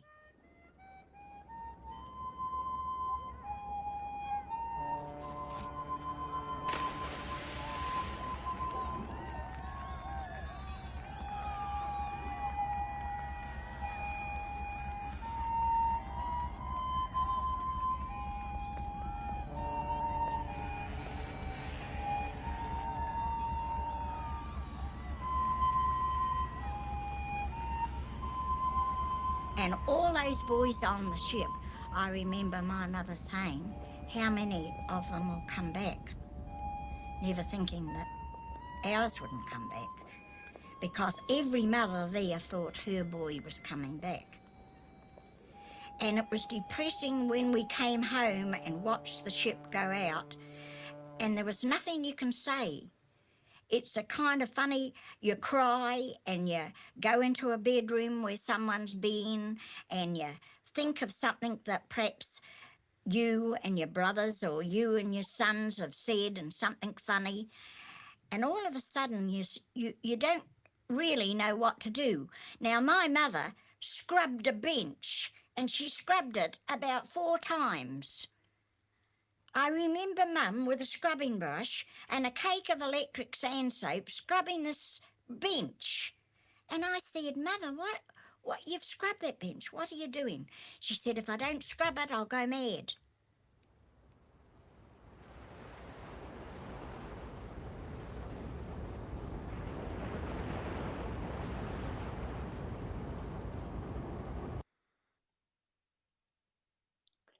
Yeah, so you see, everything's context. And am I using the footage? Am I exploiting it? Certainly am. It was, I mean, Country Lads is full of people cheering. So I thought, right, I'll go into the archive. So by now it's 1994. And Country Lads has been tally-cinned. There's kind of a couple of shots of people not smiling exactly. I mean, they're nearly smiling. And I got into the offcuts. So the offcuts of Country Lads are there. And what I found when I looked at the offcuts was that the camera, indeed, there were people crying on that dock those days, because Country Lads is an amalgamation of 4 different departures. So there were people crying on there. But as soon as the camera picks up someone crying, they turn off, because it wasn't why they were there.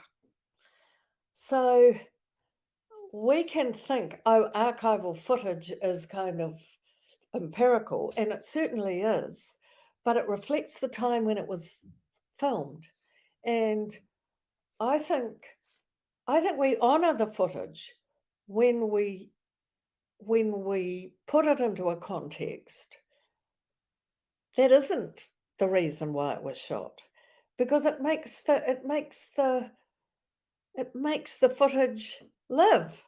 You know, when I was editing with Paul Sutorius, Paul Sutorius has edited all of the films I'm showing you today. I would just, and there was a shot of the shadows on the water and the young American soldier looking pensive.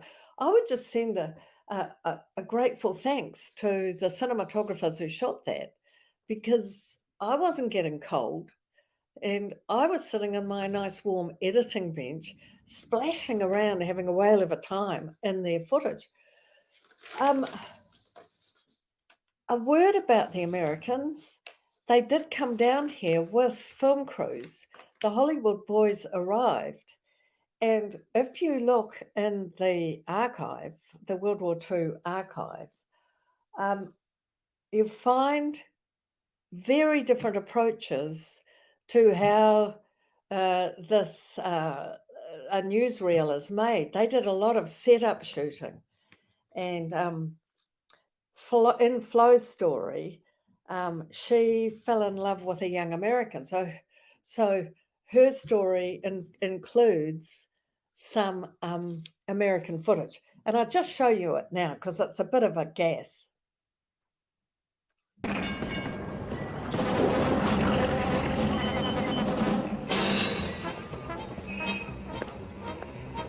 You'll find that you'll like New Zealanders, or most of them, and that the New Zealanders will like you, or most of you.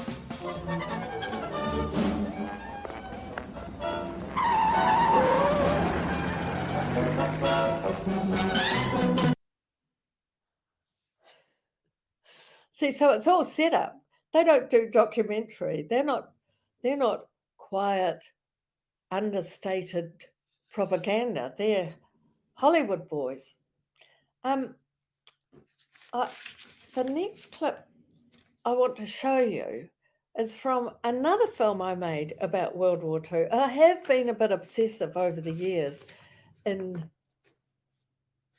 basically telling my parents' stories. So my mother sits in the middle of war stories and tells her version of what happened to her in World War II when she was a young mother with my father away. He got captured in prison camps.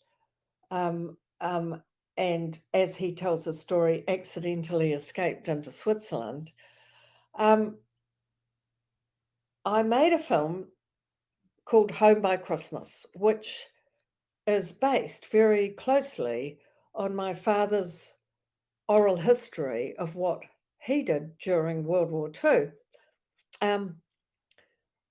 The actor Tony Barry recreates the interview, and you will see in this material that, again, I'm back with my old friends in the archive of World War II to tell a story. My father tells his soldier's tale absolutely with no honor, no glory. So now you're going to get the point of view of one of the country lads, not the official version, one of the country lads. To Christchurch.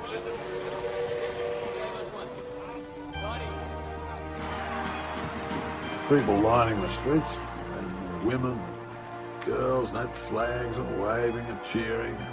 Well, they're cheering about it. I didn't have any feelings about it. All of us, we just wanted to get on the boat because we knew that when we got on the trip ship, that's when things would start to really happen. So, and they gave us another medical before we got on the boat, and that was just to make sure that the boys were living clean. They didn't have any diseases like venereal disease or any of that sort of Last thing. call for Preston EJ, sir. Number 14225, sir. Good. Next.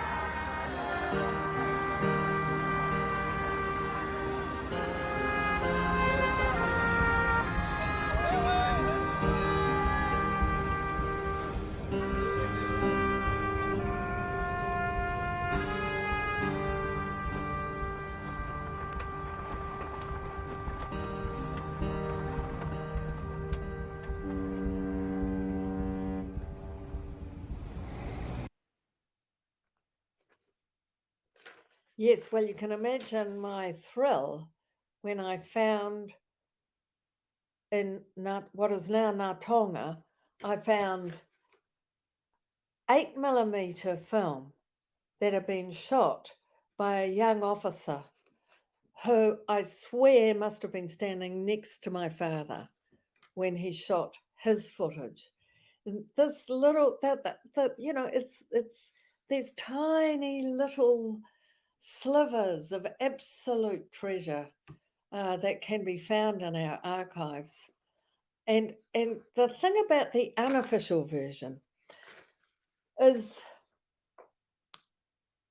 that the footage is personal, as you can see from that clip. And I was always looking for a game of two-up, which was, you know, banned. So the boys weren't allowed to play two-up. And I spent a lot of time trying to find it. And Alex Boyd, who did all of the archival finding for Home by Christmas, did actually find us the boys behind the hut playing two-up. And then I couldn't use it because it didn't quite fit in the film. But alongside that, she did find terrific 8mm home movie footage in black and white of the boys having the time of their lives in Fremantle. Here we go. This is in the film. This is silent. This is silent movie. So then I get the chance to do all the sound. It's great fun. Out into Fremantle. They took us by train into Perth. And when we arrived in Perth, we arrived on this side of the station. On the other side of the station, there were all these brothels lined up.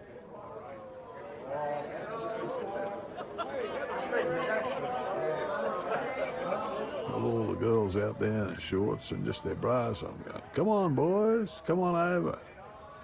And of course, some of the chaps started to go over, and the officer could see that it was going to get out of hand, so he said, "Oh, go on, away you go, over you go.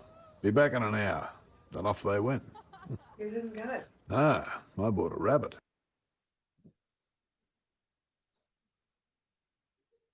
See, it's true. In all of the tales, everybody's behaving well and telling you about other people who didn't. And I don't think that's changed over time, really. Maybe it has. Anyway, there's all the departures that I wanted to show you, which illustrates how context is everything. A soundtrack will make all the difference. And I've enjoyed exploiting that. It is also true that every single piece that you've seen up till now, I have signed a contract to say that I won't change the artifact. And yet, just putting the artifact without changing a thing about it into a different context changes it. but we're always kind of interested in the image. Whereas actually how the artifact changes is through the sound. And I certainly have changed both sound and image in my work.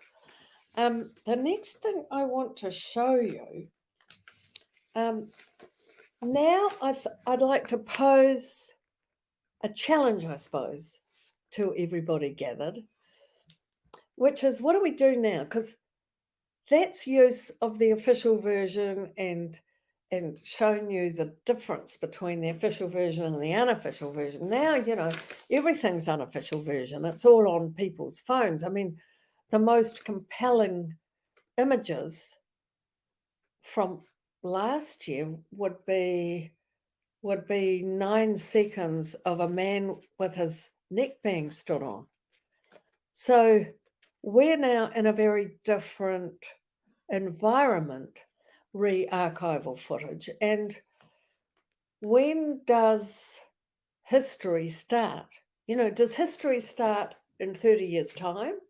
Or does it start 2 seconds from now? When does archival footage become archival footage? And when is it kind of acceptable to use archival footage? And because I work across drama and documentary, if I was working in Hollywood, I would probably just do everything in drama.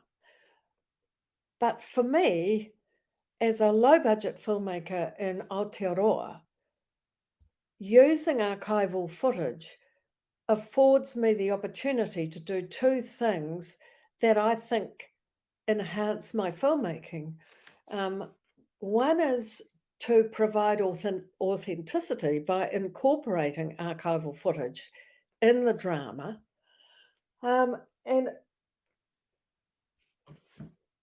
and also save money, because I'm not having to do great big huge wide shots. When I made a television series after the Christchurch earthquakes. You might think by this talk that I'm obsessed with 2 things. One is earthquakes and the other is World War II. But anyway, you mightn't be wrong about that. But Hope and Wire, if I'd made it a documentary, I would have been down there with cameras in the middle of a city with no infrastructure, poking my camera into grief-stricken people who I didn't know. It didn't feel right to me to be doing that. And also, Christchurch has perfectly brilliant documentary makers of its own. But I wanted to make something of value that marked this very important historic moment. So I did the thing that I like to do, which is collect oral histories, collect stories, and then I wove them together into what is actually a dramatization. It's probably uses more than 1,000 stories. If I described it as a documentary, it would sound like a sort of survey. It uses the experience of from 4-year-old to 90-year-old, middle class, working class, Māori, Pākehā, across the board. And it's called Hope and Wire. And it incorporates archival footage, news footage. And it uses news footage for wide shots, which poses all sorts of problems, because, you know, if you're gonna have people on screen who don't even know they're going to be in this series on television, I mean, you can't be doing it. So we looked for material where people had their backs to us. We tried to keep the wide shots as short as possible. We took precautions, as you might say. It was still pretty controversial use of news footage. The New Zealand audience, the further north you went, the more compelling it was for people because they weren't there. But if you were in Christchurch, there were people who really objected to Hope and Wire and my use of news footage. But I have a thing where I say, well, you don't have to watch it. You can actually turn it off. I think it's very important for storytellers to feel free to make work, and then you face the music. And especially in this day and age, I reckon there's two kinds of people. There's people who do things, and there's people who criticize other people for doing things. So you have to be a bit brave to do this, but I'm going to show you a very small piece of Hope and Wire to demonstrate how I used news footage, i.e. archival footage, which is now 10 years old, in what is essentially a dramatic piece.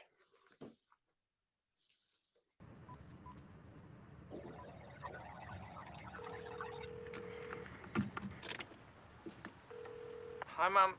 Hey, Tim, I'm by the university. I could drop your folder off. No, not necessarily.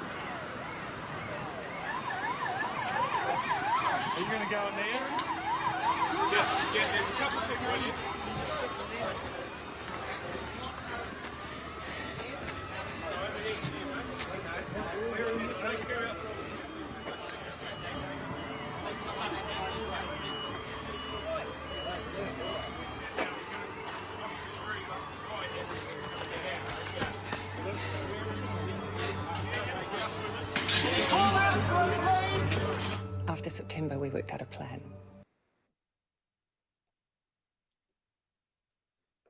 Yeah, plenty to think about there. Hope and Wire is now its own artifact.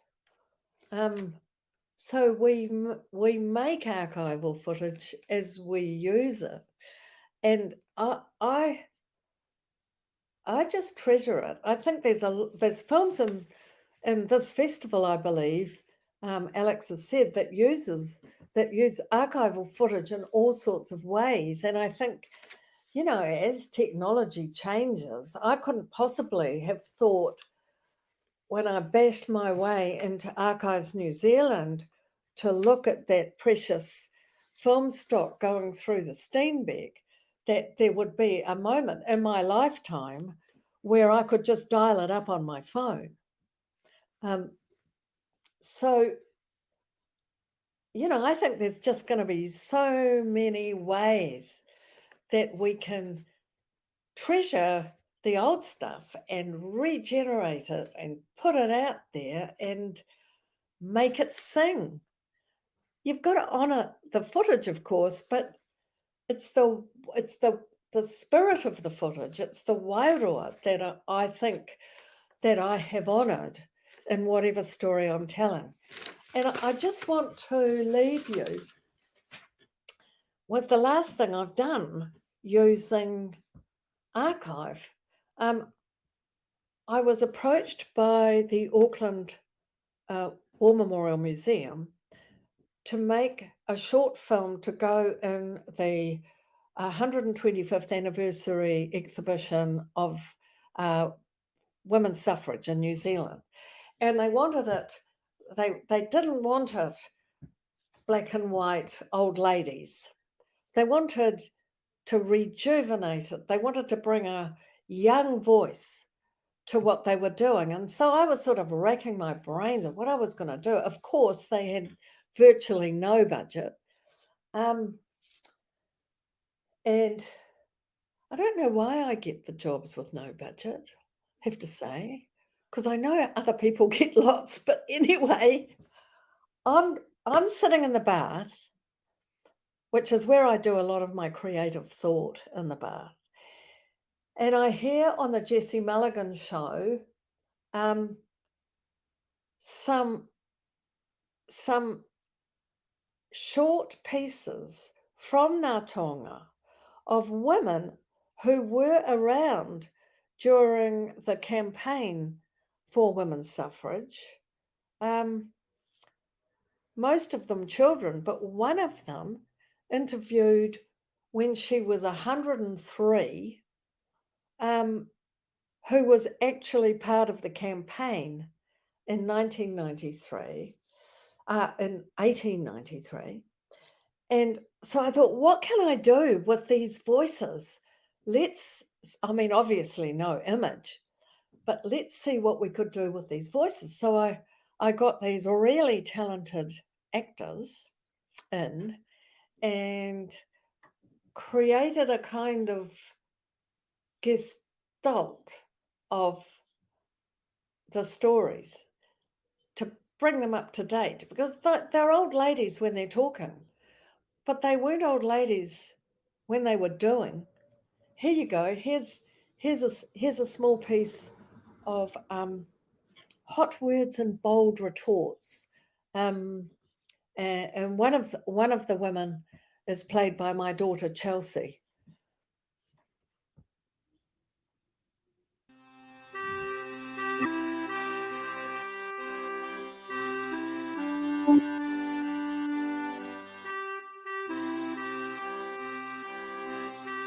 Well, the marvellous thing did happen on the 19th of September 1893. The Universal Franchise Bill was passed, and Miss Lovell Smith recalls the scene at her home when the news was received. I was a small child at the time, but I do remember the day the government passed the bill. A special messenger was sent out from Christchurch out to my home, which was 7 miles out of town, to tell my mother that the bill had been passed. And my mother came out to a group of us who were playing out of doors and told us, and I remember I had 3 brothers and they all cheered and threw their caps into the air. It was said that New Zealand women had the vote handed to them on a platter, that they were given it before they ever asked for it. Now, this was not at all true. There were a great many agitations and articles in papers and stormy meetings and hot words and a great deal of house-to-house canvass and petitions to Parliament. And though there was no violence, there was some absurdity. They said women were too sentimental to listen to reason. One said that women would always vote for the handsomest candidate. Oh, it was an exciting time, let me tell you. Old Seddon didn't want it, you know. He didn't. He put everything he could against it. And the old hypocrite, when the whole thing was over, he congratulated the women, you see, on having won the franchise. And one woman looked at him and she said, "You're nothing but a hypocrite." And he said, "No, I'm a politician. I always side with the winning side." But the men didn't like it. They didn't like their wives, their daughters voting. No, they said their wives didn't want it. My own father said, "My wife is content to be as she is." And my mother said, "But I'm not." So we had a row home over that. Oh, I think it was quite exciting, you know. So there you are. the first person, the first actor was Jean Sargent, and the second one was Lucy Lawless. Lucky me, eh? So that's all, folks. We go forward facing the past. Kia whakato Māori, te haere whakamua. Thank you very much.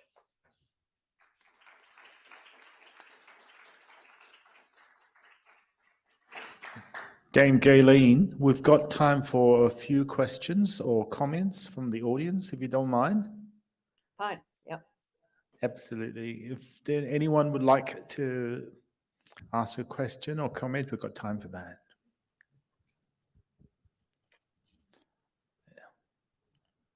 Everyone seems to be still thinking about your masterclass and what you've just talked about.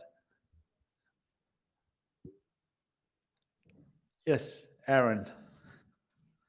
Hi, Gayleen. My name's Arran from Getty Images. I'm interested in the use of the archival footage in Hope and Wire. Did you you say that you received some feedback from the local community in terms of the use of the material? Did you have to take extra insurances in terms of indemnities or anything like that in terms of the usage, or did you just feel fairly comfortable in terms of the way that you had cut the material using wide shots? I mean, what was the process that you went through there in terms of kind of making everyone happy about the use of the material from within the production itself? Yeah, good question. Well, the film has an indemnity, so there is an overall insurance that you must have before you can sell a film. You know, this is a television series, but I'll call it a film. We were very mindful. We certainly knew as much as we could about who was in the footage. So it's a huge job, and we had a specialist archivist, Ange Boyd, who did a huge amount of research. We also worked with Joe Morgan, who shot quite a bit of it, so he could often tell us a lot about places and the places that were in there, but you can see that I've used there's probably footage in there that you think is archival footage, but it's actually us. If it's a shot, we could even do some of our own wide shots. We sort of, again, a bit like the ship in Bread and Roses, we had a sort of slice of wrecked Christchurch. So every now and then we could use a bit of that to amalgamate. So you try and make it seamless so that actually the audience doesn't know where the archival footage begins and where it ends. But yeah, steer clear of close-ups, steer clear of obvious things that can locate specific people, and if there was that, we make sure that we didn't have anywhere where people had died. So there's a lot of work that goes on. Yeah, so you actually went to the point of trying to identify people within the archival footage, did you? And try and, you know, do some kind of work there in terms of reaching out to people. Yeah, if we could. Yeah, yeah. Yeah. I mean, the thing is, legally, it's all public space. So if it's on the street, so it's sort of open slather. So legally, you can use it how you like, actually.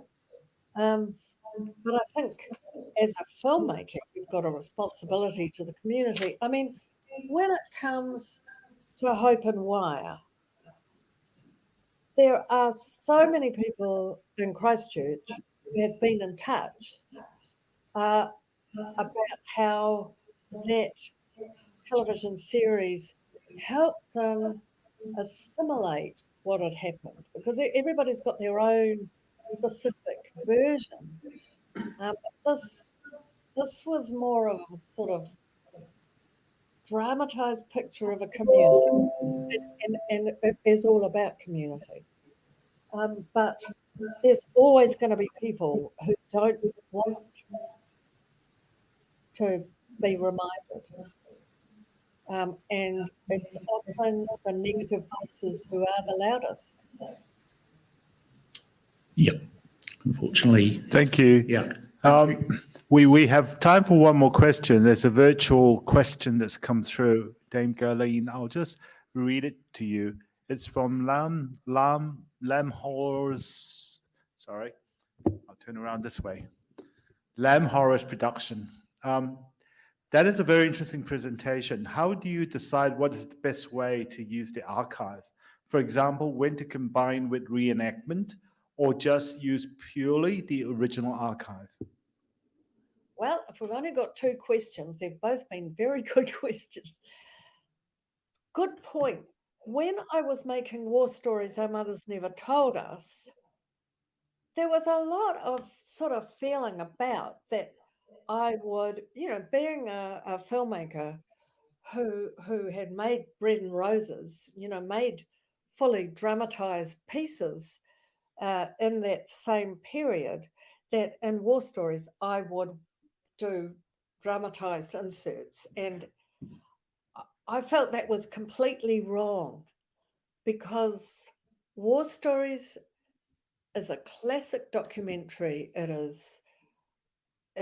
I didn't want any diversion from the stories as the women told, and I thought that the other visual material was to support entirely their stories. So it wasn't up to me to sort of intervene and interpret, because the stories were so good. They make you feel like you're there. In documentary, often, like, for example, in Hope and Wire, if you make a documentary about an experience,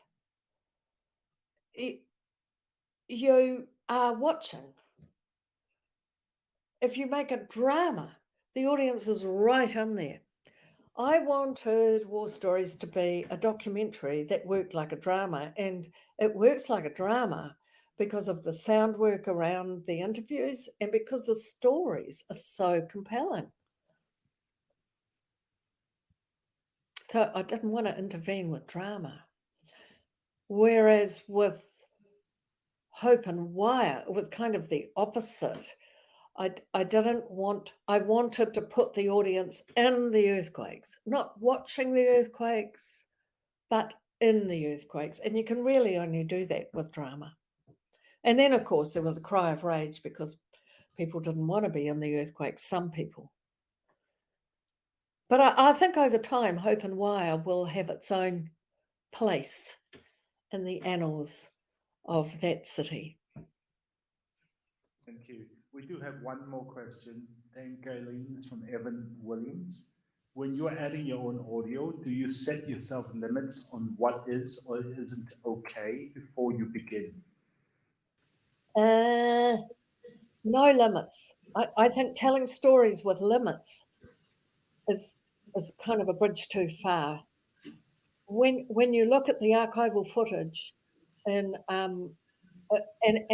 spend a lot of time, the sound work to me is, people say, oh, the sound is just as important. I think it's more important because it's the sound that can put a character in the frame or take them out. So, I mean, you've got to tell your story, and you've got to tell your story no holds barred. So in Home by Christmas, there's a part of Home by Christmas where there's young men having a beer in a Swiss chalet, soldiers, and people say, "Oh, how did you get Martin Henderson in there?" And I didn't get Martin Henderson in there. I just put his sound around it. I had dialogues. I wrote a whole dialogue track for archival footage in Home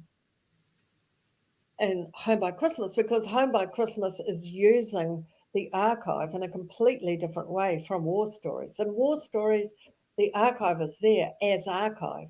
In Home by Christmas, the archive is there to replace dramatic footage that we didn't have the money to shoot. So it has to tell the story of the boys. It has to be quite specific. And the specificity is gained by sound. So you could rewatch these clips now and have a think about all of that, because you'll be able to revisit it if you need to. Thank you so much. We have come to the end of the masterclass. Dame Gayleen Preston is a Doc Edge superhero. I think she's a superhero of all time for all the work that she's done. So once again, thank you so much. And next year we'll see you up in Auckland or down in Wellington, whichever way it is. But we certainly miss having you here today. But it's great that you've been able to join. So thank you again, everyone.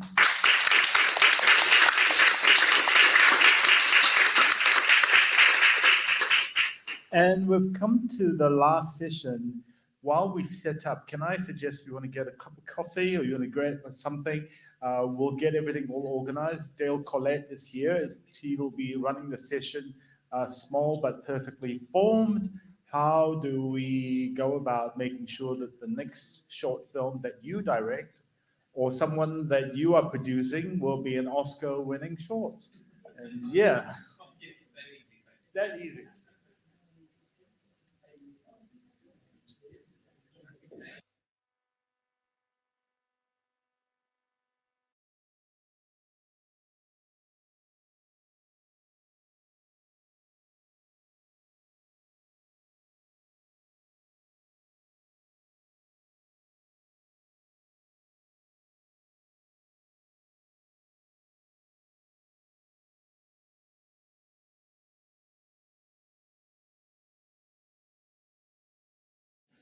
Thank you.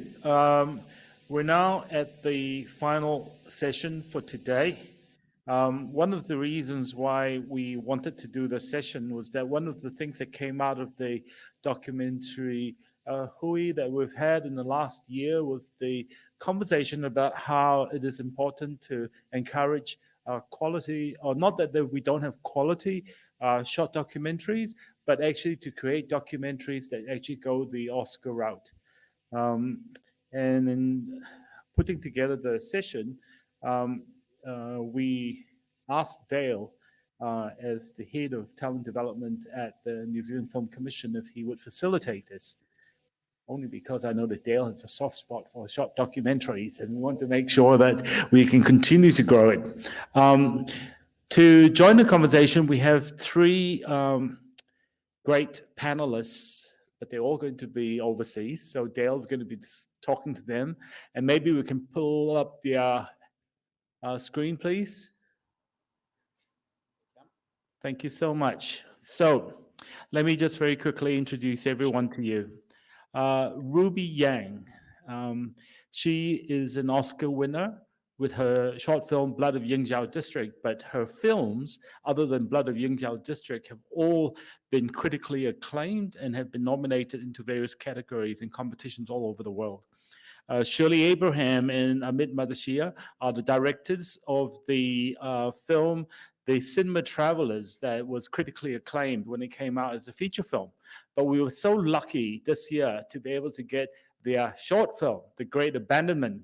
And we love having their work here. And I think that there's a critical conversation that we can have about whether it's a transition or the differences between feature and short documentary. But I'm not going to take that conversation away from Dale, because that's Dale's conversation. So welcome, Dale. Welcome, everyone. Kia ora, thank you. I am going to sit down, but I'm just going to start by just welcoming you and welcoming our international guests in the indigenous language of this land, of this whenua, of Te Reo Māori.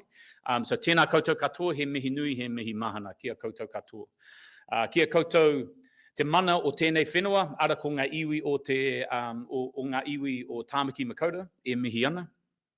Kei te tū ake au, hei karakia mā tātou. I'm saying short karakia to bring us together here today. Tuia I runga, tuia I raro, tuia I waho, tuia I roto. Tuia te here tangata, ka runga te pō, ka runga te ao. Uhi wero, au haumi e, hui e, tā iki e. It seems appropriate this week as we start to celebrate Matariki, which is Māori New Year. And Māori New Year in Aotearoa represents a time for reflection, a time for consideration, a time for spending time with loved ones, and a time for thinking about what we're doing going forward. So it seems appropriate, and I thank Alex and Dan for inviting me to Dock Edge to be a part of this hui and this conversation, this kōrero, because I think this is what this kōrero is about as well, is how do we reflect on what we do well, and how do we help progress filmmakers in Aotearoa to achieve what they want to achieve. So it's a real privilege for me to be here, so thank you.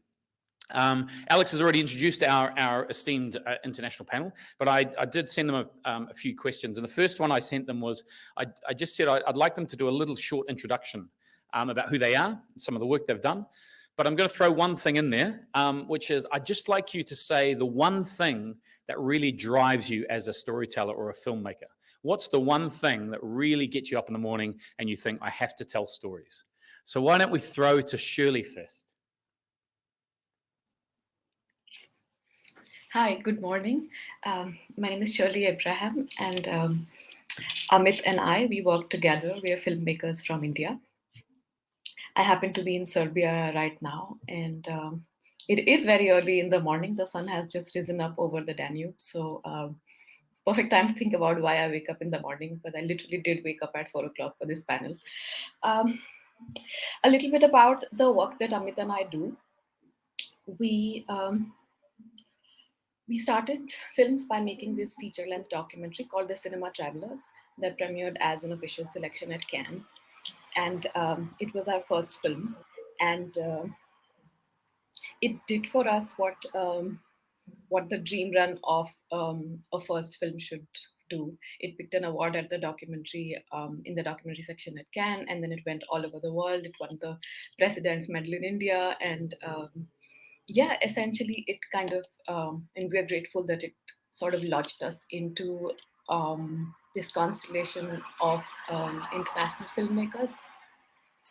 We then, one of the things that we wanted to then do very intentionally through our work, and that's kind of become pretty important for me recently, is for filmmakers to define the intentions of their work as to not just creatively, like what the work should do unto itself, what it should be in terms of form, language, grammar, but also what it should do for themselves as, as filmmakers, how they see that as a milestone in their journeys.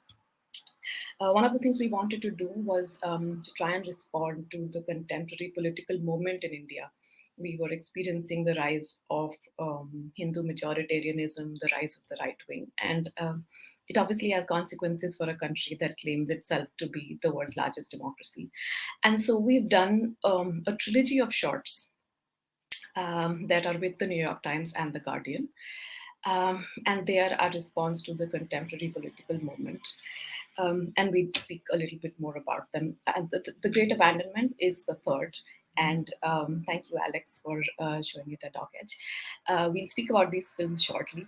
But what gets me up in the morning, I think, is a kind of a superhero complex. I feel like I can be better than whatever life has offered me. And it is storytelling that helps me make sense of that. I feel very confused and lost in this world mostly. If I didn't have stories, I would probably not know my way around. And I think that's the adventure that I wake up for every morning. Hi, everyone. Thank you, Alex, and thanks everyone for inviting us to this panel. I am Amit Madesha, and I'm an independent documentary filmmaker here in India, and Shirley and I work together. We collaborate on our films. We are both co-directors and producers. I think why I do what I do is because and as we all know that, I mean, human beings, we are all made of stories, and even when we are not reading or watching stories, we are constantly telling stories about ourselves to ourselves or about ourselves to the world. And I think that's for me, it's a great, it gives me a sort of a high to be, in this field and to be able to construct world and tell stories about ourselves. And I think it's quite a challenging thing for me, and I really enjoy and love doing that. And I think that's the reason I tell stories. That's great. And back to you, Ruby, if we can. Hi. I was explaining earlier. Can you hear me now? Yep. I think we're okay. Yep. That it's different stages in my life, like story that related. Are we hearing that? We're hearing bits and pieces, I think. It's kind of fading in and out. And I got key, obviously being inspired by the subject, but also inspired by things in your own community. And then that I also got that there's got to be some changes. There's got to be a change, especially within a short. And you've got 20 or 30 minutes to see that through. I made those notes, but I can't. We are having some audio issues here, so I can see Alex and a few people busily trying to solve it. We will come back to you, Ruby, in a moment, and we'll see if the audio gets better. So I wanted to, so that's a little introduction, and once again, welcome to New Zealand, welcome to Aotearoa. It's great to see your faces on the screen and have you involved in this Documentary Edge forum. This last session is called Small but Perfectly Formed. I think he came up with a title before he thought about me, because I'm neither of those. But I guess the main conversation we had when Alex and I talked about this was, what is the role of the short documentary in progressing people's careers? And obviously all of the international panel on the screen here today have all experienced that and had great success in that, whether it's with the Oscars or other platforms, other festivals or other awards, which is an amazing achievement. But just so the panel know, we've got a room full of people who are an amazing, inspiring group of filmmakers in their own right. We've got feature filmmakers, we've got short filmmakers, we've got TV or documentary and factual television makers, and pretty much everyone in between. So we've got mid-career, we've got very established people, and maybe some more newer ones that I haven't met yet. So I guess what I'm interested in first is from the panel is what do you see the role of the short documentary in terms of trying to progress your career? How have you seen it work for yourselves, but also for others, in terms of the way they've utilized the short form, whatever length that may be, and how it's directly affected or impacted on their progression in their career. Amit, do you want to talk to that first? Yes, I would love to. So I would say that we made our first feature film, and then we were sort of still exhibiting that film on various film festivals, and then we get this wonderful invitation from Sundance Institute and MacArthur Foundation that they were inviting us to make a short documentary that had to be distributed by the New York Times, and it seemed like a great opportunity for us, and we immediately jumped at that film, and the grant was also allowing us to make a film of our own choice and to tell a story of whatever we wanted to do with it. And so it seemed like a great opportunity, and that's how we sort of landed with the short storytelling format. And we realized that it's quite challenging and quite amazing. But coming back to your question, in terms of career progression, how I see it is that so while we were making our second feature film, which is taking a long time, as a lot of these documentary films take, a really, really very long time, we were able to divert our attention, to focus our attention into these shorter films. And we thought that, with the shorter form, we could be much more prolific, and, we can respond to a contemporary moment much more quicker. And maybe we can take a little break from our longer feature film and make these short films and, be out there in the world. And that's how I think it sort of helps a filmmaker as a career, because even when you are making a feature film that takes 5-6 years of our life, you can interject that journey with one shot or two short films, and being seen and be in circulation, sort of in the international circuit. As a filmmaker, you could be seen and notice that here's this filmmaker who produces, who responds to the contemporary moment, and is very prolific. So I think that's how we saw our journey with the short form. And but there are other filmmakers, other filmmaker friends we have known, and these are senior filmmaker friends who have consistently been working with the shorter documentary form, and they are excellent, they are amazing at it, and their journey is pretty charted out. So they make these short form films, and the goal is to reach the Oscars, and two of the filmmaker friends that we know have been very successful with that. So they know how this works, and they have been able to ace the game. So Shirley, if you want to add anything to that, if I missed.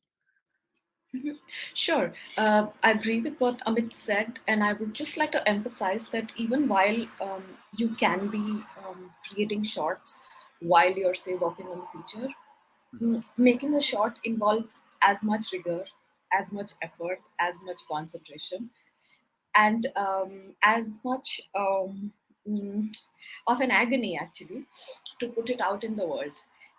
Just because it's short, it's not easier or quicker by any means, at least in our experience. The one thing that it did really help us was to understand the channels of distribution.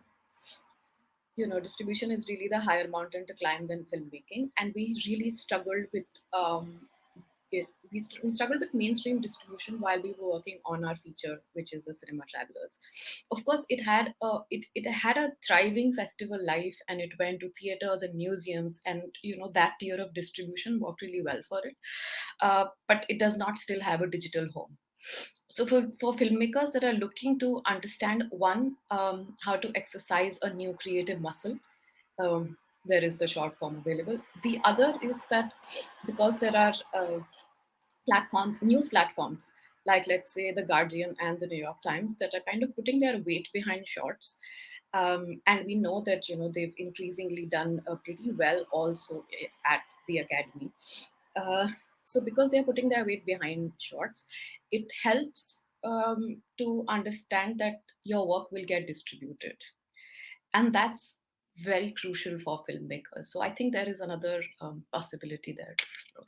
Great. Thank you very much, Shirley and Amit. And Ruby, obviously you won the Oscar, which is, that's no mean feat. So talk us about that, but also about what you've seen in your career in terms of the way shorts have worked for you, but also others that you may have worked with, or other colleagues of yours. Okay. Can you hear me? That's great. Good. All right.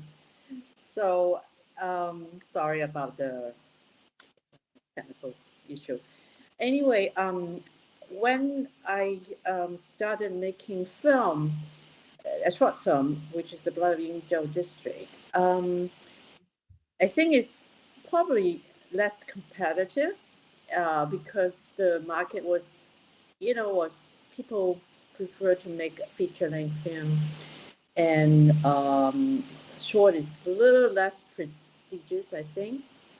But now things have changed a lot. I mean, people's attention is going shorter and shorter, and also the storytelling method have changed so much, and then people are so much media savvy that you can condense so much in a short film. That wasn't so acceptable before, and the equipment you have is so much lighter. DSL camera.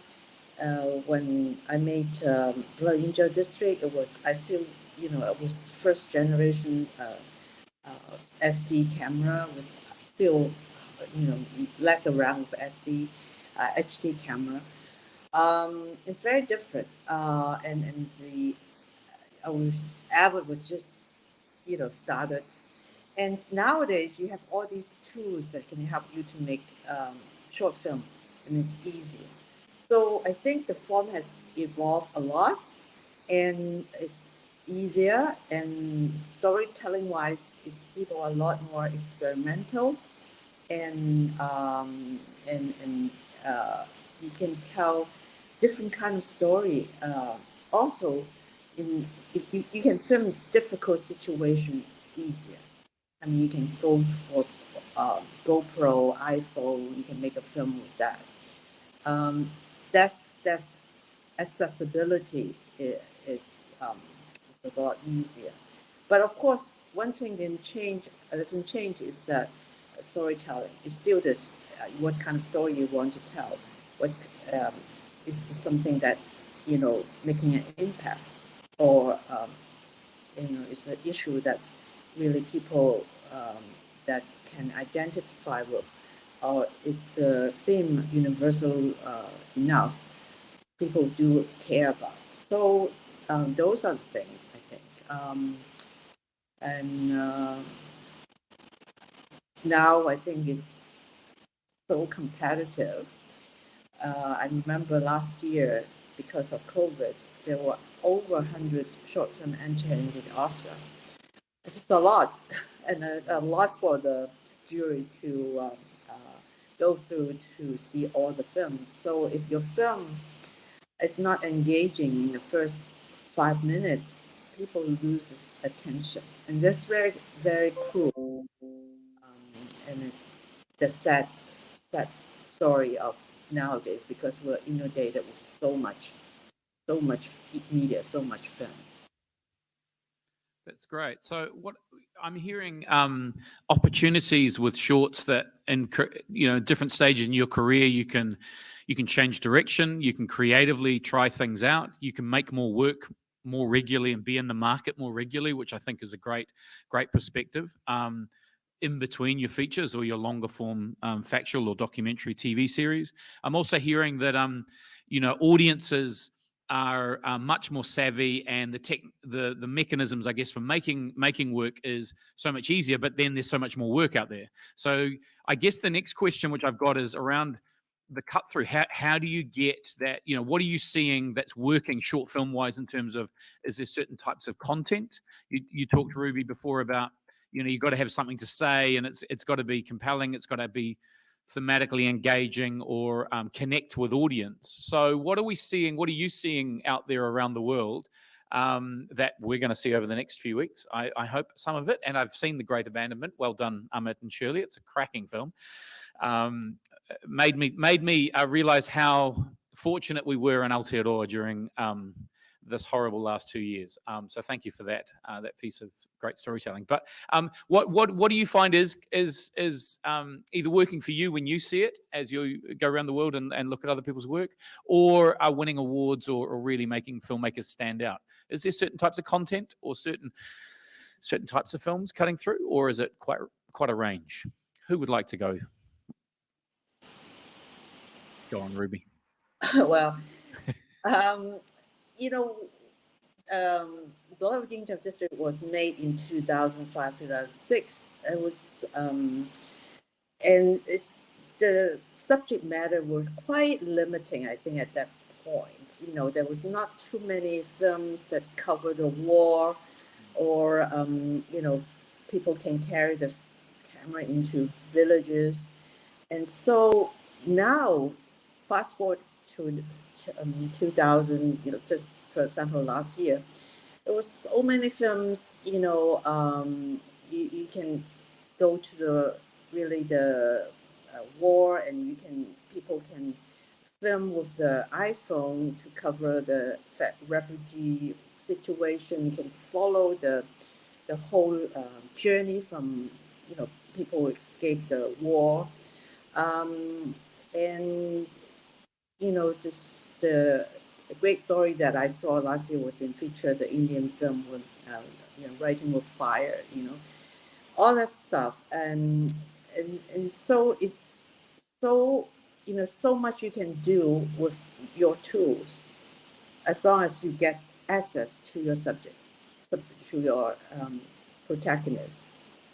And so I think this subjects are sort of doesn't really, I mean, before you said, well, I really can't go to the Africa village, or I can't go to the climb the rocks, the Himalayas. Now you can, you know, with the light cameras.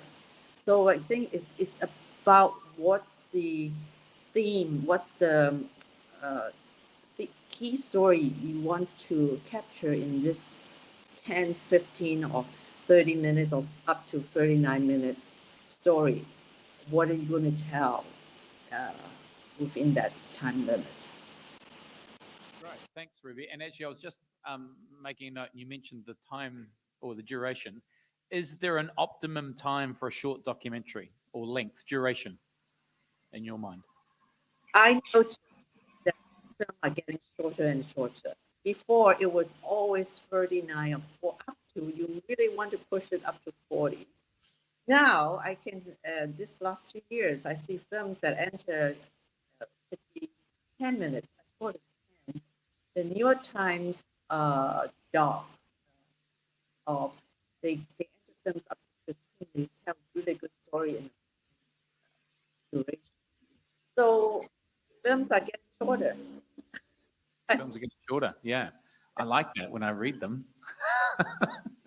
And Amit and Shirley, in terms of content, what are you seeing that seems to be breaking through for talent out there, for filmmakers, and also speak to that length, that duration? What do you think about the duration of shorts? So, echoing what Ruby was saying, you know, just because our attention spans around the world, they are being divided up into nanoseconds. So shorts are getting shorter. You know, there was a programmer who once told us that you know, you make a short that is, say, 5 minutes, you play 200 film festivals. So even the duration of, let's say, about the 20-minute mark is now being called a long short. And those are, you know, in the whole matrix of programming, those are kind of the harder to program, because they are, you know, they are looking for what is mostly known as the more snacky style of storytelling. And just to speak to this idea of what is becoming more popular, or at least is being seen more, I think the kind of shots that are not necessarily trying to be an audition for a feature. It's, you know, the filmmaker might be, say, using it as, say, a proof of concept, or using it to launch themselves into the world. But a short unto itself, it's, you know, it's a narrative, and it's a form that serves that narrative, that thrives over this short duration. It is not trying to be a compressed form of a feature. And I think those are kind of those are the kinds of shorts that really do stand out. For example, there are a few off-talks that come to mind. One is Hysterical Girl. And, you know, it's just trying to rework a theory of Freud, and it's kind of inverting the narrative and the gaze with which Freud's work was told, which is essentially this, you know, this pretty masculine gaze that, you know, that calls victims of sexual harassment as hysterical. And it's just trying to make that one central point. Similarly, you know, when you have a treatment like, say, object work, you know, you want to just tell a story through objects. There's another film on that platform, which is This Is How the Footage Had Looked. And it is just reworking a story from the past through these objects, using these objects as vehicles to tell a story. So even creatively, there is, of course, that sense of experimentation that, you know, can you sustain a story told with objects over, say, 80 minutes of time? You perhaps cannot. But say over 10 minutes, yes. So it really is that, you know, that burst of a cinematic piece that just strives to do this much, that I feel is really appealing to audiences. That's great. And Amit? Yeah, I mean, so I've been very fortunate to be, you know, part of some of the discussions with these platforms, where we were discussing the attention span of people and how shorter it's getting. So with BBC, New York Times, and Guardian, you know, in different rooms. So, and this I'm speaking about maybe 3-4 years ago. So they said that the research suggests them that the attention span is about 3 minutes long. That's the kind of time that audiences spend on something that's called a film online. But they also very happy and enthused about the fact that at least New York Times and Guardian have some devoted audiences who can watch a film that is, let's say, 20-24 minutes. But these are devoted audiences. These are not stray audiences that they come to watch something and they'll stay for 20 minutes. So in our own practice, we have found that a mark between 17 to 19 minutes is a kind of a sort of a sweet spot for us. It gives us the amount of time to tell a story in a dramatic fashion, and it doesn't feel condensed, and we are sort of exploring the story, and we are sort of living it and not trying to squeeze things into a small container. And that's not how we look at short form. In fact, Haruki Murakami, this great writer, he writes both novels and short stories. So he compares them once, and he says that if writing a novel is like planting a forest, then writing a short story is more like planting a garden. And they both complement each other, and they both work with each other. And he said that as much as I enjoy the shade of the forest, the wind rustling through the trees, I also like to see when bees and butterflies come into my garden and they signal the change of season. So and that's how we see as our work as short documentary filmmakers. I mean, this is an entirely different form. We never try to condense something in 90 minutes and present to the world. For us, it's never a proof of concept for a feature film. I mean, it's a form unto itself. And the films that Shirley mentioned, Hysterical Girl and other films, I mean, these films are pushing the form. They're not trying to replicate what the longer form is doing. And I think for me, that is the more exciting space, because I think you can even tell a story in 3 minutes. Maybe next year we will be making films which are 2 to 3 minutes long, but they will have the complete story. And as Ruby very rightly pointed out, I mean, people have become very media savvy, and so you can pack in more into shorter films, which probably earlier you could not. For instance, the Hysterical Girl, I mean, a lot of more people know about Sigmund Freud and his theories and how flawed they were. So maybe you can draw a very critical piece of his theories now, so there'll be a wider audience for that. So that's how we look at our engagement with short documentary. And it takes, for us, it's I mean, I know I mentioned earlier that it's sort of we try to do this while we are making our feature-length film, but it takes as much time. We take almost a year to make a short film, which is about 19-20 minutes long, and but there is no other way that we know to make it shorter. And this also second reminds me, I mean, we keep telling these stories to ourselves when we are making this film, shorter films, because we also get stuck into this, right? That, oh, this is a short film, but we are taking so much longer to make it. What is happening? But then I came across this quote by Blaise Pascal, and he says that he's writing a letter to a friend, and he says, if I had more time, I would have written you a shorter letter. And so that's the thing, that's the philosophy. If you have more time, you chisel it down, you make it more concise, more economical, and more precise.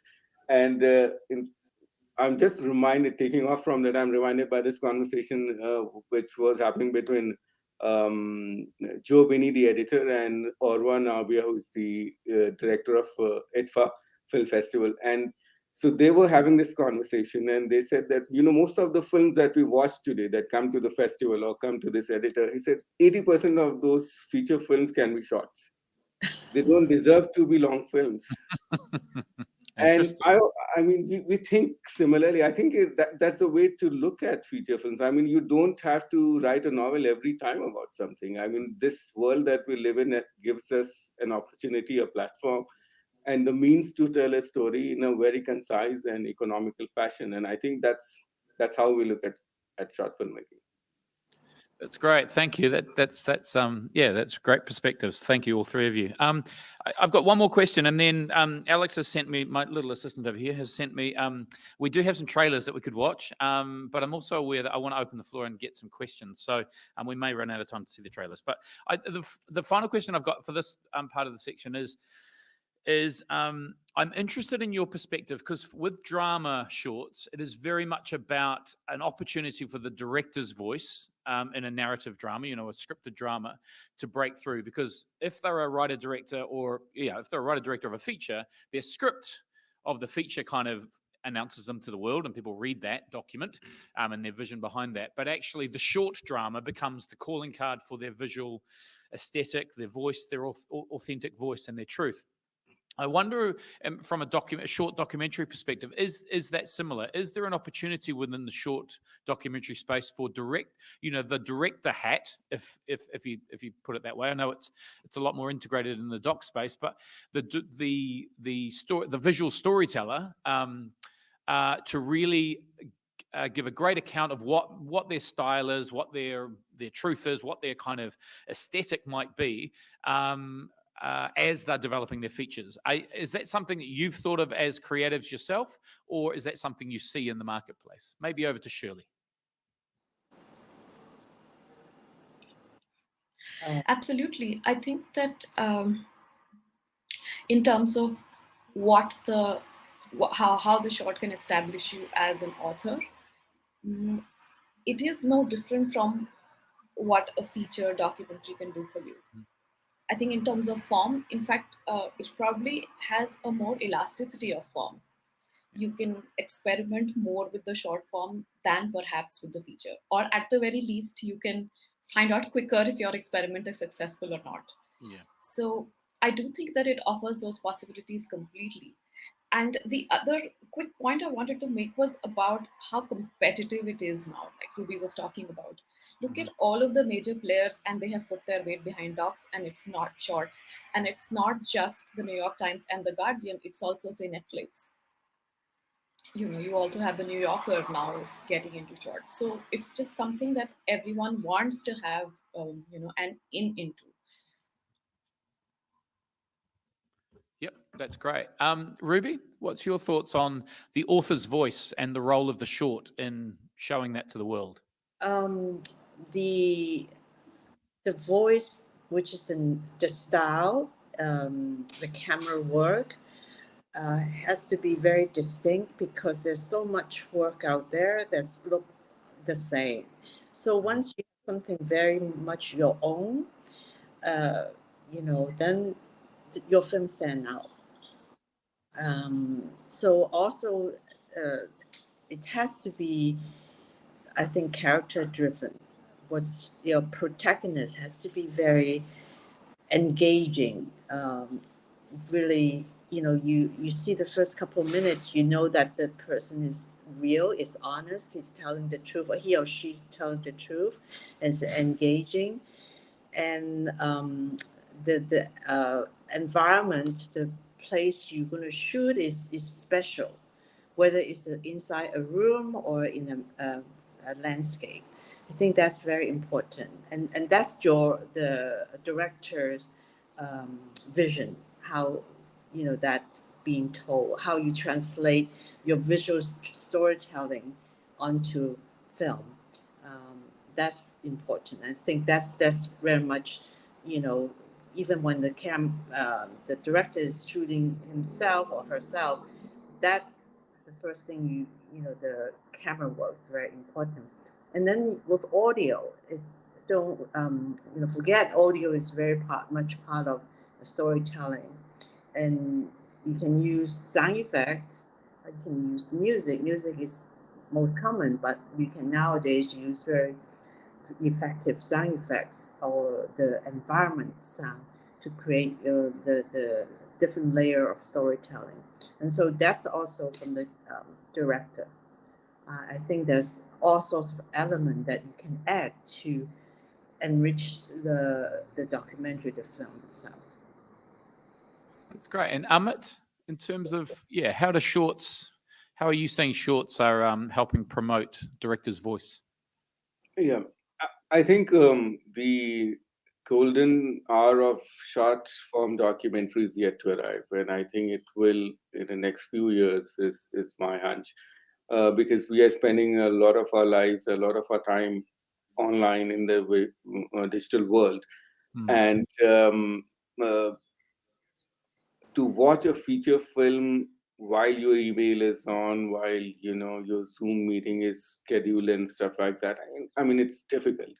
You have to enjoy a feature film when you go into a cinema hall, into a theater, and that's the best place to enjoy it.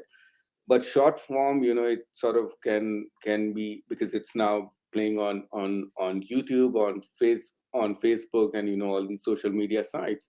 So embedded into this digital ecosystem, I think short form is going to thrive much more than what it is now, and it's going to be the way of telling stories, especially when we are also moving away from still images. We are moving towards video.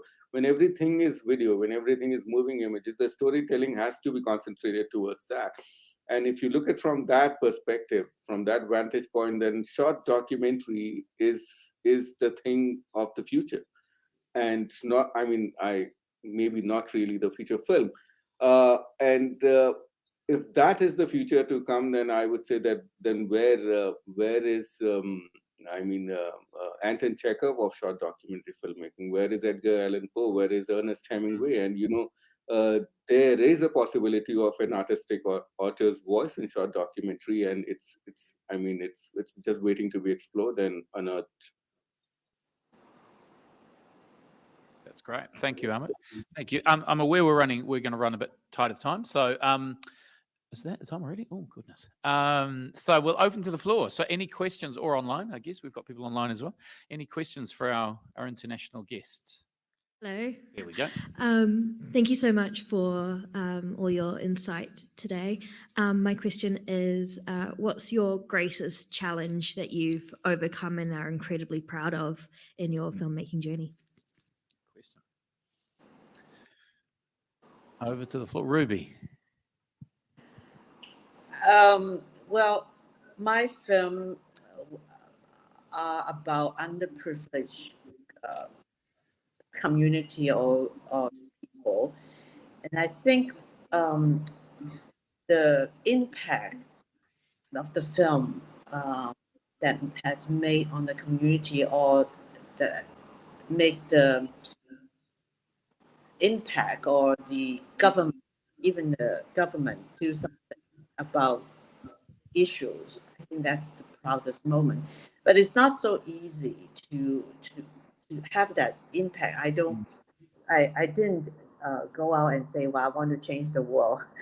But by product of the film, it make a huge impact on the environment, or the people living with HIV/AIDS. That's the proudest moment I got from my films. That's great. And Shirley and Amit? I think I've always found filmmaking a really dense and challenging medium. It's, there is enough and more that is said about the magic of cinema. But when you look at making a film, it's like walking into a wall every day. And you just have to, or many walls actually. Your persistence is your only choice. Yeah. And we made our first film over the course of 8 years, and then it premiered at Cannes. But when we started making the film, nobody had assured or promised us that this film would have a life. So I think that, to the extent that we talk about the magic of cinema as something that we witness as collective dreaming, when we are in the space of theater, it's almost like communal dreaming. I felt that we came to creating something close to that experience with our film. And nothing about the process of filmmaking would ever suggest that you can actually create that. Because it's just like, documentary filmmaking, you're out on the field, you're gathering this material, of course with an intention.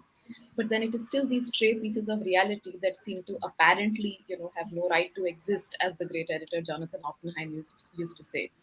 But with your persistence, with hopefully some of your talent, and with enough support from the world, you just somehow overcome everything that is against the creation of this. I feel like we make film against the world. we have to just wrest these films from everything that says that you cannot make this film or this film cannot come to be. So to make that and then to have audiences in a theater consumed by the magic of this thing is something that makes me feel that little bit of satisfaction. I think that's the most gratifying thing about filmmaking. It's great. And Amit? Yeah, I think it's, I'm just very I'm very proud when I see a film being finished, because even if it's not going anywhere or whatever the life of the film, because it's, as Shirley mentioned, it's so difficult to make a film, and it takes so much out of your life, that to have that finished thing in your hand, and it's almost like a material object, and think that this didn't exist sometime before, and I made it, I brought it into this world, and maybe it will say something, maybe it'll speak some language. I mean, that's quite a proud feeling, and I feel elated and exhilarated at that point of time when I finish that film and I know it's sort of going out in the world, and that it's a very selfish, creative feeling, but I think I really treasure that. That's great. And I think there's a question on our online. What does it say? So from Evan Williams, what are some of the things you think about when you're deciding whether a story is better told as a short? It comes back to content, doesn't it? What drives you when you're thinking, okay, this idea feels more like a short than a feature? Amit, do you want to speak to that first? Yeah, I mean, for us, it has to respond to the contemporary moment, and I think that's the primary criteria. If there's something that is happening in my country, in my vicinity, in my community, and I think it's really important, and it's something that needs to be analyzed, that needs to be spoken about, and especially when the mainstream media is not talking about it, we know that we have to respond to that. Yeah. And Ruby, do you want to speak to that? And then we've got one more question from the floor here. So what would encourage you to make a short of this subject? Say you've discovered something, you've come across something that really inspires you, rather than a feature or a longer form? A longer form on a complex historical issue, or you have multiple characters, that's better told in a feature.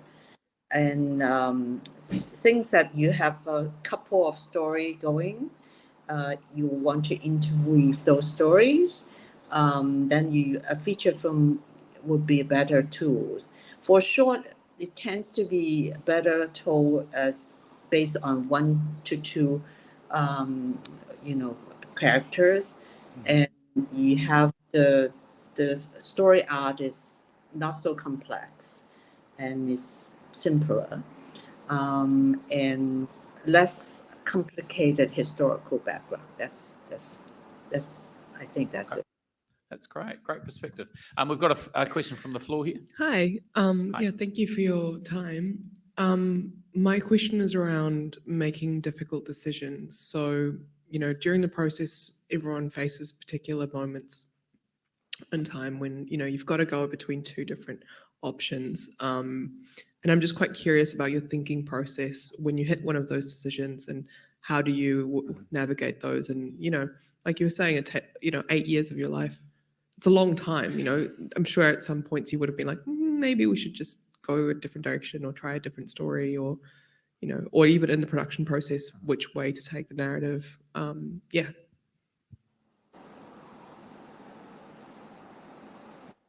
So Shirley, do you want to speak to that? Mm-hmm. Yeah. Thank you for that question, because it allows me to say that The Cinema Travelers was our first feature, was our first film that we put out into this world.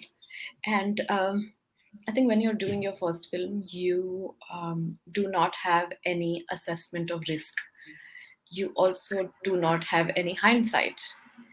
So, which I think is a great thing, because it was because of these things that we just carried on.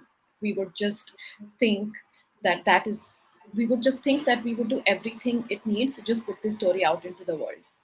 Of course, we now have hindsight. We probably think we make better choices now.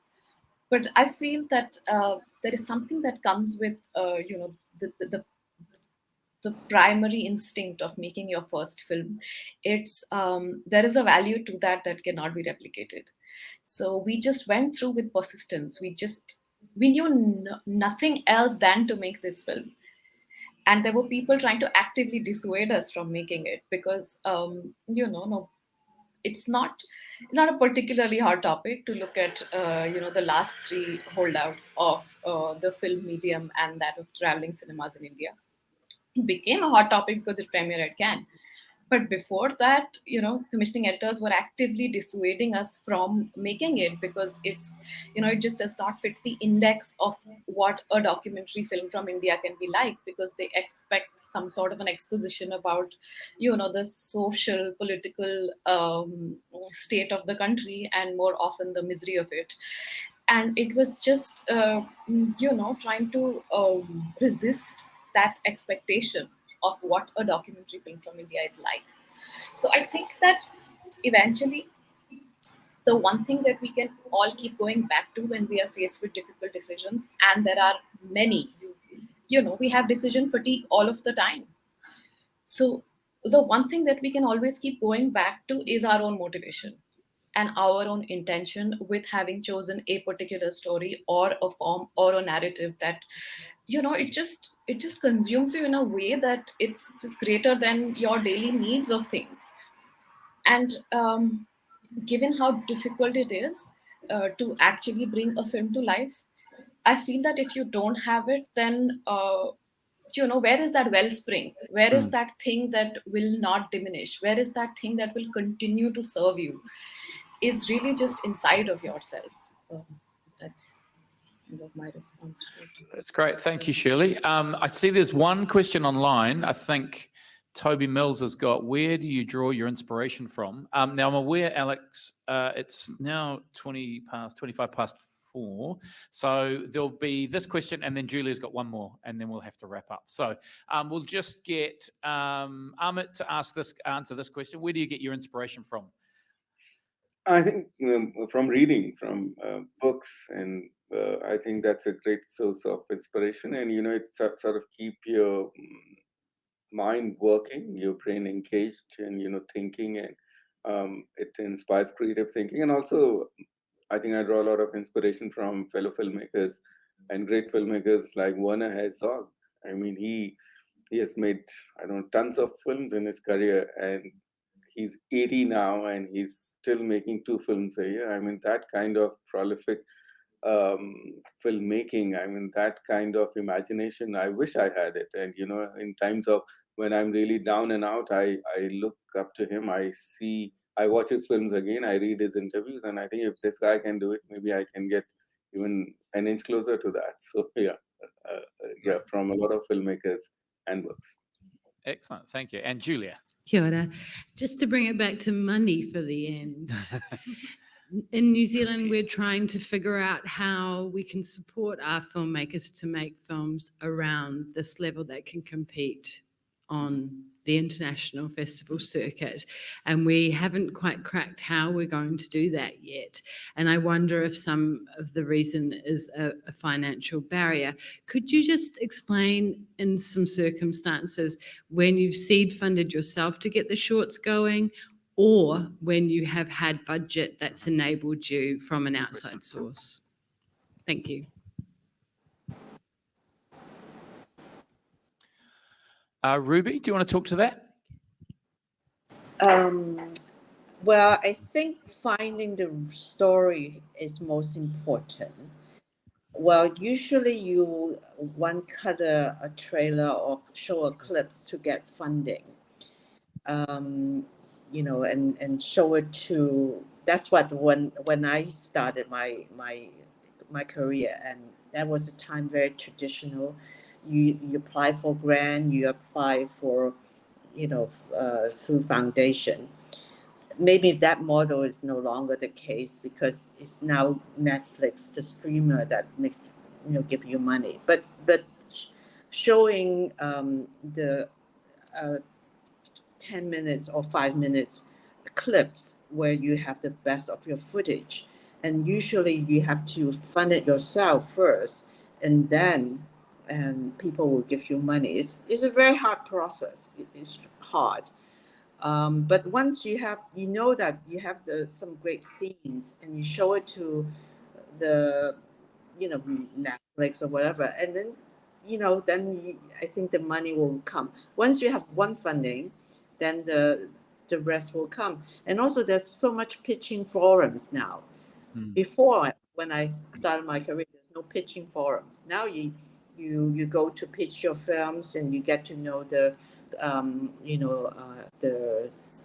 commissioning editors, and they know your film, and they will follow, and you can get people at Sundance or at some TV station is interested in your film, then you get notice. But it's still a long road, though. And Shirley, do you want to speak to that as well, budget-wise? Yeah, sure. Yes, we absolutely need money, and that's a great question because one must always try to follow the money trail. It's funding, of course, we understand is uniformly hard for both features and shorts, but I would think that one needs to kind of draw up that whole constellation of where the money for shorts can come from. There is, of course, when there is a platform that attaches itself to a short, and it could be your New York Times or Guardian or the New Yorker or the Atlantic or Field of Vision, there is some money that comes through that commission. And of course, the promise of distribution. Now, that promise of distribution is something that can help you get some more money. For example, let's say there is the Pulitzer Center for Crisis Reporting. But they have a criteria which says that, well, we can give you this money, but of course, the film should have a distribution arm attached to it. And it does make sense, right? Because we are not making these films to watch in our computers at home or watch on home theaters. We are really making them for audiences. So I feel like distribution, and again, which is not to say this is any easier for shorts. In fact, it is to emphasize that that level of rigor is needed at all stages in a short. Once there is some way of figuring out distribution for a short, that kind of unlocks some more funding for the film. And I also should say that these platforms, especially the news platforms, they do come with pretty limited budgets. It's not like, our films and the budgets regularly go to, let's say, up to $50 and $60 and $70,000 for shorts. But it's not that a New York Times can fully fund it or a Guardian can fully fund it. They can fund a piece of it. But when they promise you distribution, that's when you can unlock more funding for the film. That's great. Thank you very much. So I'm going to wrap up now, and then we're going to thank our lovely guests. So it's been a great conversation, and I hope you've got a lot out of it. The key takeouts for me are things, as we said before, shorts are a great opportunity for talent to regularly make stuff, get stuff out there, be in the market more regularly. We've just talked about, and Shirley's just reiterated her perspective around distribution. So the building of networks through making short content with platforms or other industry partners, international partners, hopefully can bring some putias, can bring some money, but also it brings you an audience, or it brings you a potential platform to get to an audience. I loved your perspective, Shirley, that you talked about all filmmaking's kind of walking into the wall, which I think we all recognize in this room, and we reiterate every day. But using the short as a way for creatively either moving in a different direction, trying something different, building new relationships across the sector, across the industry, whether it's domestically or internationally, I think was a great perspective. The other thing was, Amit, you talked to the garden versus the forest, which I thought was a lovely image, that perspective of the short being the short, and Ruby and Shirley both spoke to this as well, the short being a short in itself.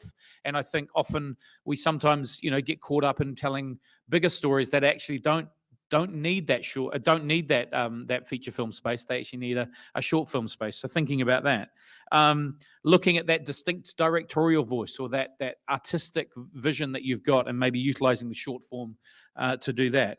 And then finally, Amit's lovely quote, which is, if I had more time, I would have written a shorter letter, I think is a great way to end this panel, to think about, how we tell the most impactful stories we want to tell to the world, make most difference in the world that we're all trying to change through the short form. Hopefully that's been useful for you. Hopefully you're all going to go and write and develop amazing short documentaries that are going to win Oscars and other things, and then Alex is going to take credit for it, and Doc Edge, which would be the best thing that could result from this panel. But thank you very much. Once again, just thank you to Shirley, Amit, and Ruby. It's been amazing. I know we're all in different time zones, so really appreciate you making the time. And it leaves me to say thank you very much, and a big round of applause for our panel. Thank you, Evelyn.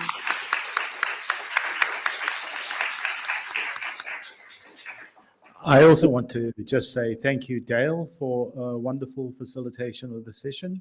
And certainly I hope that we will be in a situation that we're going to be seeing some really amazing short films come out, because it's an absolutely amazing genre and we should be trying to spend more time in it. I'm going to invite Dan Shannon to come up to finish.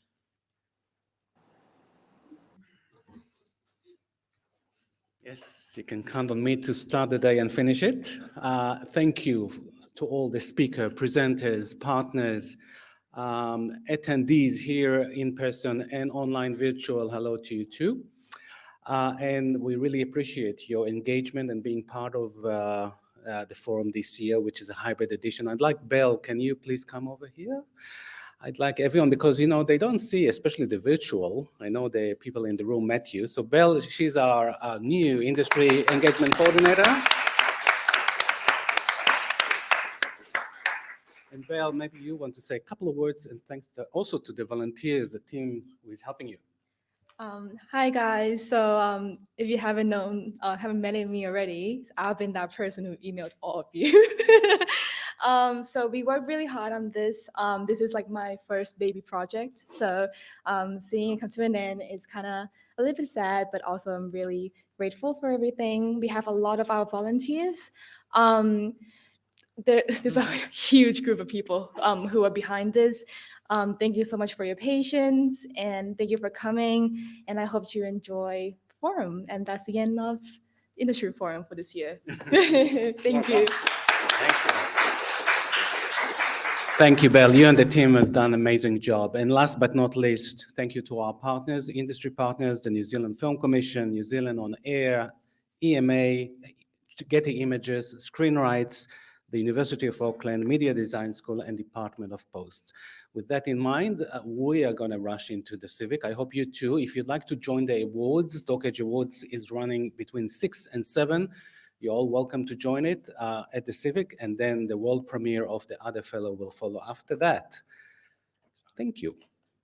Well done.